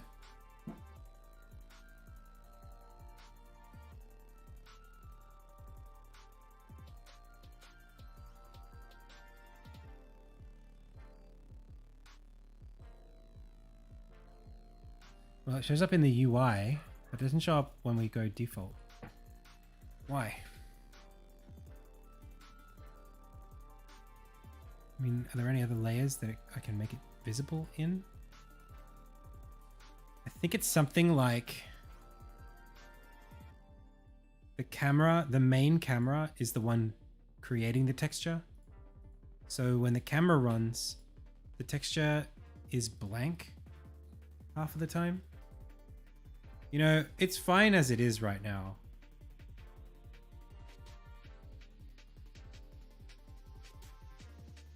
Now I just have to stretch it.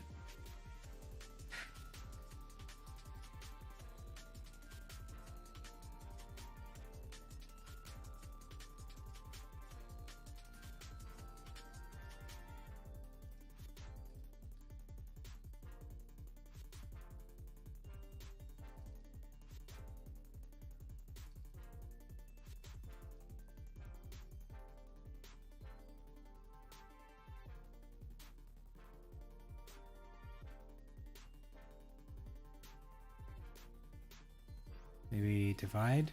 I think it's divide.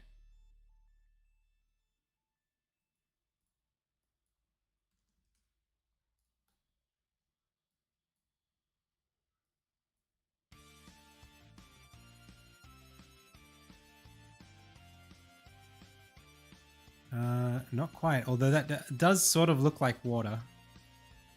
Is it 1 on? Well, let's think about it. The scale for this thing is like 17. So I want the UV to be like, for every pixel, I want a 17th of that. Isn't that what I've got here? Dividing it by scale. I can multiply it by 1 on scale.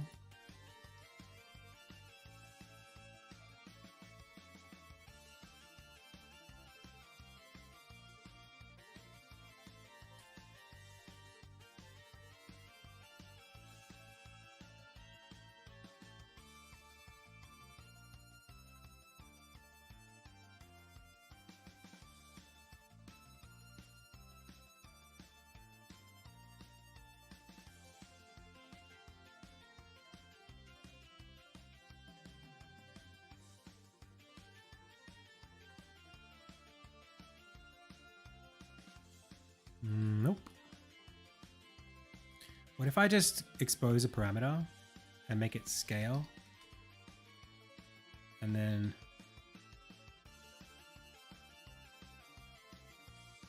I can figure out the relationship between them that way.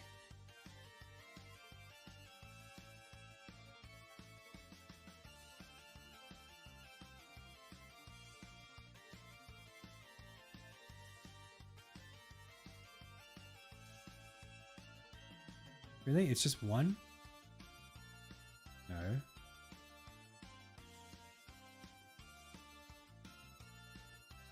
I'm trying to stretch the texture, that's right.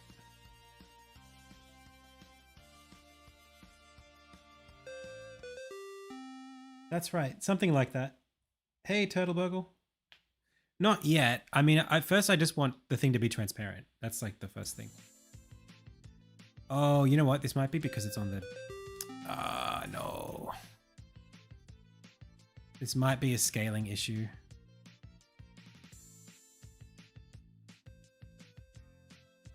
Or not. Or not.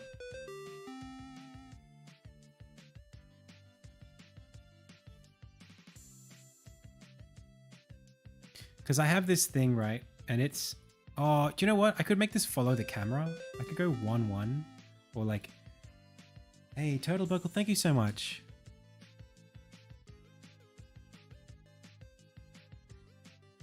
I could say like 640 by 360 and then just have it sitting exactly on the thing. Just have it follow the camera 1-to-1.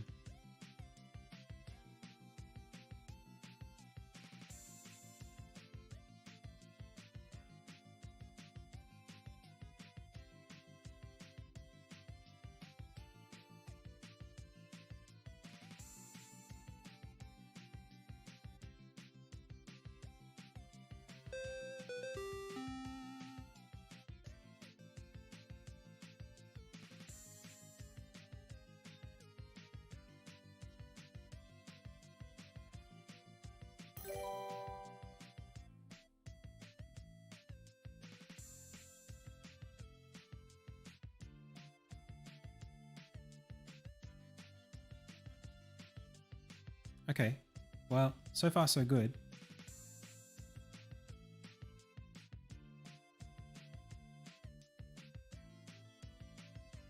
Now we can flip the Y.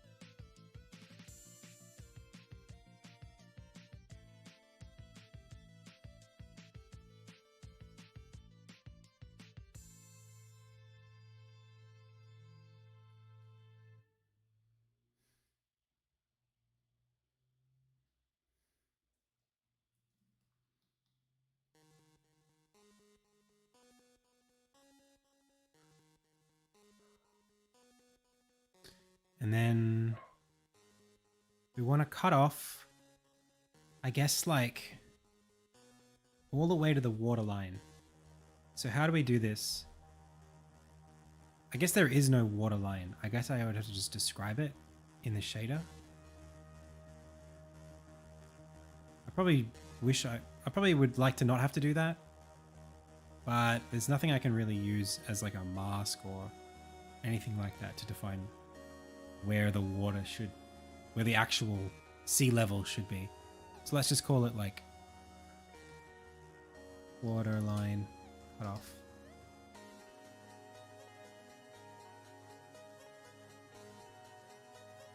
So in order to crop this,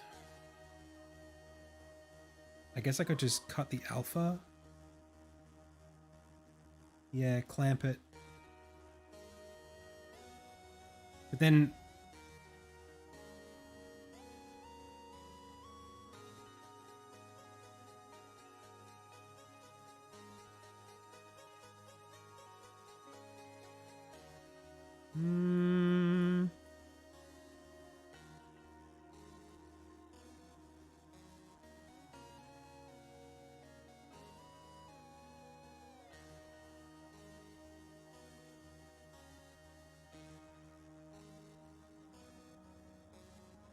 That doesn't make it alpha though.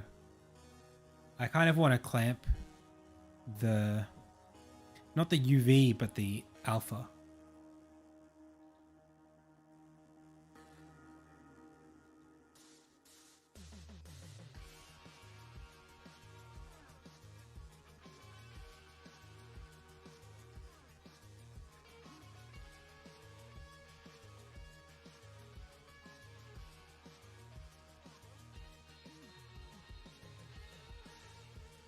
Well, the UV, yes. Step. Yeah. You're actually right, but it is the alpha that we're stepping. So we're taking the UV here, and then we step.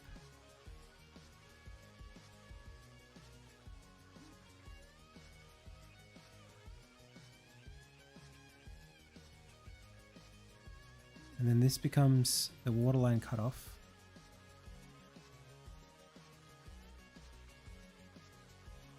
But on the y-axis only.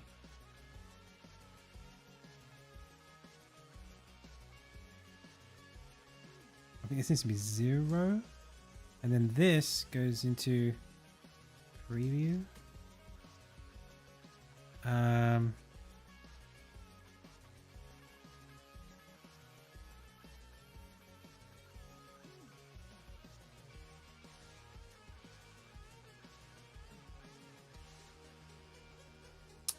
I don't think that's right. I think it's like, I've done this in the past.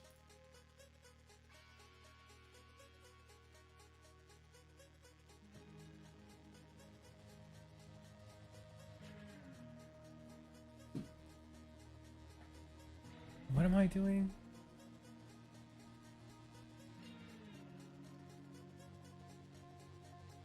How do I...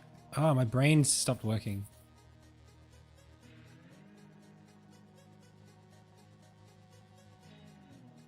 Sorry. I just stopped being able to brain.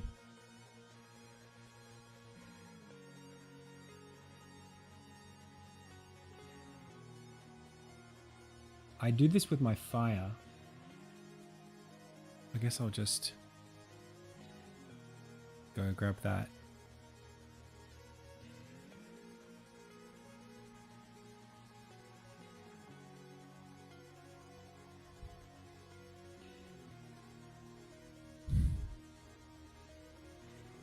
So I take time. What?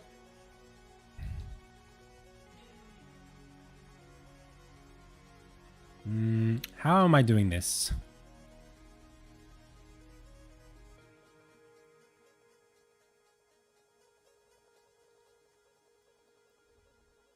It's just some color. And then I'm stepping. What the heck? Oh no. My brain's not working, guys. It stopped. It stopped working.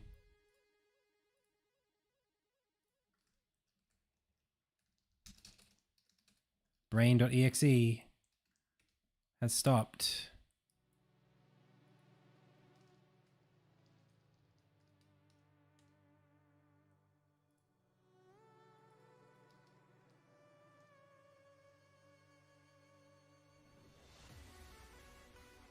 Wait, what is sample scene? Doesn't matter. Texture. What the hell?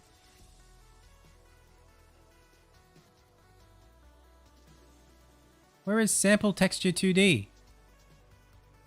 There. Goodness gracious.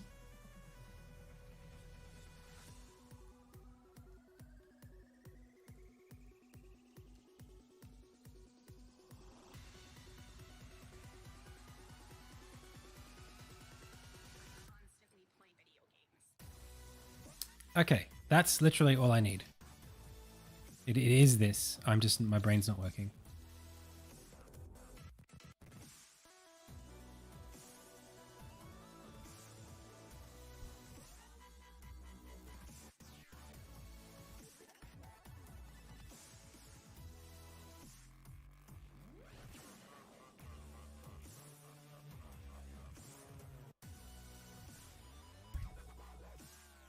Okay. And because this is already doing the 1 minus, we should be able to take that and put that in there. Nope. In here.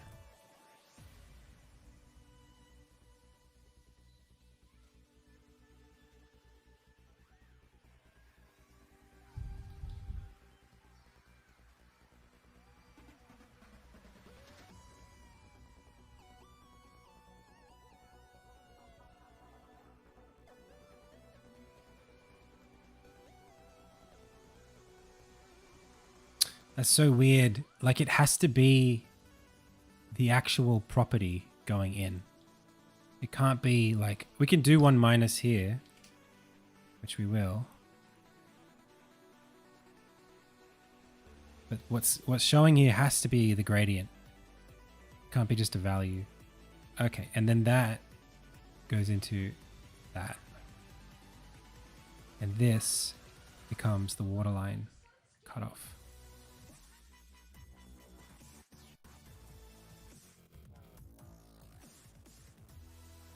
Oh, saved myself there. That was almost the stream ending. Okay, so then we can go to the, where is the water? Water is on the camera. And then we can bring the cutoff.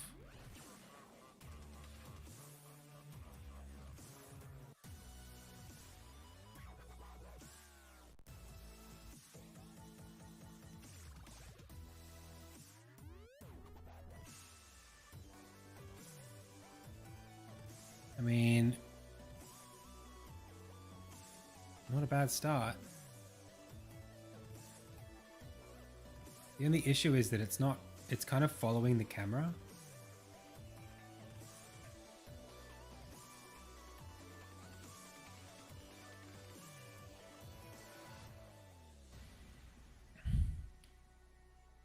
So because it's reflecting what the camera sees and it's not its own camera, when the camera shifts upwards, it gets offset.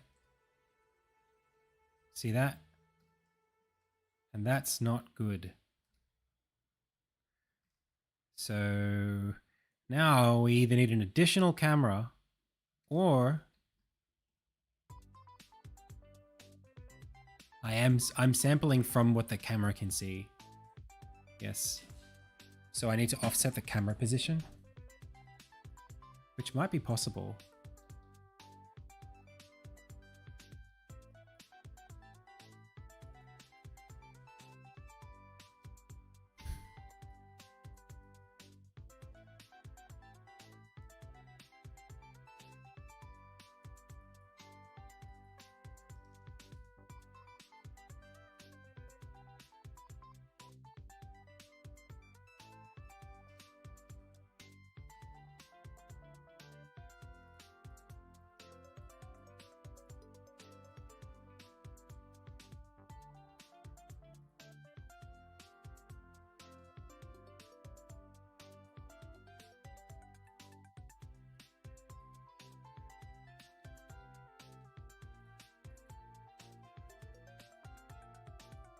But then that needs to be multiplied down.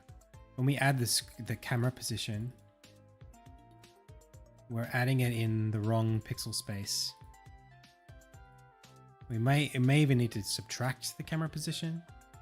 Can't you offset the output to align? Well, that's what we're trying to do. This is getting a bit finicky.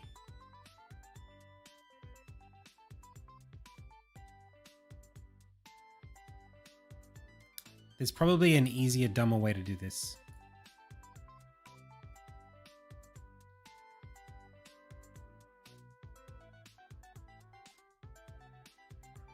I don't think we need to do it this way. I'm deleting it.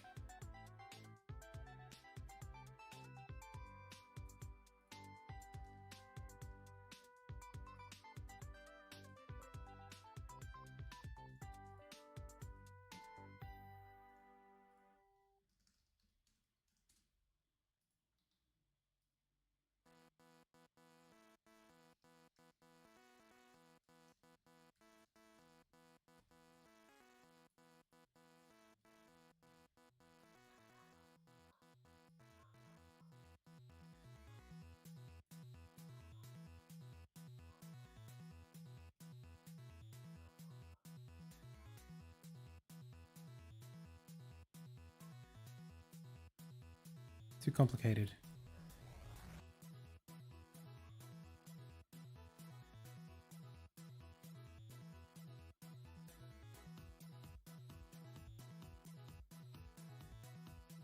There you go.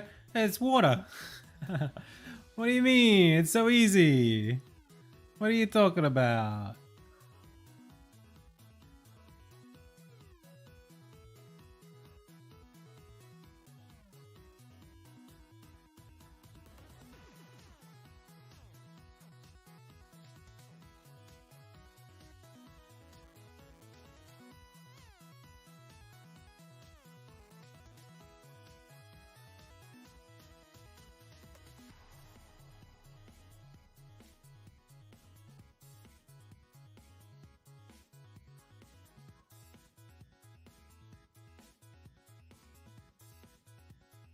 Now, to do the outline thing, first we want to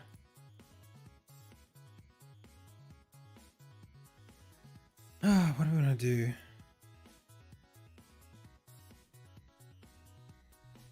Let's just take nothing. Let's take gradient noise. Let's take time. Let's add it to the UV.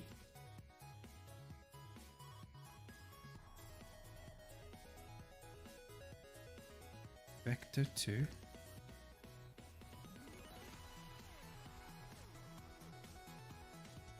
Nothing. Add U to U. Put that in there. That's the scale. It's not what I meant. Okay, now we got running water. Now we go multiply.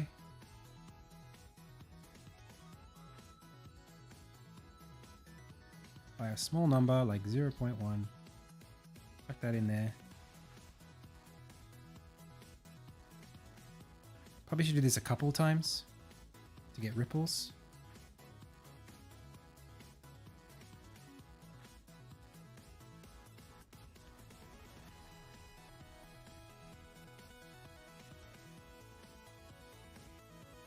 Divide it by 2 or multiply by 0.5, whatever you like. Look at that, it's a ripple in water. Okay, you take this, you take that. We're not there yet, but we're somewhere.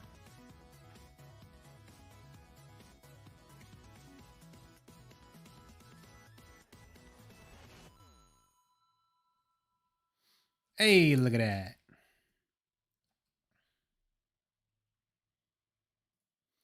Okay. We're going to add a... let's also multiply this by a little bit of a smaller number.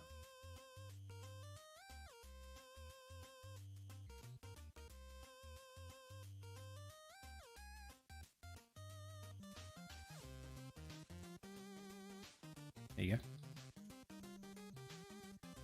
Okay. I want the top to be wavy.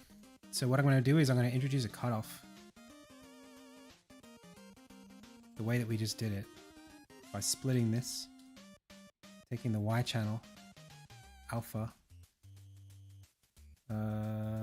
Step.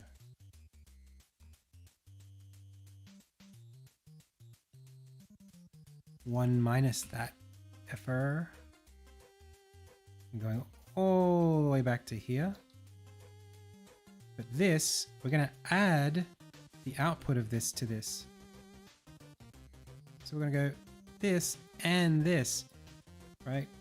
This gives us, actually subtract. So you take a that, you take a this. To take the pain.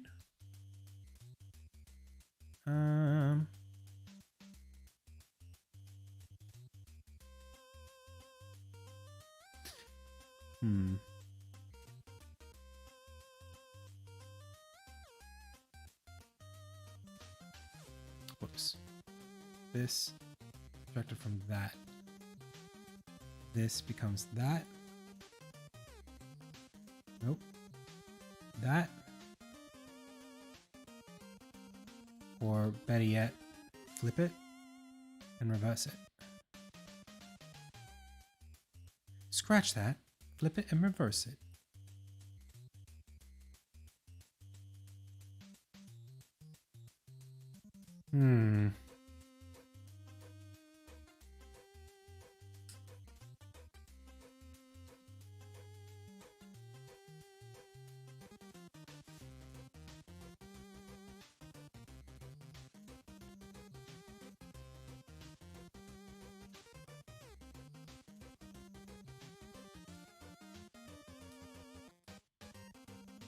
It's a water shader, that's right.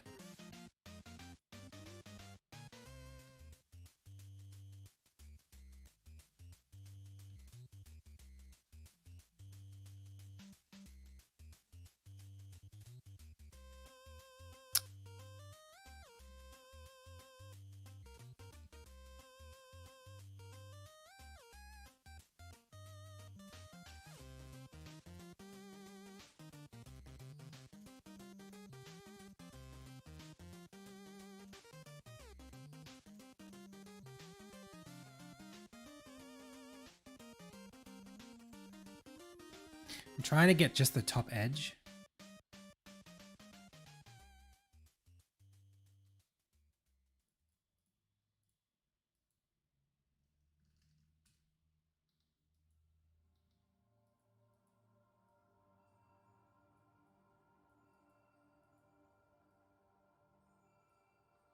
That's not what I wanted. I want to scale this. I want to scale this number.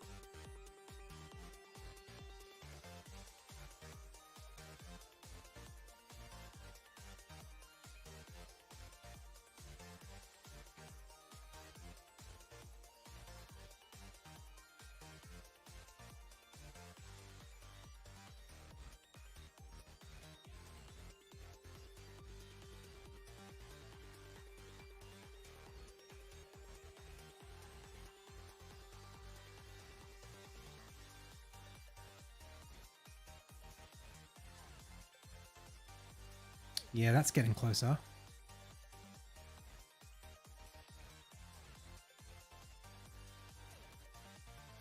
Almost there.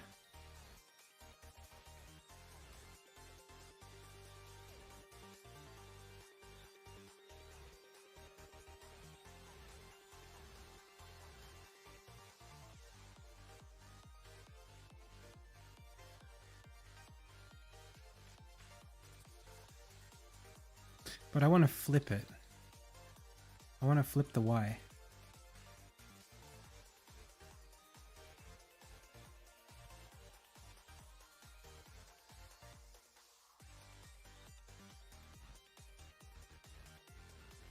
There you go. So now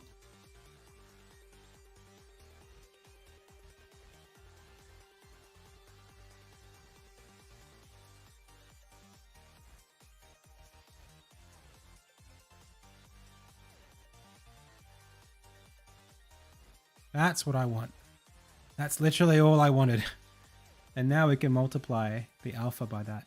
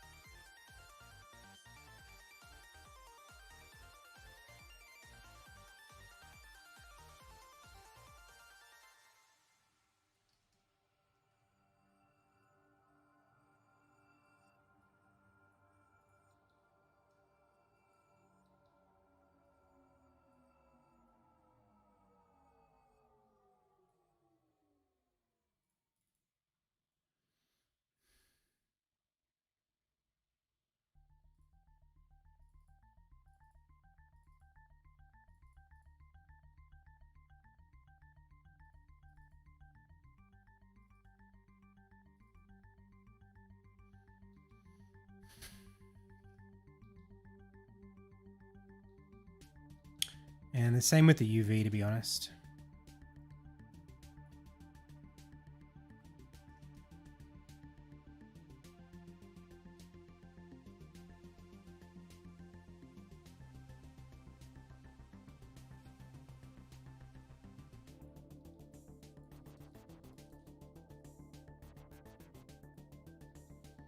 Anywhere that we use the UV, we should be passing that into here.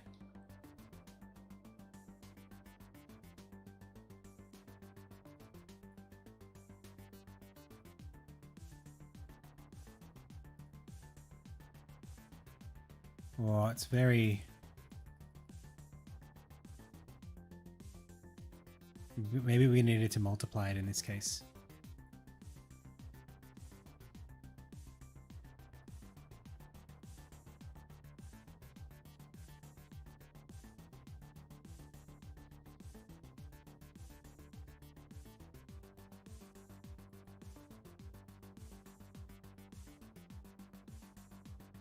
Yeah, that's better.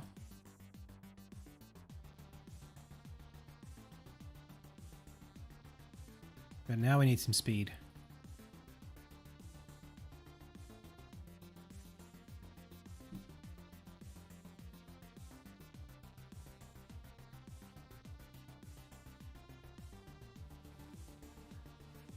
Times 10 should do the trick. Okay, now we've got something.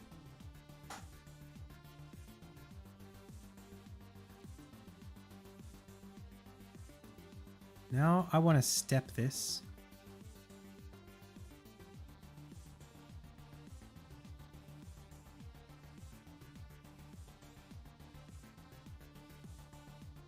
And we can use this to create an outline.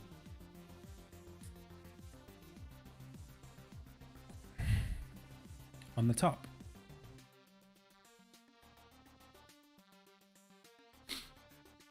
She's moving a little fast, but we'll get there.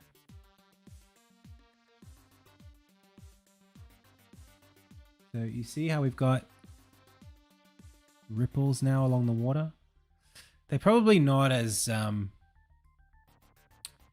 dancey as we'd like them to be. I'm sort of just cropping the thing.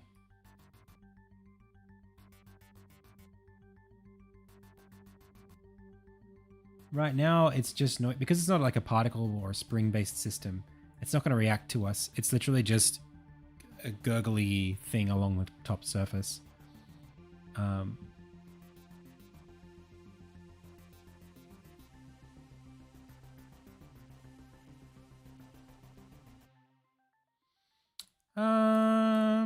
Sure, I might check out a video soon. I kind of know what I want to do generally. I like exploring a little bit. But you can share a link anyway. I gotta leave. Nonetheless, it's 20 minutes past the hour when I was supposed to end.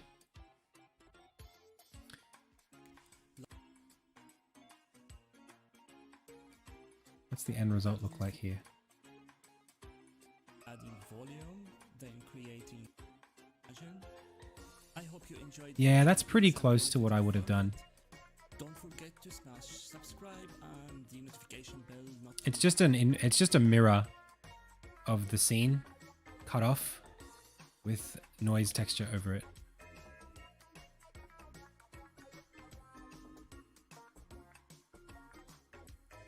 Yeah. It's what I was kind of doing a little earlier. I might still do something like that. Oh, Blazin, thank you so much. Thank you, thank you.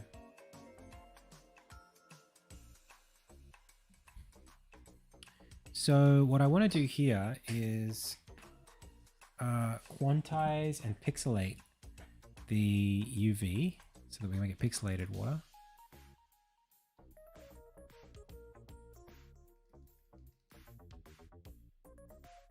Damn it. My subnodes never get saved unless I open them.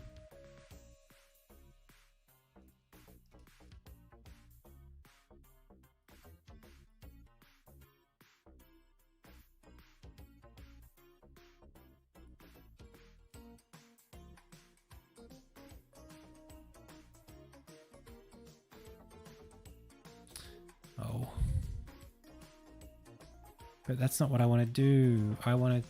Oh, no. I guess I could just take this and then just create some scale. And that's probably just... You know what? It's just multiply floor and divide by a 3. UV, multiply floor, divide by the same number.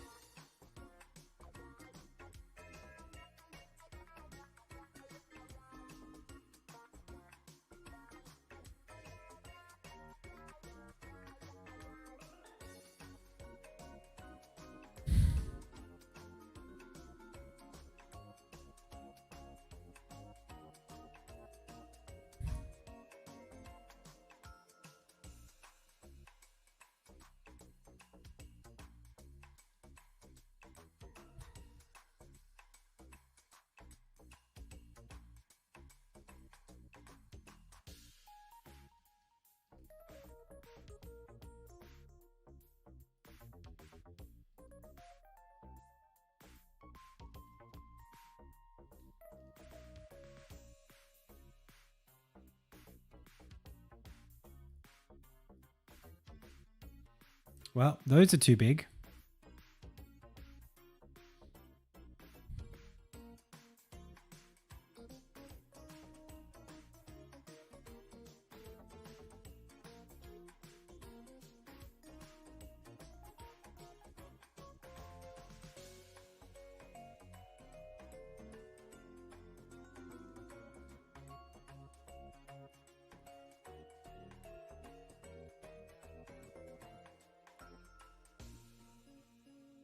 That's getting a lot closer, but we need to incorporate the scale into that as well.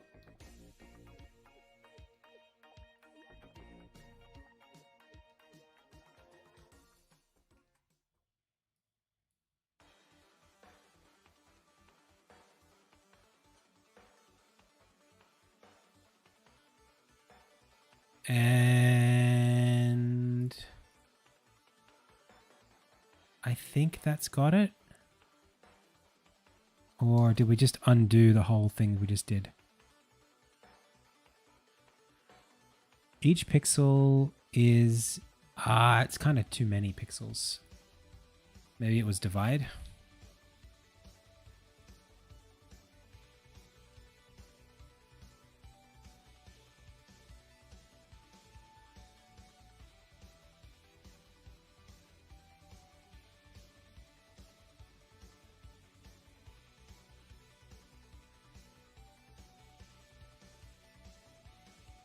Nope, now they're way too big. I'll never know how to do this.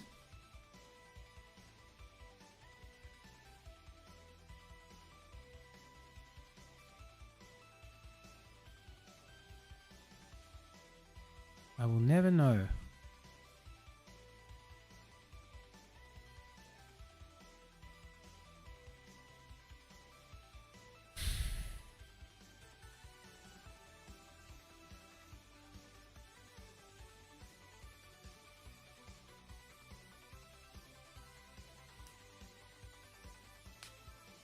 Ship it. I'll get there. I'll get there.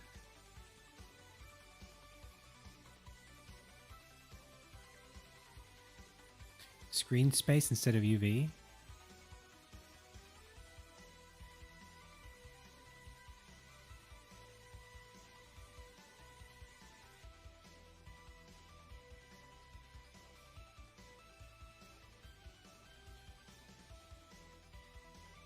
Oh, really?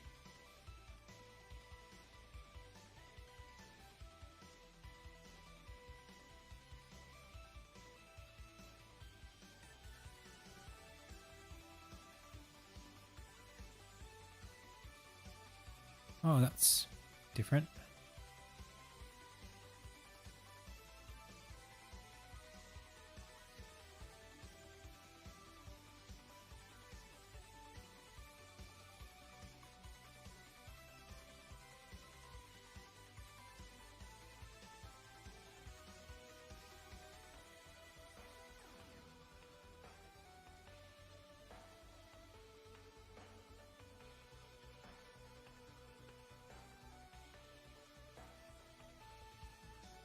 Oh, those are pixels. Almost.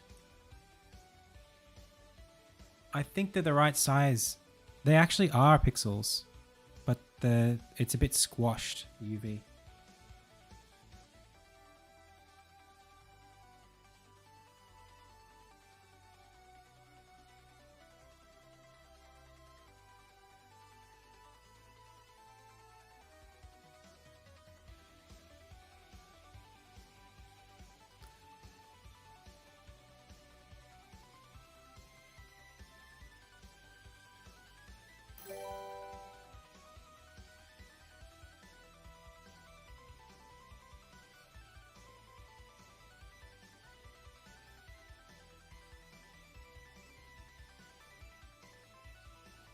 It's because I'm probably using the UV somewhere else.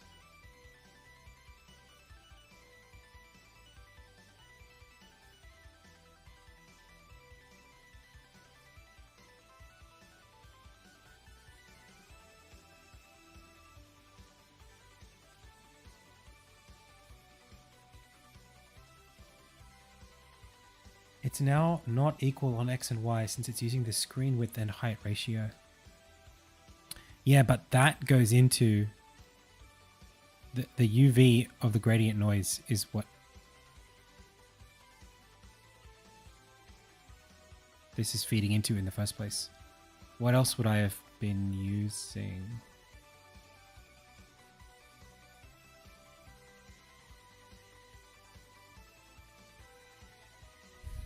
I'm confused.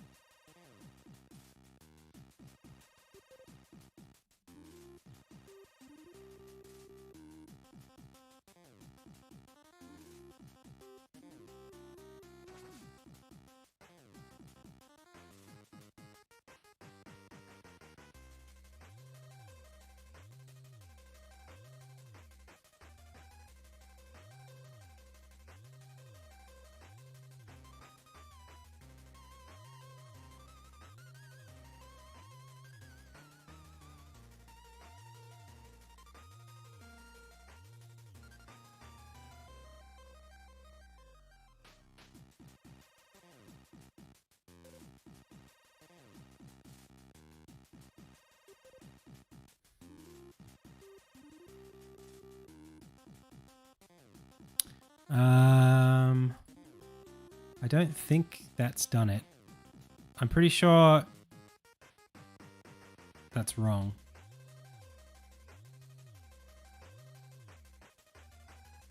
I mean, you could go height on width and see if that does anything.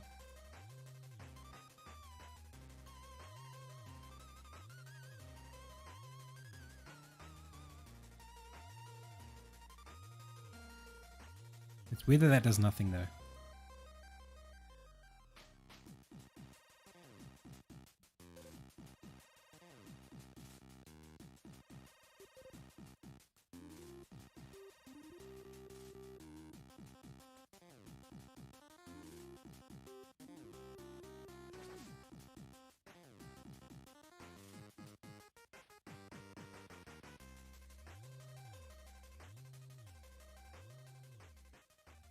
It's not the gradient that we should be scaling. It's the actual, yeah, I think I know what I'm doing here. Why would we be scaling the noise? We need to be scaling.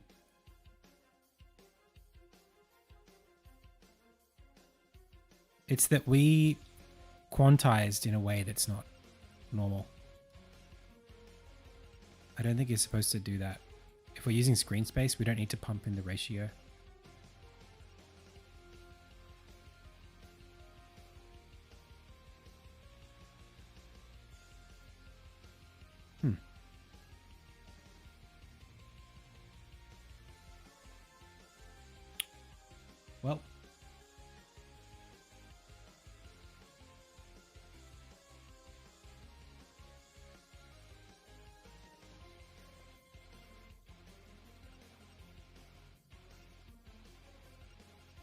This number.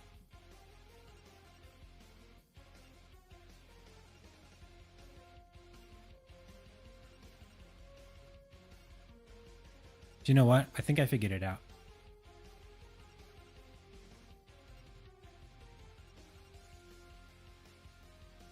It's that I'm actually using the UV elsewhere.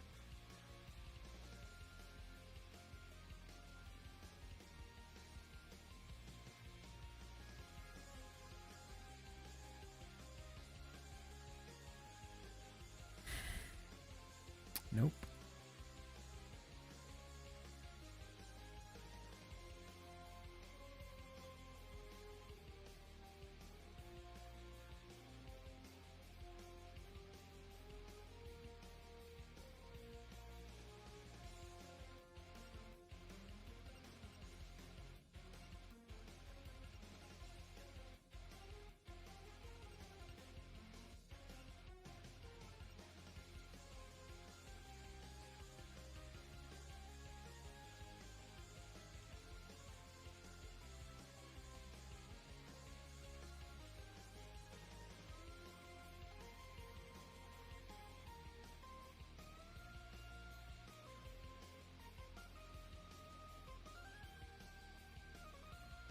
Damn it.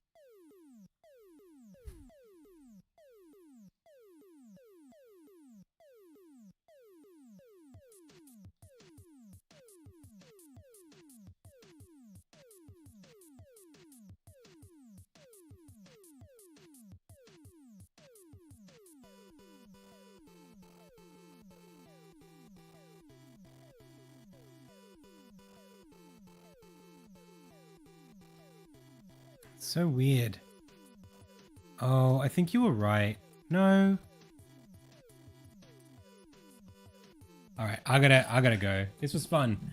I will come back to it, but we did not achieve what we wanted to achieve in the 20 minutes. It's been over an hour, so that's my time.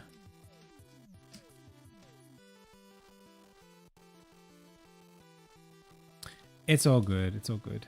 They do need to be the same. I probably shouldn't be using...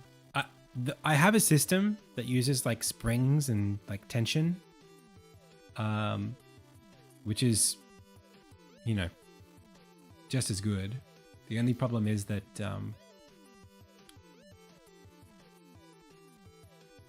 for me to shade it appropriately, I got to do a lot of like screen space stuff.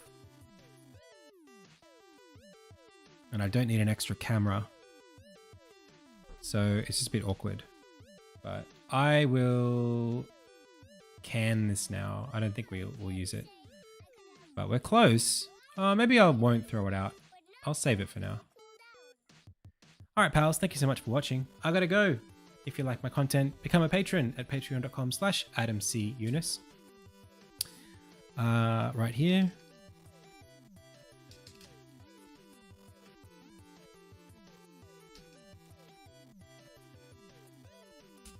For those of you watching on Twitch, Did you know I have a YouTube channel and I posted yesterday about palettes? You can go check that out on youtube.com/AdamCUnis. Thank you, everybody.